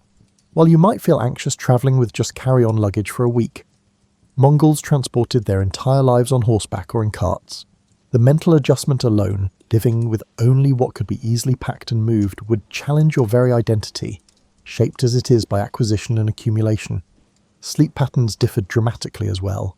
The Empire's military maintained vigilance through a system of night watches, with warriors sleeping in armour, ready to fight within moments. No alarm snoozing, no, just 5 more minutes. When the signal came, you rode or died. Sleep was not a right, but a resource to be carefully managed and often denied. Food security operated on principles alien to your experience. The average Mongol warrior could survive on dried meat and milk products for extended periods, supplemented occasionally by foraged plants and hunted game. Their digestive systems adapted to high protein, high fat and low carbohydrate diets, similar to a ketogenic diet, but without modern conveniences like Instagram posts or specialty products. Your body, accustomed to regular meals with diverse nutrients, would struggle with both the content and irregularity of steppe nutrition. Then there's the matter of hygiene. Your concept of cleanliness hinges on daily showering and the liberal application of scented products. The Mongols, living in a water-scarce environment, developed different standards. Smoke from dung fires provided antibacterial benefits inside yurts, while animal fats protected skin from windburn and frostbite. The smell of a Mongol encampment, a potent blend of horses, humans, smoke and fermentation, would overwhelm your sanitized sensibilities. These environmental challenges represent merely the baseline difficulties, the ambient conditions that existed before considering human conflicts, political complexities, or social hierarchies. If the elements themselves defeated you, imagine how poorly you would fare against humans who mastered this harsh existence and then decided to conquer the known world. The social architecture of the Mongol Empire would confound you as thoroughly as its physical demands. You've been conditioned by modern Western ideology to believe in certain fundamental rights, speech, assembly, and individual autonomy. These concepts would be difficult to understand within the Mongol socio-political framework, which valued individuals based on their utility to the collective and their position within a rigid hierarchy. Let's begin with language. The Mongol Empire eventually encompassed speakers of dozens of languages, but the lingua franca remained Mongolian, specifically Middle Mongolian written in Uyghur script. Without fluency, you would be effectively mute, unable to defend yourself verbally, comprehend orders, or navigate social situations. Interpreters existed, certainly, but they served the empire's elite. Your linguistic isolation would render you vulnerable in ways you cannot imagine. Having always inhabited linguistic environments where communication felt like a birthright rather than a privilege. Then there's the matter of honour culture. Modern society has largely abandoned honour as an organising principle, replacing it with legal frameworks and bureaucracy. In the Mongol Empire, slights to honour, real or perceived, could trigger immediate violence without legal recourse. Your ingrained habits of casual speech, direct eye contact, or inadvertent physical contact might constitute grave offences. Without the cultural fluency to navigate these unwritten rules, you would blunder into conflict through innocent behaviours. The Mongol legal system, codified in the Yasa, Genghis Khan's legal code, prescribed death for a startling range of offences. What was the penalty for urinating in running water? Death. Adultery? Death. Theft? Often death. Even minor theft could result in punishment 9 times the value of the stolen item. Bankruptcy? The debtor and their family could be enslaved. Your understanding of proportional justice would provide no protection in a system where examples were made to maintain order across vast territories. Religious tolerance in the Mongol Empire is often celebrated by historians, but this tolerance had pragmatic rather than ideological roots. The Mongols permitted various faiths because religious leaders were exempt from certain taxes and conscription, providing administrative convenience. However, this tolerance did not extend to religious practices that conflicted with Mongol customs. For instance, Muslim and Jewish prohibitions against consuming blood or improperly slaughtered meat were directly at odds with nomadic food practices. Religious practitioners were forced to choose between spiritual compromise or physical hunger. Your conception of privacy would dissolve entirely. The GER, yurt, housed extended family units in a single open space. Conversations, bodily functions, and intimacy all occurred within a communal environment.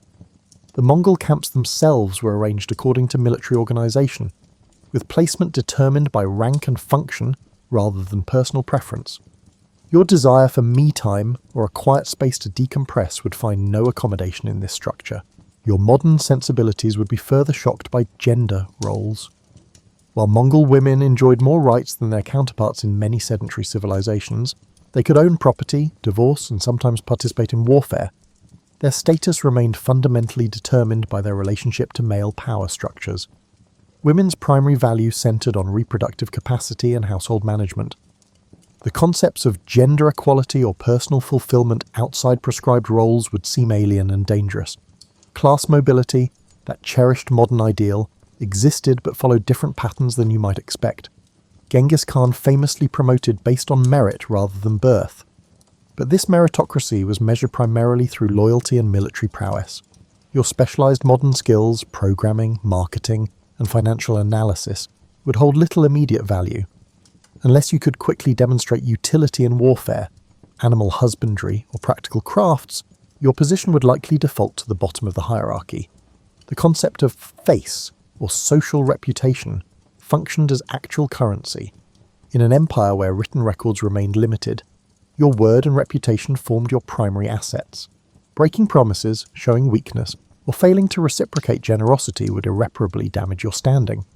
Without understanding the intricate dance of obligation, favour trading, and reputation management, you would quickly find yourself socially bankrupt.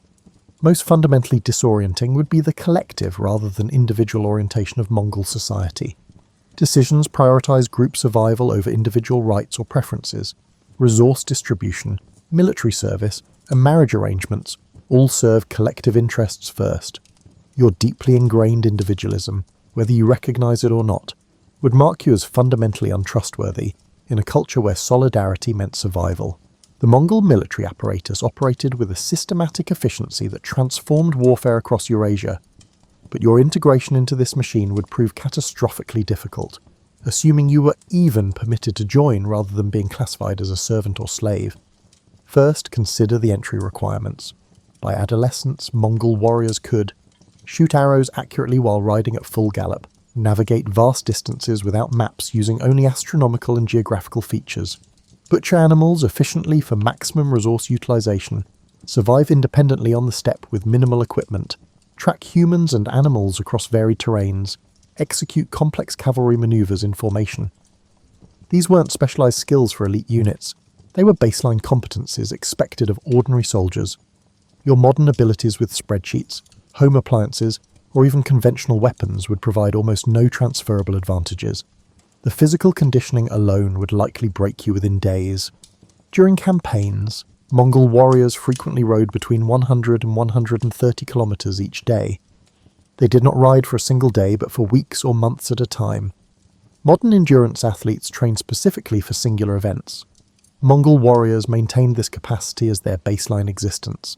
They could sleep in saddles, go days with minimal water, and function effectively despite extreme physical discomfort.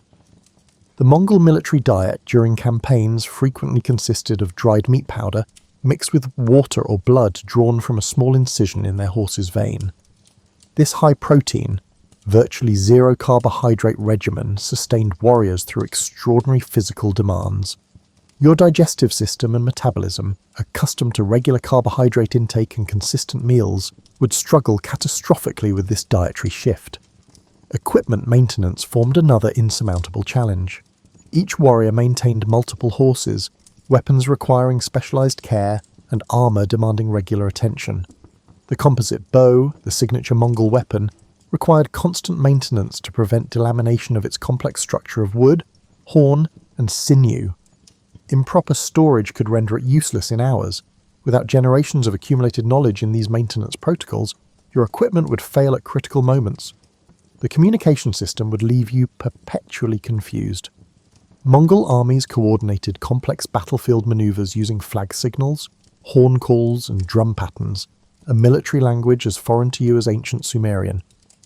In battle conditions, misinterpreting these signals meant instant death, either from enemy action or from disrupting your side's carefully orchestrated movements. Discipline within the Mongol military operated with mechanical precision. The decimal organization system, with units of 10, 100, 1000, and 10,000, the famous two men, created clear chains of command and responsibility. This structure enforced collective punishment. If one member of your Arban unit of 10 fled battle, all members could be executed. Your survival hinged not only on your own performance, but also on the performance of your assigned comrades. Pain tolerance represented another area where you would find yourself woefully unprepared. Medical care during campaigns was rudimentary by modern standards. Arrow wounds were treated by inserting milk-soaked cloth into the wound, then extracting it after the wound had begun festering, pulling damaged tissue out with the cloth. Broken bones might be set, but complex injuries often resulted in battlefield euthanasia. Your expectation of pain management would meet the harsh reality of pre-modern medicine. The psychological warfare practiced by the Mongols would disturb even hardened modern military personnel. Their systematic use of terror included constructing pyramids from the severed heads of civilians, using enemies as human shields, and deliberately allowing some survivors to flee and spread tales of horror. Mongol forces not only expected you to witness these acts, but also to participate in them without moral objection. The Mongol forces treated weather conditions that modern armies would consider operation suspending as merely incidental. They preferred campaigning in winter when rivers froze solid enough to support cavalry movements. Your cold weather gear, however advanced by today's standards, would prove inadequate against the combination of Siberian winds and constant movement that prevented establishing proper shelter. Most critically, the psychological framework of Mongol warfare would alienate you entirely.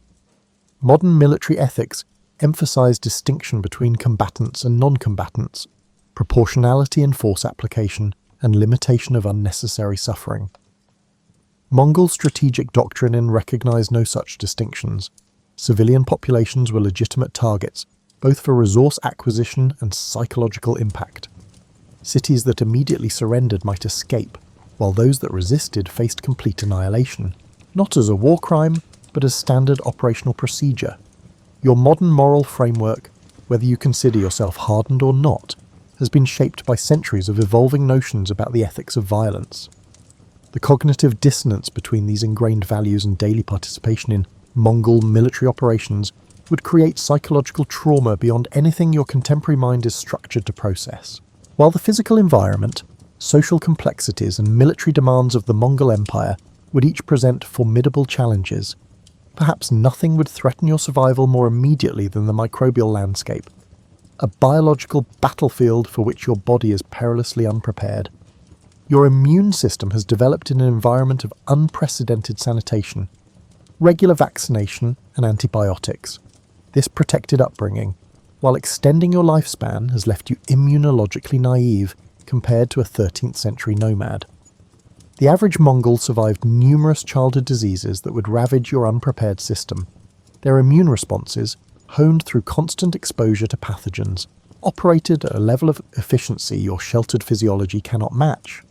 Consider water consumption, that most basic necessity. The Mongols developed specific techniques for locating reasonably safe water sources and, more importantly, harboured gut microbiota adapted to local pathogens. You, accustomed to treated municipal water, would likely contract severe dysentery within days of drinking from steppe water sources. Dehydration would rapidly follow, compromising physical performance precisely when maximum strength was needed for adaptation. The parasite load carried by average Mongol Empire inhabitants would astound modern physicians. Intestinal worms, skin parasites, and blood-borne pathogens existed in a complex equilibrium with host immune systems. These parasitic relationships often began in childhood, allowing for co-adaptation rather than acute crisis. Your body, encountering these organisms for the first time as an adult, would mount extreme inflammatory responses that could prove more dangerous than the parasites themselves. Zoonotic diseases, those transmitted between animals and humans, presented particular danger in a culture where close contact with livestock was unavoidable. The Mongols lived alongside horses, sheep, goats, camels and cattle, joining living spaces during harsh weather. Anthrax, brucellosis, and various animal-borne influenzas circulated continuously. While the Mongols developed partial immunity through childhood exposure, you would have no such protection. The bacterial environment itself would prove hostile. Soil-dwelling bacteria like Clostridium tetani, causing tetanus, represented constant threats in a lifestyle filled with small injuries from riding, hunting, and combat. The Mongols treated wounds with fermented mare's milk, hot animal fat or cauterization, methods that, while crude, often provided antimicrobial benefits. Without these techniques, any injury could become fatal due to infection. Dental health presents another vulnerability. The Mongol diet lacked refined sugars but still posed dental challenges. These were managed through specific hygiene practices using steppe plants with natural antimicrobial properties. Your teeth, despite modern dental care, would likely be unprepared for abrupt cessation of this care combined with a radically different diet. Dental infections, minor inconveniences in the modern world, became life-threatening in pre-antibiotic environments. Fungal infections flourished in the close quarters of Mongol encampments. Ringworm, athlete's foot, and various dermatological fungi spread readily among populations with limited access to complete hygiene facilities. The Mongols managed these conditions with specialized techniques involving smoke exposure and application of specific animal fats with antifungal properties. Without this knowledge, chronic fungal infections would compromise your skin's integrity, creating additional pathways for more dangerous infections. The Mongol Empire's greatest irony was that its military success facilitated unprecedented disease transmission across Eurasia. As the empire connected previously isolated disease pools, novel pathogens travelled trade routes with devastating efficiency. You would encounter not just local Mongolian pathogens, but biological threats from China, Persia, and the Rus's lands, all without the immunological preparation that lifelong inhabitants developed. We cannot overlook the psychological dimension of illness. Modern humans expect recovery from most infections. This expectation shapes how we experience illness, as a temporary inconvenience rather than an existential threat. During the Mongol era, every fever posed a risk of death. This chronic uncertainty created psychological resilience among survivors that you, with your expectation of medical rescue, have never needed to develop. Most critically, the communal understanding of disease differed fundamentally. While the Mongols recognized contagion patterns and practiced forms of isolation for certain conditions, their explanatory models incorporated spiritual and humoral concepts alien to your biomedical framework. Treatments focused on restoring balance rather than eliminating specific pathogens. Your inability to conceptualize illness within their framework would prevent you from accessing what limited effective treatments existed. Ultimately, your body represents a naive immunological system entering an environment of hardened pathogens and limited medical interventions. Diseases that were minor for the Mongols could severely affect you due to your biological vulnerabilities. Modern medicine has not made you stronger. It has allowed physiological weaknesses to persist that would become fatal liabilities in the 13th century disease landscape. You would be as unfamiliar with Mongol Empire survival psychology as with its physical challenges. Your mental architecture, formed by a wealth of information, psychological safety nets, and individualistic frameworks, would crumble in the 13th century wandering landscape. Consider how you use time. The modern mind divides time into hours scheduled days ahead, minutes recorded on computer screens, and seconds before deadlines or meetings. Moon cycles, seasonal migrations, and animal diurnal habits shaped Mongol temporal perception. Instead of calendars, weather, grass, and animal behaviour were considered. Your artificially scheduled internal clock would struggle to match these fundamental needs, leaving you confused and out of sync. Information processing includes another major discontinuity.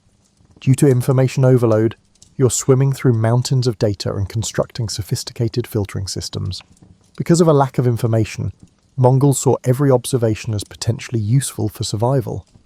Their hyper-awareness of minute animal activity, distant dust clouds, and small wind direction changes showed cognitive adaptations to a low-information world. Your attention patterns are used to getting a lot of information with little meaning, so you would miss critical environmental cues. Risk assessment frameworks vary widely. Modern psychology indicates humans employ probability estimation and outcome severity to judge danger. These systems developed in environments with long-term, well-controlled dangers. Existential threats in the Mongol cognitive environment required being assessed immediately without probability calculations. In a world where everyday choices may kill, your brain's risk assessment software, updated for modern risks, would cause constant anxiety. Identity would change totally. Personal narratives regarding your past, professional tasks, and chosen connections likely shape your sense of self. Mongol identity was based on ancestry, tribe, and military unit. Only when an individual's attributes assisted these collectives did they matter. Few modern brains can make the leap from who I am to whose I am in self-concept. It goes beyond cultural adaptability. Emotional management methods would fail you. Modern emotional management involves verbalization, introspection, and discussional therapy. For the Mongols, physical expression, emotional restraint, and stoicism were more important than words. Emotions were largely expressed in ritualized circumstances like funeral laments and triumph celebrations. Your persistent emotional transparency might be risky due to your ongoing unmet need for emotional processing. Another psychological barrier is sleep architecture. Modern humans sleep consolidated in temperature-controlled, gloomy environments. Security requirements dictated the Mongols' segmented sleep patterns, which often occurred in exposed locations with little calm.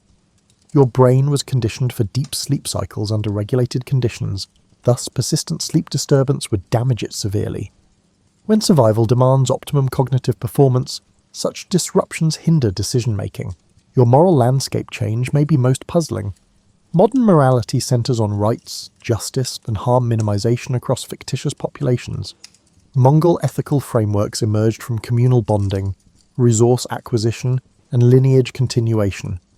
Actions that helped short-term aims were good regardless of outgroups. Your deep-rooted moral intuitions about universal human value would not help in a moral world whose ethical limits rarely extended beyond familial networks. Spiritual systems would also alienate.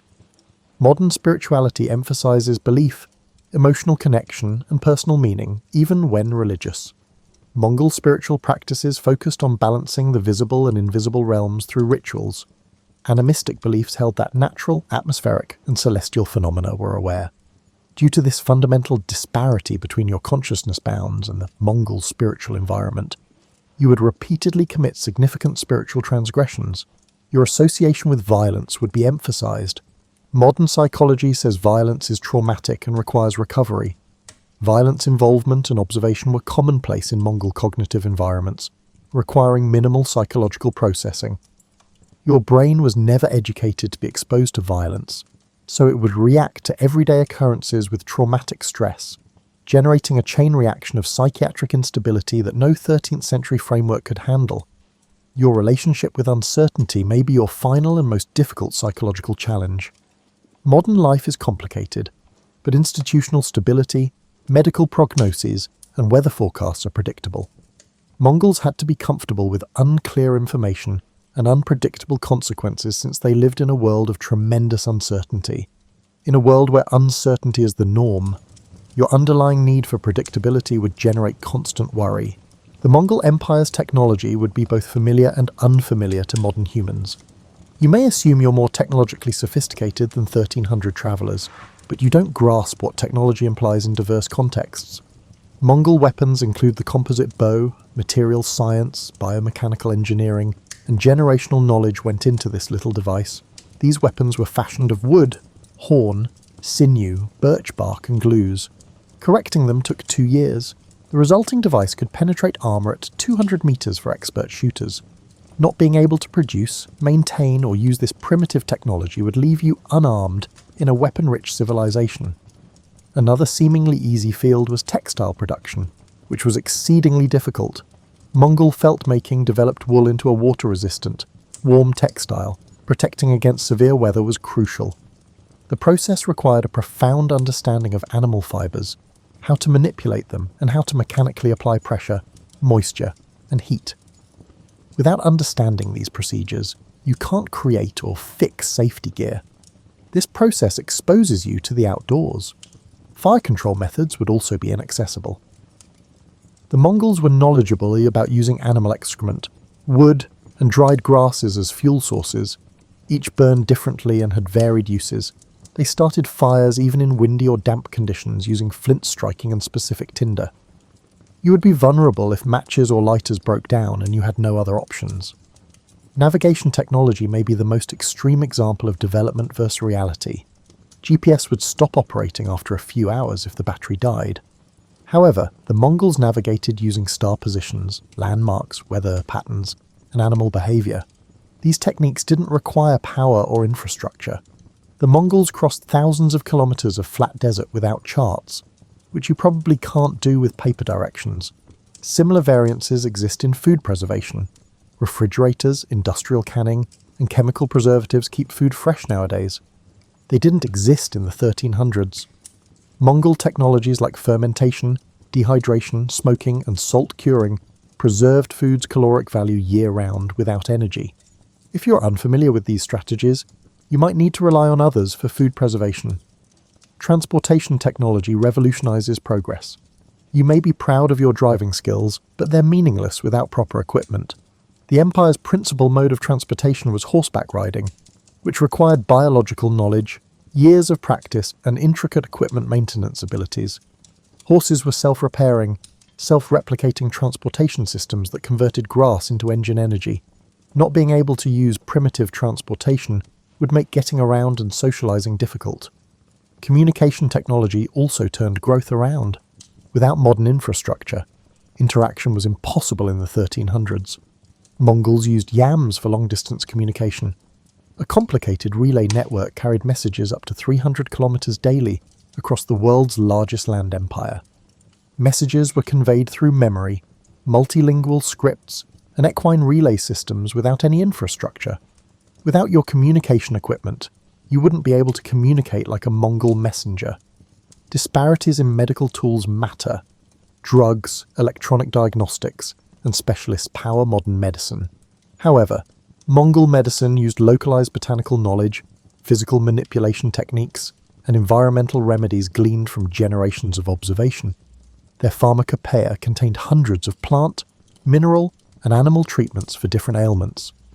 As your body faced new pathogens, you would have fewer medical care options without contemporary medical systems or traditional knowledge bases. Technological epistemology, how knowledge was gained, verified and shared, may be the most confounding development. Today, we understand technology through theoretical theories, mathematical modelling, and standard documentation. The Mongols learned technology via talking, practicing, and teaching. I learned technology by practicing under professionals for years, not reading manuals.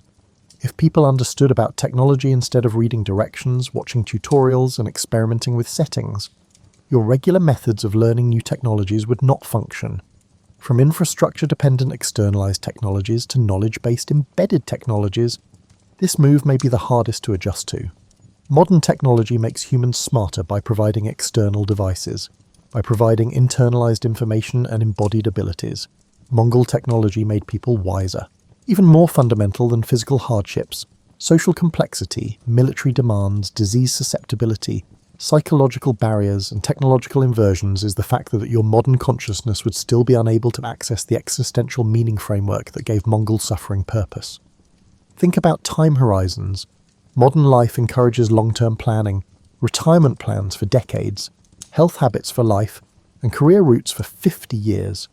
Urgency, seasonal preparation, and generational continuity limited meaningful temporal contemplation in the Mongol existential framework, which operated on compressed time horizons. Compression was an adaptive response to the environment, not a cognitive restriction. Your natural ability to project into distant possibilities would not help you survive in an unpredictable world.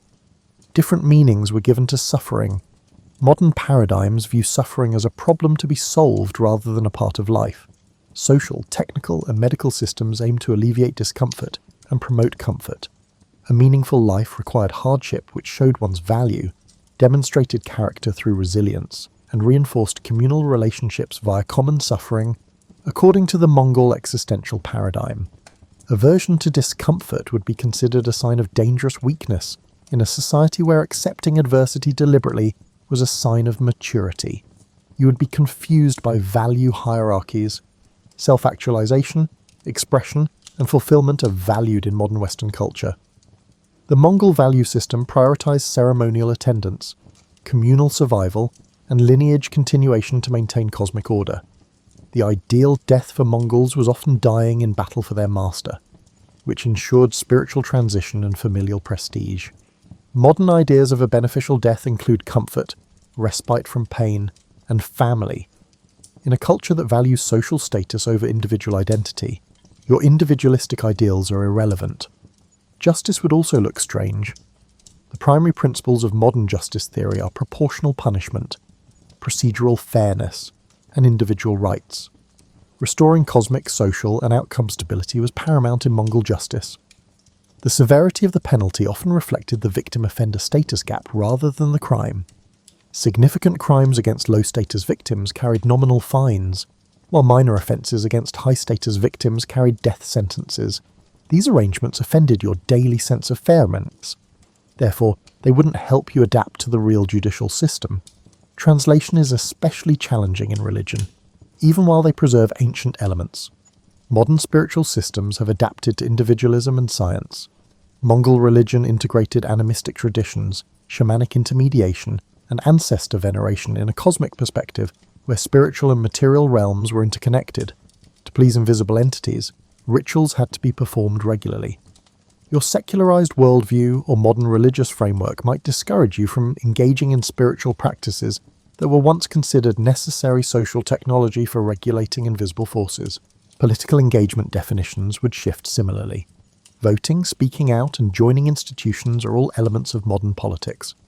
Mongol politics centered on personal allegiance, as shown by military duty, resource giving, and physical presence. Political legitimacy was based on military victory, resource acquisition, or divine favor, not procedure. If might and right were still linked rather than conceptually distinct, your good governance idea would fail. Your new relationship with nature may be the most complicated. Modern environmental frameworks represent humans as independent of and influencing natural systems, whether exploitative or conservationist. Mongol existential philosophy holds that humans are part of ecological systems impacted by seasonal flows, weather patterns, and animal migration. Human communities were little subsystems of nature that were the primary reality, not a resource or aesthetic backdrop. In a worldview where humans were integrated into natural processes, your role as nature's spectator, consumer or protector would change. Different meanings surrounded death. Most deaths today occur in sterile, medicalized, and artificially delayed conditions.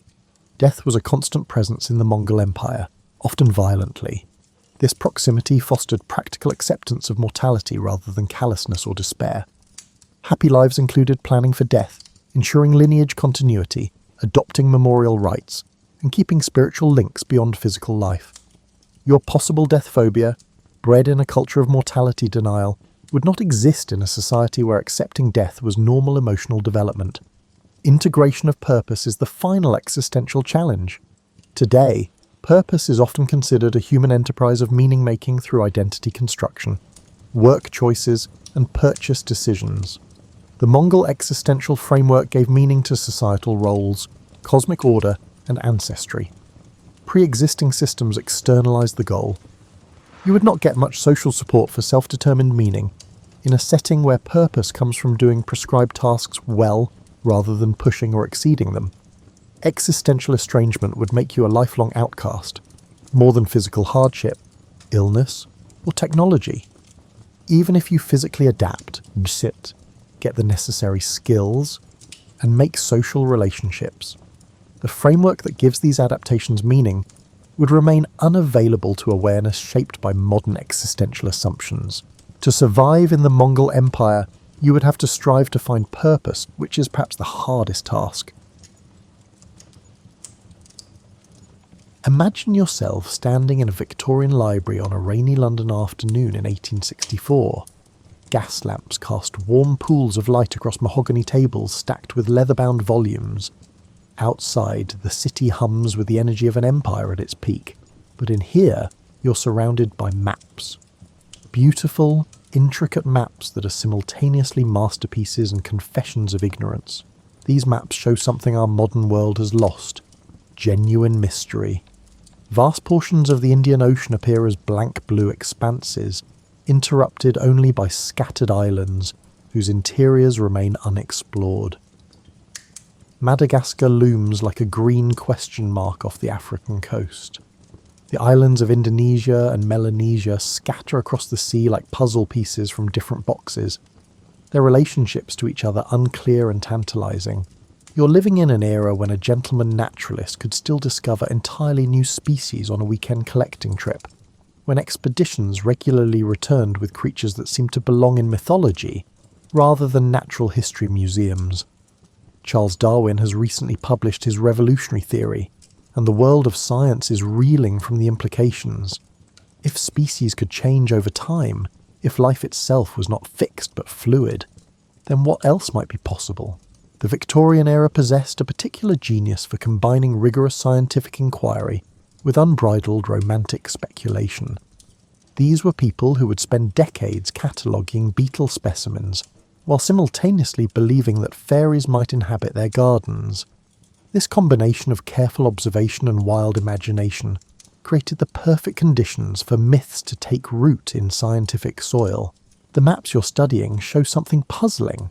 Certain plants and animals appear in places they have no business being.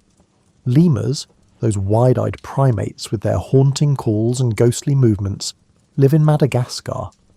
Yet their closest relatives aren't in nearby Africa, but thousands of miles away in India and Southeast Asia. It's as if someone had scattered them across the ocean deliberately, like seeds from a cosmic hand. Fossils present even stranger mysteries. The Glossopteris fern, which anyone can recognise from its distinctive tongue-shaped leaves, appears in rocks across South America, Africa, India, and Australia. It's the botanical equivalent of finding your house key simultaneously in London, Cairo, Mumbai, and Sydney. Something doesn't add up, and Victorian scientists knew it. The standard explanation that these species had somehow walked or swum across thousands of miles of open ocean seemed absurd even to 19th century minds. Lemurs are decent climbers, but notoriously poor swimmers. The Glossopteris fern produces seeds far too heavy to blow across oceans on the wind. Yet there they were, separated by impossible distances, clearly related but impossibly divided. This was the scientific puzzle that would give birth to Lemuria. But to understand how that happened, you need to appreciate the Victorian mindset that saw patterns in everything, and believed that every mystery had a solution, even if that solution required imagining entire continents into existence. The 19th century was also a time when the Earth itself seemed younger and more malleable. Geologists were just beginning to understand the planet's true age, which was considerably older than the biblical calculations that had previously dominated Western thought.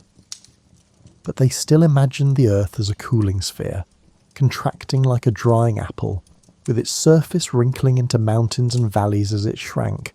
This contraction theory suggested that the planet's geography might have been very different in the past. Perhaps land bridges had connected continents that now stood separate. Perhaps entire land masses had sunk beneath the waves as the Earth contracted, taking their flora and fauna with them. The idea wasn't just speculation. It seemed to follow logically from the best understanding of planetary formation available at the time. Into this atmosphere of scientific inquiry and creative theorising stepped a British zoologist named Philip Sclater, who was about to name something that didn't exist and, in doing so, create a legend that would outlive his actual scientific contributions. Philip Sclater was, by all accounts, a thoroughly respectable Victorian scientist. He wasn't a wild-eyed mystic or a romantic dreamer. He was a Fellow of the Royal Society, a serious zoologist with impeccable credentials, and a particular interest in the geographical distribution of species, the kind of man who wore proper suits to dinner and catalogued specimens with meticulous care. In 1864, Sclater published a paper with the rather dry title The Mammals of Madagascar, which addressed the lemur problem we discussed earlier. His solution was elegantly simple. What if Madagascar and India had once been connected by a land bridge, or, better yet, were fragments of a larger landmass that had since subsided into the ocean? This hypothetical continent needed a name, and Sclater chose Lemuria after the lemurs whose distribution had inspired the theory. It was meant to be a strictly scientific term, describing a purely geological hypothesis. Sclater imagined Lemuria as a long-vanished connection between continents, a bridge that had allowed species to spread and then disappeared, leaving only scattered populations on isolated lands. The beauty of Sclater's theory was that it explained so much with a single hypothesis. The distribution of lemurs, the presence of similar rock formations across distant lands, and the fossil record that suggested tropical forest in places now divided by ocean, all of it made sense if you accepted that the Indian Ocean had once contained substantial land masses. Other scientists quickly embraced and expanded Sclater's idea. Ernst Haeckel, a German biologist and passionate advocate of Darwin's evolutionary theory, incorporated Lemuria into his understanding of human origins. If Lemuria had existed, Haeckel reasoned, it might have been the birthplace of humanity, the Garden of Eden rendered in geological terms. Haeckel's version of Lemuria grew considerably larger than Sclater's modest land bridge. In Haeckel's imagination, it became a vast continent stretching across much of the Indian Ocean, a lost paradise where the first humans had evolved before spreading to other continents. His beautifully detailed maps showed Lemuria as a substantial landmass, complete with mountain ranges and river systems that existed only in scientific speculation. The scientific community didn't immediately reject these ideas because they addressed real puzzles with what seemed like reasonable solutions. Continental subsidence wasn't considered impossible. After all, earthquakes and volcanic eruptions constantly demonstrated that the Earth's surface was changeable. If mountains could rise and valleys form, why couldn't entire continents sink? For a few decades, Lemuria occupied a strange position. It was a scientific hypothesis with no direct evidence, but it explained patterns that otherwise seemed inexplicable. Scientists discussed it in academic journals, while acknowledging that proving its existence would be difficult.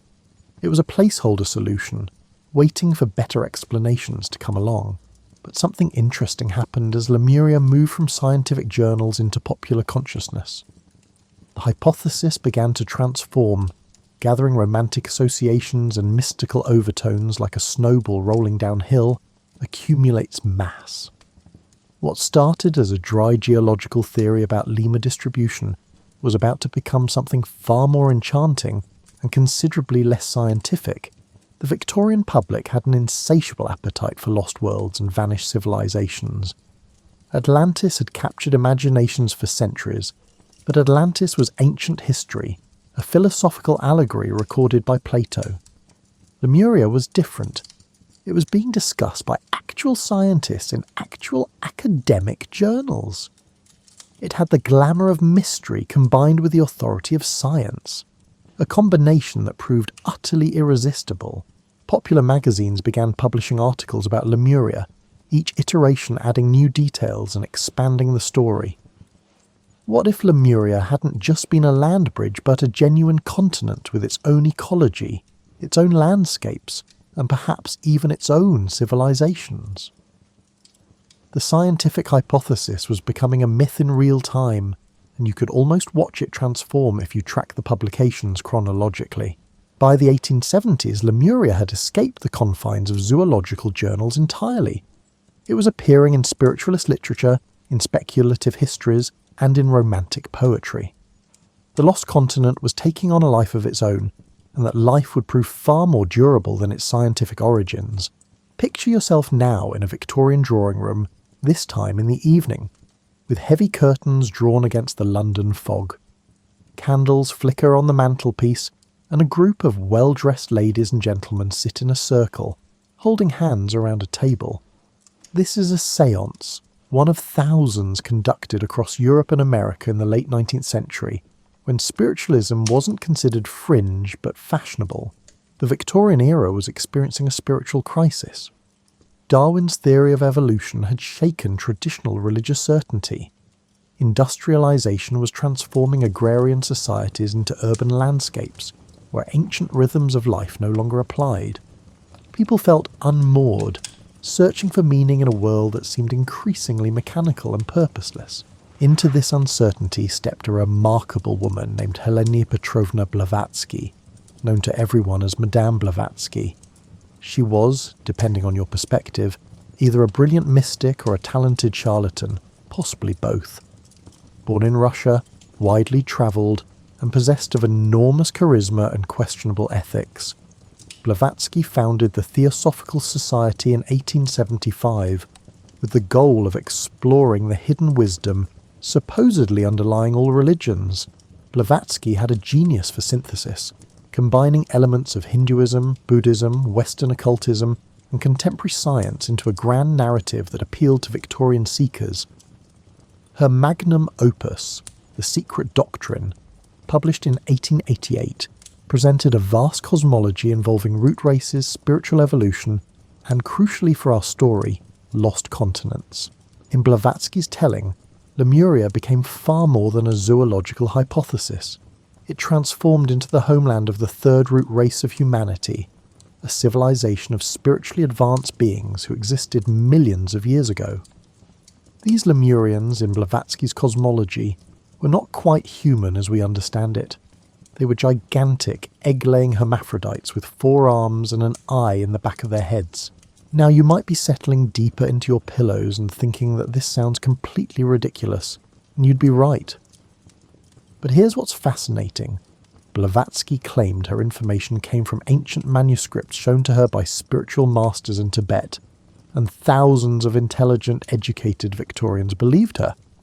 Or at least they wanted to believe her, which amounts to nearly the same thing. The Theosophical Lemuria bore almost no resemblance to Sclater's modest land bridge. It stretched across vast portions of the Pacific and Indian Oceans, encompassing everything from Madagascar to Easter Island. Its civilization predated any known human culture, and its inhabitants possessed powers that made modern humans seem like pale shadows of former glory. According to theosophical teachings, the Lemurians had been destroyed in a cataclysm, volcanic eruptions and earthquakes that caused their entire continent to sink beneath the waves. But before the destruction, the most advanced Lemurians had escaped, carrying their wisdom to other lands. This explained conveniently why traces of advanced ancient knowledge appeared in cultures worldwide. The beauty of Blavatsky's system was its unfalsifiability. Any evidence that contradicted her claims could be explained away as incomplete understanding or spiritual blindness. The lack of physical evidence for Lemuria became proof of how thoroughly it had been destroyed. It was mythology masquerading as lost history, and it filled a need that pure science couldn't satisfy. Theosophy attracted an impressive roster of followers, including writers, artists, scientists, and social reformers. These weren't necessarily gullible fools. Many were thoughtful people seeking alternatives to both religious dogmatism and materialistic reductionism. Theosophy offered a middle path, spiritual meaning clothed in pseudo-scientific language. The Theosophical Lemuria also served another Victorian preoccupation, race theory. The concept of root races, each supposedly more evolved than the last, appealed to a society deeply invested in hierarchical thinking. While Blavatsky's system was less overtly racist than some Victorian race theories, it still embedded troubling assumptions about human development that reflected the prejudices of her era. Other writers and mystics eagerly expanded on Blavatsky's framework. James Churchward, in the early 20th century, wrote extensively about Mu, which he claimed was Lemuria's Pacific counterpart, another lost continent supposedly proven by ancient tablets that conveniently disappeared before anyone else could examine them. Each iteration added new layers to the myth, building an elaborate structure on foundations that had never existed. What's remarkable is how quickly Lemuria moved from scientific hypothesis to mystical certainty. Within a few decades, you could find multiple versions of Lemurian history, each contradicting the others, but all claiming ancient authority. Some describe Lemuria as a tropical paradise, others as a harsh volcanic landscape. Some Lemurians were spiritual masters, others were primitive giants. The continent's location shifted depending on who was writing about it. This proliferation of conflicting accounts should have undermined Lemuria's credibility, but somehow it didn't. Instead, each new version seemed to validate the basic concept. If so many different sources mention Lemuria, surely there must be something to it. This is how myths work. They accumulate details and variations while the core story remains flexible enough to accommodate contradiction. By the turn of the 20th century, Lemuria had become firmly established in popular consciousness, particularly among spiritual seekers and alternative historians. It was taught in theosophical lodges, discussed in occult circles, and referenced in popular literature. The lost continent had achieved a kind of cultural reality, independent of any physical evidence. As you drift deeper into this story, imagine yourself in early 20th century California, specifically at Mount Shasta, that magnificent snow-capped volcano rising from the northern landscape.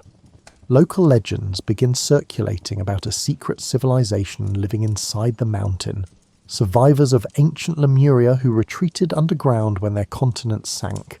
These Lemurian survivors supposedly built a city called Telos within the mountain, complete with temples and gardens illuminated by mysterious light sources. They occasionally emerge to walk among ordinary humans, recognizable by their unusual height, white robes, and tendency to pay for supplies with gold nuggets before disappearing back into the wilderness. The Shasta legends illustrate how Lemuria adapted to local conditions. Every region that embraced the myth modified it to fit local geography and culture. In the Pacific, Lemuria explained the origin of Polynesian peoples. In India, it connected to Vedic traditions. In California, it merged with Native American legends and gold rush mysticism to create something uniquely Western American.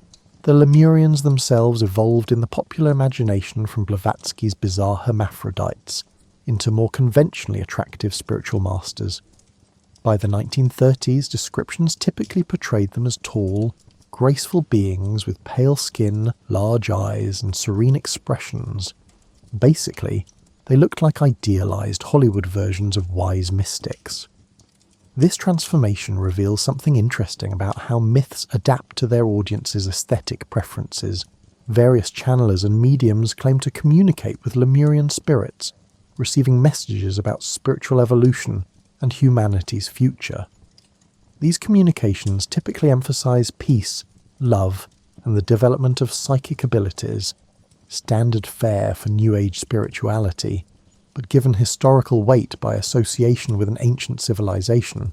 Frederick Spencer, Oliver's 1894 novel A Dweller on Two Planets, introduced another element to Lemurian mythology: advanced technology. Oliver claimed his book was channeled from a spirit who described Lemurian civilization as possessing flying machines, wireless communication, and other devices that anticipated 20th century innovations.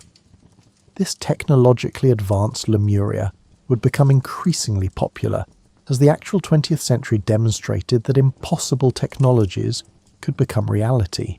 The notion of Lemuria as a technologically sophisticated civilization served multiple purposes. It suggested that modern progress wasn't unprecedented, but rather a rediscovery of ancient knowledge. It implied that human potential was greater than contemporary limitation suggested, and it provided comfort that even advanced civilizations could be destroyed, making the catastrophic potential of 20th century warfare feel like part of a larger pattern, rather than a unique modern horror. Edgar Cayce, the famous sleeping prophet, incorporated Lemuria into his trance readings during the 1920s and 1930s. His versions emphasized the spiritual and psychic abilities of Lemurians, describing them as beings who communicated telepathically and manipulated matter through thought. When their civilization fell, Cayce claimed, it was because they had misused their powers, privileging material advancement over spiritual development, a cautionary tale that resonated with audiences living through rapid technological change. What united most of these Lemurian accounts was a sense of loss and possibility. Lemuria represented something humanity had once possessed and might reclaim: harmony with nature, spiritual advancement, and technological prowess combined with wisdom. The lost continent became a mirror reflecting whatever its believers felt was missing from modern life. The myth also provided an origin story that bypassed uncomfortable questions about evolution and human origins. If humanity descended from spiritually advanced Lemurians, then we weren't merely evolved apes, but beings with a noble lineage temporarily fallen from former glory. This narrative appealed to people who couldn't accept evolutionary theory, but recognised that biblical literalism was increasingly untenable. Indigenous peoples' reactions to Lemurian theories were complicated. Some saw the myths as yet another example of colonisers appropriating and distorting indigenous histories. Others found ways to incorporate Lemuria into their own traditions, using the concept to add historical depth to oral histories. The Hawaiian concept of Mu, for instance, became entangled with Lemurian mythology in ways that blurred original traditions with imported ideas. By mid-century, Lemuria had become something like King Arthur's Camelot. A story everyone knew probably wasn't literally true, but that persisted because it served emotional and psychological needs that fact couldn't address. People wanted to believe in lost golden ages and hidden wisdom, in the possibility that somewhere, beneath the ocean's surface or inside mountains, traces of humanity's nobler past endured. The irony is that while mystics and channelers were elaborating increasingly baroque visions of Lemurian civilization, actual scientists were developing theories that would completely eliminate any need for Lemuria's existence. The solution to the puzzles that had inspired Sclater's original hypothesis was emerging, but it would take decades for that solution to become widely accepted. Let's shift our scene now to 1912, to a meeting of the German Geological Society, where a meteorologist named Alfred Wegener is presenting a theory so radical that most of his colleagues think he's lost his mind. Wegener is proposing that continents move, not slowly settling or rising, but actually drifting across the Earth's surface like massive rafts floating on a denser layer below. Wegener has noticed the same puzzles that inspired Lemuria: matching fossils on different continents, similar rock formations separated by oceans, and coastlines that fit together like jigsaw pieces. But instead of imagining vanished land bridges, he's proposing something far more revolutionary. All the continents, he suggests, were once joined in a single supercontinent, he calls it Pangaea, that has since split apart and drifted to their current positions. The reaction from the geological establishment is swift and brutal. Continental drift seems physically impossible. What force could move entire continents? How could solid rock flow like liquid? Wegener can't answer these questions satisfactorily, and his theory is largely dismissed as imaginative speculation unsupported by mechanism. Here's what's fascinating. Wegener's evidence for continental drift was actually stronger than any evidence for Lemuria had ever been. He could show matching rock layers, identical fossils, and even glacial patterns that made sense only if continents had once been connected differently. Yet the scientific community rejected his well-evidenced theory. While some of those same scientists had previously entertained the essentially evidence-free notion of sunken continents, this reveals something important about how scientific acceptance works. It's not just about evidence, but about whether a theory fits within acceptable frameworks. Land bridges and subsiding continents fit Victorian assumptions about how the Earth worked. Moving continents didn't. So despite better evidence, continental drift languished in scientific purgatory for decades. But Wegener's theory had planted a seed. Other researchers began finding supporting evidence. Paleomagnetic studies, examining the magnetic orientation of ancient rocks, showed that continents must have moved relative to the magnetic poles. Mapping the ocean floor revealed mid-ocean ridges and deep trenches that suggested active geological processes. The real breakthrough came in the 1960s with the development of plate tectonics theory. Scientists realised that the Earth's surface consists of massive rigid plates, floating on a partially molten layer beneath. These plates move, driven by convection currents in the Earth's mantle. Where plates separate, new crust forms. Where they collide, mountains rise, or one plate subducts beneath another. Plate tectonics explained everything that Lemuria had been invented to explain, but it did so with actual evidence and testable mechanisms. the matching fossils on different continents. They weren't separated by a sunken land bridge, but by continents that had split apart. The distribution of lemurs. Madagascar had separated from India millions of years ago, when Africa and the Indian subcontinent were parts of Gondwana, a southern supercontinent. Suddenly, Lemuria became scientifically unnecessary. The puzzles that had inspired Sclater's original hypothesis now had a better explanation, one supported by evidence from ocean floor mapping, earthquake patterns, volcanic activity, and the continuing movement of continents that could be measured with precision instruments. You might think this would have killed the Lemuria myth, but mythology doesn't die just because science provides better explanations. Myths persist because they serve needs that transcend factual accuracy. While geologists abandoned Lemuria, mystics and alternative historians clung to it with renewed fervour, often claiming that mainstream science was suppressing evidence, or that spiritual truth transcended mere physical facts. The scientific abandonment of Lemuria actually freed the myth to become more elaborate. Without the constraint of needing to fit geological evidence, Lemurian enthusiasts could imagine whatever they wanted. The lost continent migrated between oceans depending on who was writing about it. Its civilization's technology became increasingly anachronistic and impossible. The reasons for its destruction multiplied and diverged. Modern geology can now map the ocean floor with extraordinary precision. We've sent submarines to the deepest trenches and used sonar to create detailed topographical maps of underwater terrain. There's nowhere for a continent-sized landmass to hide. The Indian Ocean floor shows the expected patterns of plate tectonics, spreading ridges, subduction zones and volcanic chains, but no evidence of recent continental subsidence. Yet this definitive absence of evidence hasn't eliminated belief in Lemuria. Instead, believers have adapted their claims.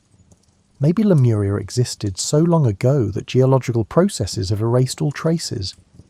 Maybe it was in a different ocean than originally thought. Maybe it wasn't a physical continent but an astral realm that existed on a different plane of reality. The myth simply evolves to survive, demonstrating impressive adaptability. The transformation of Lemuria from scientific hypothesis to disproven theory to persistent myth illustrates something important about how knowledge works. Scientific theories are provisional. They stand until better explanations emerge, then gracefully retire. Myths are different. They're not about explaining physical reality, but about meeting psychological and emotional needs. Disproving a myth's literal truth doesn't eliminate those needs. For scientists, plate tectonics replacing Lemuria represents progress, better understanding built on evidence. For believers, science's rejection of Lemuria might represent closed-mindedness or the limitations of materialistic thinking. These groups are essentially speaking different languages, pursuing different goals, and measuring success by different standards. The story of Lemuria's scientific demise is actually a success story for science, a demonstration of how the scientific method eventually arrives at better explanations by following evidence wherever it leads. But it's simultaneously a demonstration of science's limits. Science can explain physical processes, but it can't necessarily satisfy human yearning for lost golden ages or connections to ancient wisdom. As you settle more comfortably into your blankets, let's explore how Lemuria escaped the confines of both scientific journals and occult societies to become a presence in art galleries, bookstores, and eventually movie theatres. The lost continent proved irresistible to artists and writers because it offered something precious, a blank canvas. Unlike actual historical civilizations that come burdened with inconvenient facts, Lemuria could be whatever an artist needed it to be. It was Eden without biblical constraints, Atlantis without Plato's philosophical baggage, a lost world limited only by imagination. Science fiction writers were particularly drawn to Lemurian themes. Abraham Merritt's 1919 novel The Moon Pool featured hidden Lemurian ruins in Micronesia, complete with ancient technology and otherworldly beings. His lush, dreamlike prose transformed Lemuria from an abstract concept into a visceral experience. You could almost smell the tropical flowers and feel the humid air of his lost world. These early 20th century adventure stories treated Lemuria much as they treated any exotic location, as a setting for Western protagonists to have thrilling experiences. The actual Lemurians often appeared as wise mentors, mysterious guides, or occasionally obstacles to be overcome. They were essentially fantastical versions of the noble savage trope. Filtered through theosophical ideas about spiritual advancement, poets found Lemuria equally inspiring. The lost continent became a metaphor for vanished innocence, for knowledge lost to time, for the price of hubris. In these poetic treatments, Lemuria wasn't necessarily literal. It was symbolic, representing whatever the poet felt had been lost in the transition to modernity. The continent's physical existence mattered less than its emotional resonance. Visual artists produced countless depictions of Lemuria, each reflecting their era's aesthetic sensibilities. Victorian illustrations showed it as a vaguely classical civilization, with toga-clad inhabitants and marble temples. Art Deco interpretations featured sleek geometric buildings and stylized figures. 1970s New Age art transformed it into a psychedelic paradise of crystals and cosmic consciousness. What's striking about these artistic representations is their diversity. Unlike historically attested civilizations that must conform to archaeological evidence, Lemurian art was constrained only by the artist's imagination and their audience's expectations. This freedom produced wildly varying visions, from primitive tribal societies to technological utopias, sometimes within the same decade. Comic books and pulp magazines embraced Lemuria enthusiastically. The continent appeared in adventure stories, horror tales, and even superhero comics. Sometimes it was the source of mystical artifacts that modern characters sought. Sometimes it provided origin stories for mysterious villains or wise mentors. The Lost Continent had become a standard element in popular culture's toolkit, available for whatever narrative purpose a writer needed. The 1960s and 1970s counterculture found Lemuria particularly appealing. As young people rejected mainstream society and sought alternative worldviews, the Lost Continent fit perfectly into emerging New Age philosophy. Lemuria represented humanity before hierarchies, before pollution, before war.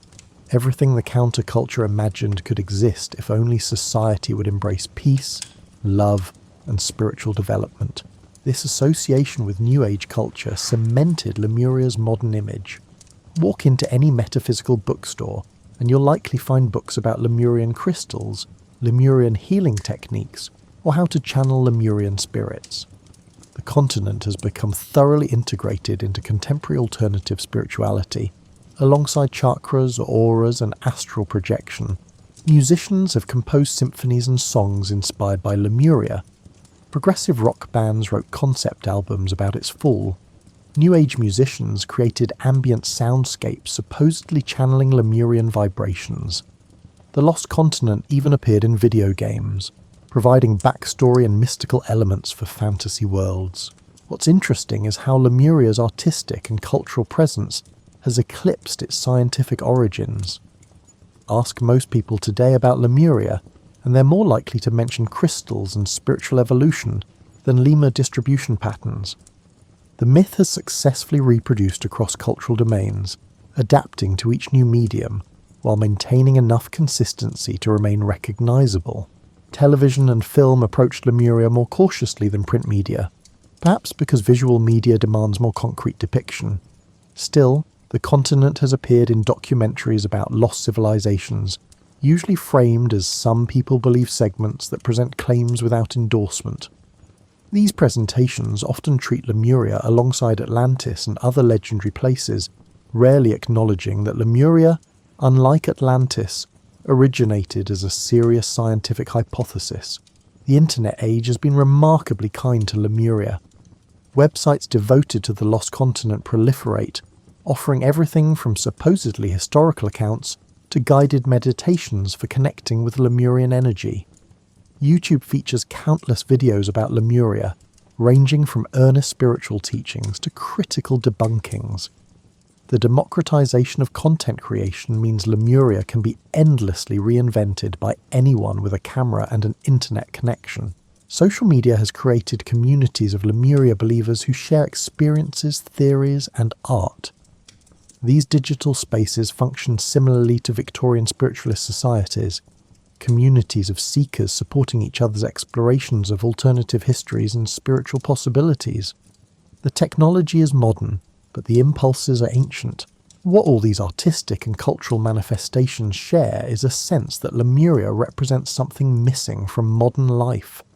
Whether that's spiritual wisdom, harmony with nature, advanced but lost technology, or simply the romance of mystery, the lost continent serves as a receptacle for contemporary longings projected onto an imaginary past. As we approach the end of our journey, let's consider what Lemuria means now in our own time, when satellite imagery has mapped every inch of the planet, and scientific understanding of Earth's history is more comprehensive than ever. The story of Lemuria is ultimately a story about human imagination and its relationship with evidence. It demonstrates how easily scientific hypotheses can transform into myths when they tap into deeper needs and desires. It shows how myths persist despite contrary evidence, because they serve purposes that transcend factual accuracy. Lemuria's journey from zoological puzzle to spiritual homeland reveals something important about the Victorian era that created it. That was a time of enormous confidence in human understanding, but also deep anxiety about humanity's place in the universe. Darwin had displaced humans from their special creation. Industrialization had disrupted traditional communities. Traditional religious certainty was eroding. Lemuria offered comfort, a suggestion that humanity had once achieved greatness and might do so again. The myth also reflects colonial attitudes and anxieties. The idea that isolated, primitive peoples might be degraded remnants of advanced civilizations justified colonialism, while explaining cultural differences in ways that preserved European superiority. Even as it critiqued modern civilization's flaws, Lemurian mythology often embedded racist assumptions about human development and achievement. Modern believers in Lemuria face different challenges than their Victorian predecessors. They must navigate a world where Lemuria's scientific impossibility is well established. This has led to interesting adaptations. Some locate Lemuria in increasingly remote time periods, hundreds of millions of years ago, when geological evidence becomes murkier. Others shift from physical to metaphysical claims, suggesting Lemuria existed on spiritual rather than material planes. The persistence of the Lemuria belief, despite scientific consensus, reveals the limits of scientific authority in shaping public imagination. Science can establish facts about the physical world, but it cannot dictate what stories people find meaningful or what beliefs serve their psychological needs. This is both science's limitation and its strength. It constrains itself to answerable questions rather than claiming authority over human meaning-making. Lemuria has also become a case study in how to approach dubious claims without dismissing the people who hold them. Skeptics who simply mock Lemuria believers often miss the opportunity to understand why the myth remains appealing. The lost continent addresses real needs, for wonder, for connection to something greater than oneself, and for alternatives to materialistic reductionism. The educational challenge is finding ways to teach critical thinking while respecting people's need for meaning. Explaining why Lemuria is geologically impossible is relatively straightforward. Helping people understand what needs the myth serves, and finding better ways to meet those needs is much harder, but ultimately more important. Lemuria has left its mark on language and culture in ways that persist regardless of belief in its literal existence. When someone refers to an idea as Lemuria, vague, unsubstantiated, but appealing, they're drawing on the lost continent's legacy. The term has become shorthand for a particular kind of attractive but unfounded speculation. The myth has also influenced legitimate archaeology and anthropology by creating expectations and interpretations that researchers must navigate. When unusual artifacts or structures are discovered, someone inevitably suggests Lemurian origins. This forces scientists to repeatedly explain dating methods, construction techniques, and cultural contexts, which can be frustrating but also provides opportunities for public education about how we actually understand the past. Perhaps Lemuria's most lasting contribution is as a reminder of science's provisional nature. The scientific theories that gave birth to Lemuria seemed sound based on available evidence. Scientists weren't being foolish or credulous. They were working with incomplete information and proposing explanations that fit their understanding of how the world worked. That those explanations proved incorrect doesn't diminish the legitimate scientific process that generated them. This should make us humble about current scientific consensus. Not every theory will be overturned, but history suggests that some of what we consider established fact will be revised as understanding deepens. The scientific method's strength lies in its self-correction, its willingness to abandon even cherished theories when evidence demands it. At the same time, Lemuria's transformation from hypothesis to myth demonstrates the danger of premature certainty. The ease with which Victorian scientists accepted the subsiding continent hypothesis suggests they were too quick to embrace convenient explanations. This is a trap that each generation of scientists must guard against. The temptation to accept explanations that fit expectations rather than demanding rigorous proof. For believers in Lemuria, the myth offers something science cannot, a sense of enchantment in a disenchanted world. It suggests that reality is larger and stranger than mainstream understanding allows, that mystery persists despite scientific explanation, and that rationality doesn't exhaust the possibilities of human experience. These are important needs that deserve respect even when specific beliefs don't deserve acceptance. The question isn't whether Lemuria existed. Geologically, it didn't. The interesting question is why people continue to believe in it, and what that belief does for them. Some are drawn to the narrative's spiritual elements, finding meaning in Lemurian teachings about consciousness and human potential. Others appreciate the myth's critique of modern civilization, using Lemuria as a lens for examining what contemporary society might be missing. Young people today discovering Lemuria often approach it differently than earlier generations. Many treat it as aesthetic inspiration, Lemurian imagery for art, music or fashion, without committing to literal belief. This ironic or aesthetic appropriation represents another evolution of the myth, one that values Lemuria's imaginative power while acknowledging its factual problems. As you prepare for sleep, consider this. Lemuria never existed as a physical place, but it exists very much as an idea. Maps showing its location have influenced thought and culture for over a century. Books describing its civilization line library shelves. Art depicting its landscapes hangs in galleries. The lost continent is imaginary, but its effects are real. This paradox, that fictional places can have genuine consequences, tells us something profound about human nature. We are storytelling creatures who create meaning through narrative. Facts matter, but stories matter too, and sometimes they matter in different ways. The blank spaces on those Victorian maps weren't really blank. They were full of possibility. When explorers finally mapped those spaces and found only water, coral reefs and volcanic islands, they eliminated geographical mystery but couldn't eliminate the human need for wonder. Lemuria filled that need, and when physical geography could no longer accommodate it, the myth simply migrated to other territories, the distant past, alternative dimensions, spiritual realms. Your own life probably contains equivalent blank spaces, periods you don't fully remember, possibilities not pursued, futures that might have been. Like Victorian cartographers filling unknown oceans with speculative continents, you've probably populated your blank spaces with imagined what-ifs and might-have-beens. This isn't foolishness, it's imagination. And imagination is as fundamental to human nature as reason. The story of Lemuria teaches us to hold our certainties lightly. The Victorian scientists who proposed sunken continents weren't stupid. They were working with incomplete information and doing their best to explain genuine mysteries. The mystics who elaborated the myth weren't all frauds. Many genuinely sought meaning in a world that seemed increasingly meaningless. Even modern believers in Lemuria aren't necessarily credulous. They're often thoughtful people who've decided that spiritual truth and scientific fact operate in different domains. This doesn't mean all beliefs are equally valid, or that we should abandon critical thinking.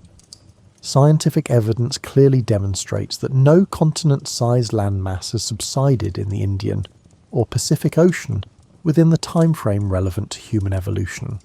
Plate tectonics explains the distribution of species and geological formations without requiring lost continents. These facts matter, and respecting evidence matters, but facts don't exhaust reality. The human need for wonder, for connection to something greater than ourselves, for narratives that give life meaning, these are also real. Lemuria persists not because evidence supports it, but because it addresses needs that evidence cannot satisfy. Understanding this helps us appreciate why myths endure and what purposes they serve. The 21st century presents us with fewer geographical blank spaces than the Victorians enjoyed, but we've discovered new realms of mystery. The ocean depths remain largely unexplored. The quantum realm behaves in ways that defy intuition. Consciousness itself remains mysterious despite advances in neuroscience. Perhaps these modern mysteries will inspire new myths, new Lemuria suited to contemporary needs. What we can learn from Lemuria's story is the importance of distinguishing between different kinds of truth. Scientific truth, based on evidence and testing, tells us what physically exists. Mythological truth, based on meaning and narrative, tells us what we need psychologically and spiritually. The problems arise when we confuse these categories, when myths claim scientific authority they don't have, or when science claims to answer questions beyond its scope. A mature relationship with beliefs like Lemuria involves appreciating what they offer while acknowledging what they lack. You can find meaning in Lemurian mythology's emphasis on spiritual development without believing in literal Lemurian civilizations. You can use the myth as inspiration for art or meditation without making factual claims about geography. This both respects the myth's power and maintains intellectual honesty. The scientists who debunked Lemuria didn't destroy anything valuable. They clarified our understanding of Earth's actual history, which is fascinating enough without fictional continents. The real story of Gondwana breaking apart, of India colliding with Asia to create the Himalayas, of Australia drifting north while carrying its unique marsupial fauna, this is genuinely wondrous. We don't need imaginary continents when actual geological history is so remarkable. Yet something is lost when we eliminate all mystery, when every blank space gets filled with verified facts. The tension between knowledge and wonder, between explanation and enchantment, is one that each generation must navigate for itself. Perhaps the healthiest approach is maintaining both. Scientific literacy about how the world actually works, coupled with appreciation for the human imagination that can conceive of lost continents, ancient civilizations, and spiritual truths beyond material reality. Lemuria reminds us that humans have always been meaning makers, storytellers who shape our understanding through narrative as much as through observation. This is neither a flaw nor a virtue, it's simply what we are. The challenge is doing it consciously, with awareness of when we're making claims about physical reality and when we're expressing psychological needs through metaphor and myth. As you drift towards sleep, you might dream of tropical islands appearing on empty ocean horizons, of ancient temples emerging from mist, of civilizations that never were but somehow feel real in the way that dreams feel real. These dreams connect you to everyone who has ever wondered about what lies beyond the known, who has populated blank spaces with possibility, and who has found meaning in stories that transcend fact. The Victorians who imagined Lemuria were trying to solve real puzzles with the tools they had available. When better tools revealed better answers, the scientific hypothesis correctly faded away. But the myth persists because it serves different needs. Needs for wonder, for alternative possibilities, for narratives that suggest human existence is larger and more meaningful than materialistic reduction allows. Tomorrow, when you wake, you'll inhabit a thoroughly mapped world. Satellites have photographed every square mile of land and sea. We know where continents are, how they've moved, and why lemurs live where they do. This is progress. Genuine, valuable progress that expands human understanding and capability. But you'll also wake to a world that still contains mystery, still offers possibilities for wonder, and still invites imagination even in the absence of geographical blank spaces. The human capacity to dream up lost continents hasn't disappeared just because we've mapped the ocean floor. It's simply found new outlets, new frontiers, and new blank spaces to populate with possibility. Lemuria was born from lemurs and scientific puzzles, transformed by spiritual seekers and romantic dreamers, elaborated by artists and writers, and survives today as an idea that means different things to different people. It's a testament to human imagination, a cautionary tale about premature certainty, and a reminder that the stories we tell ourselves are as much a part of human reality as the facts we discover. The lost continent never existed, but the needs it addresses are real. The civilizations described by mystics never flourished, but the yearning for golden ages and spiritual wisdom is genuine. The geographical hypothesis was wrong, but the impulse to explain puzzling observations was scientifically legitimate. Lemuria is false, but not meaningless. As sleep approaches, let Lemuria remind you that the boundary between fact and fiction, between knowledge and imagination, and between science and myth is more permeable than we often acknowledge. We need rigorous thinking to understand how the world works, but we also need imagination to envision how it might be different. We need evidence to guide our beliefs, but we also need narratives to give our lives meaning. The story of Lemuria is ultimately hopeful.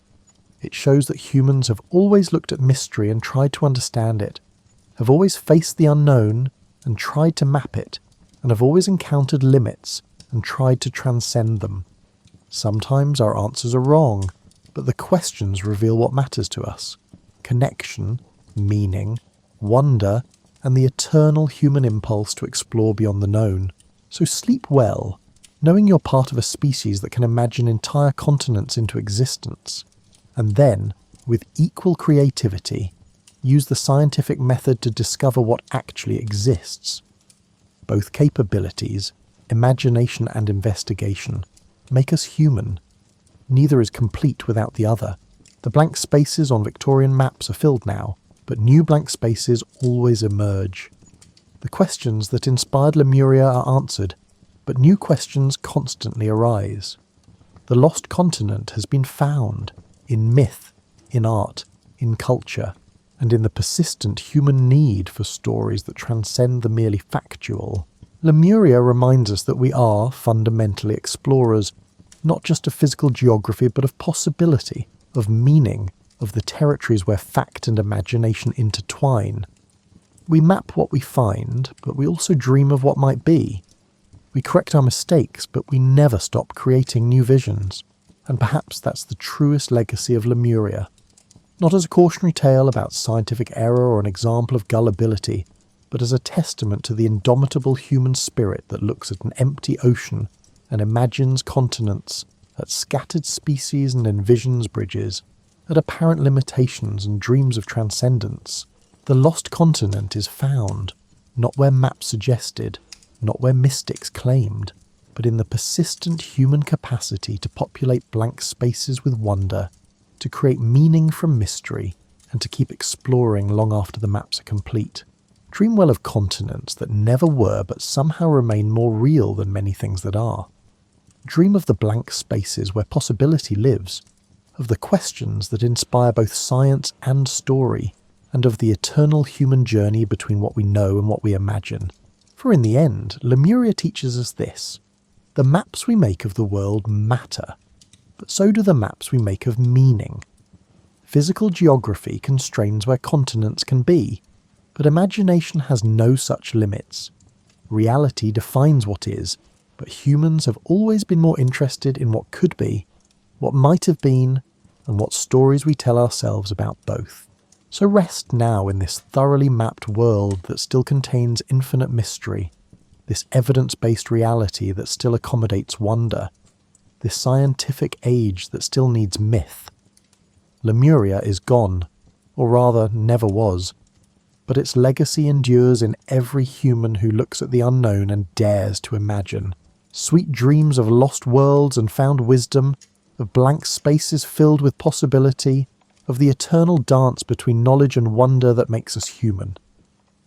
The continent may be lost, but the capacity to dream it into being, and then to seek truth about what actually is, remains our most distinctly human inheritance.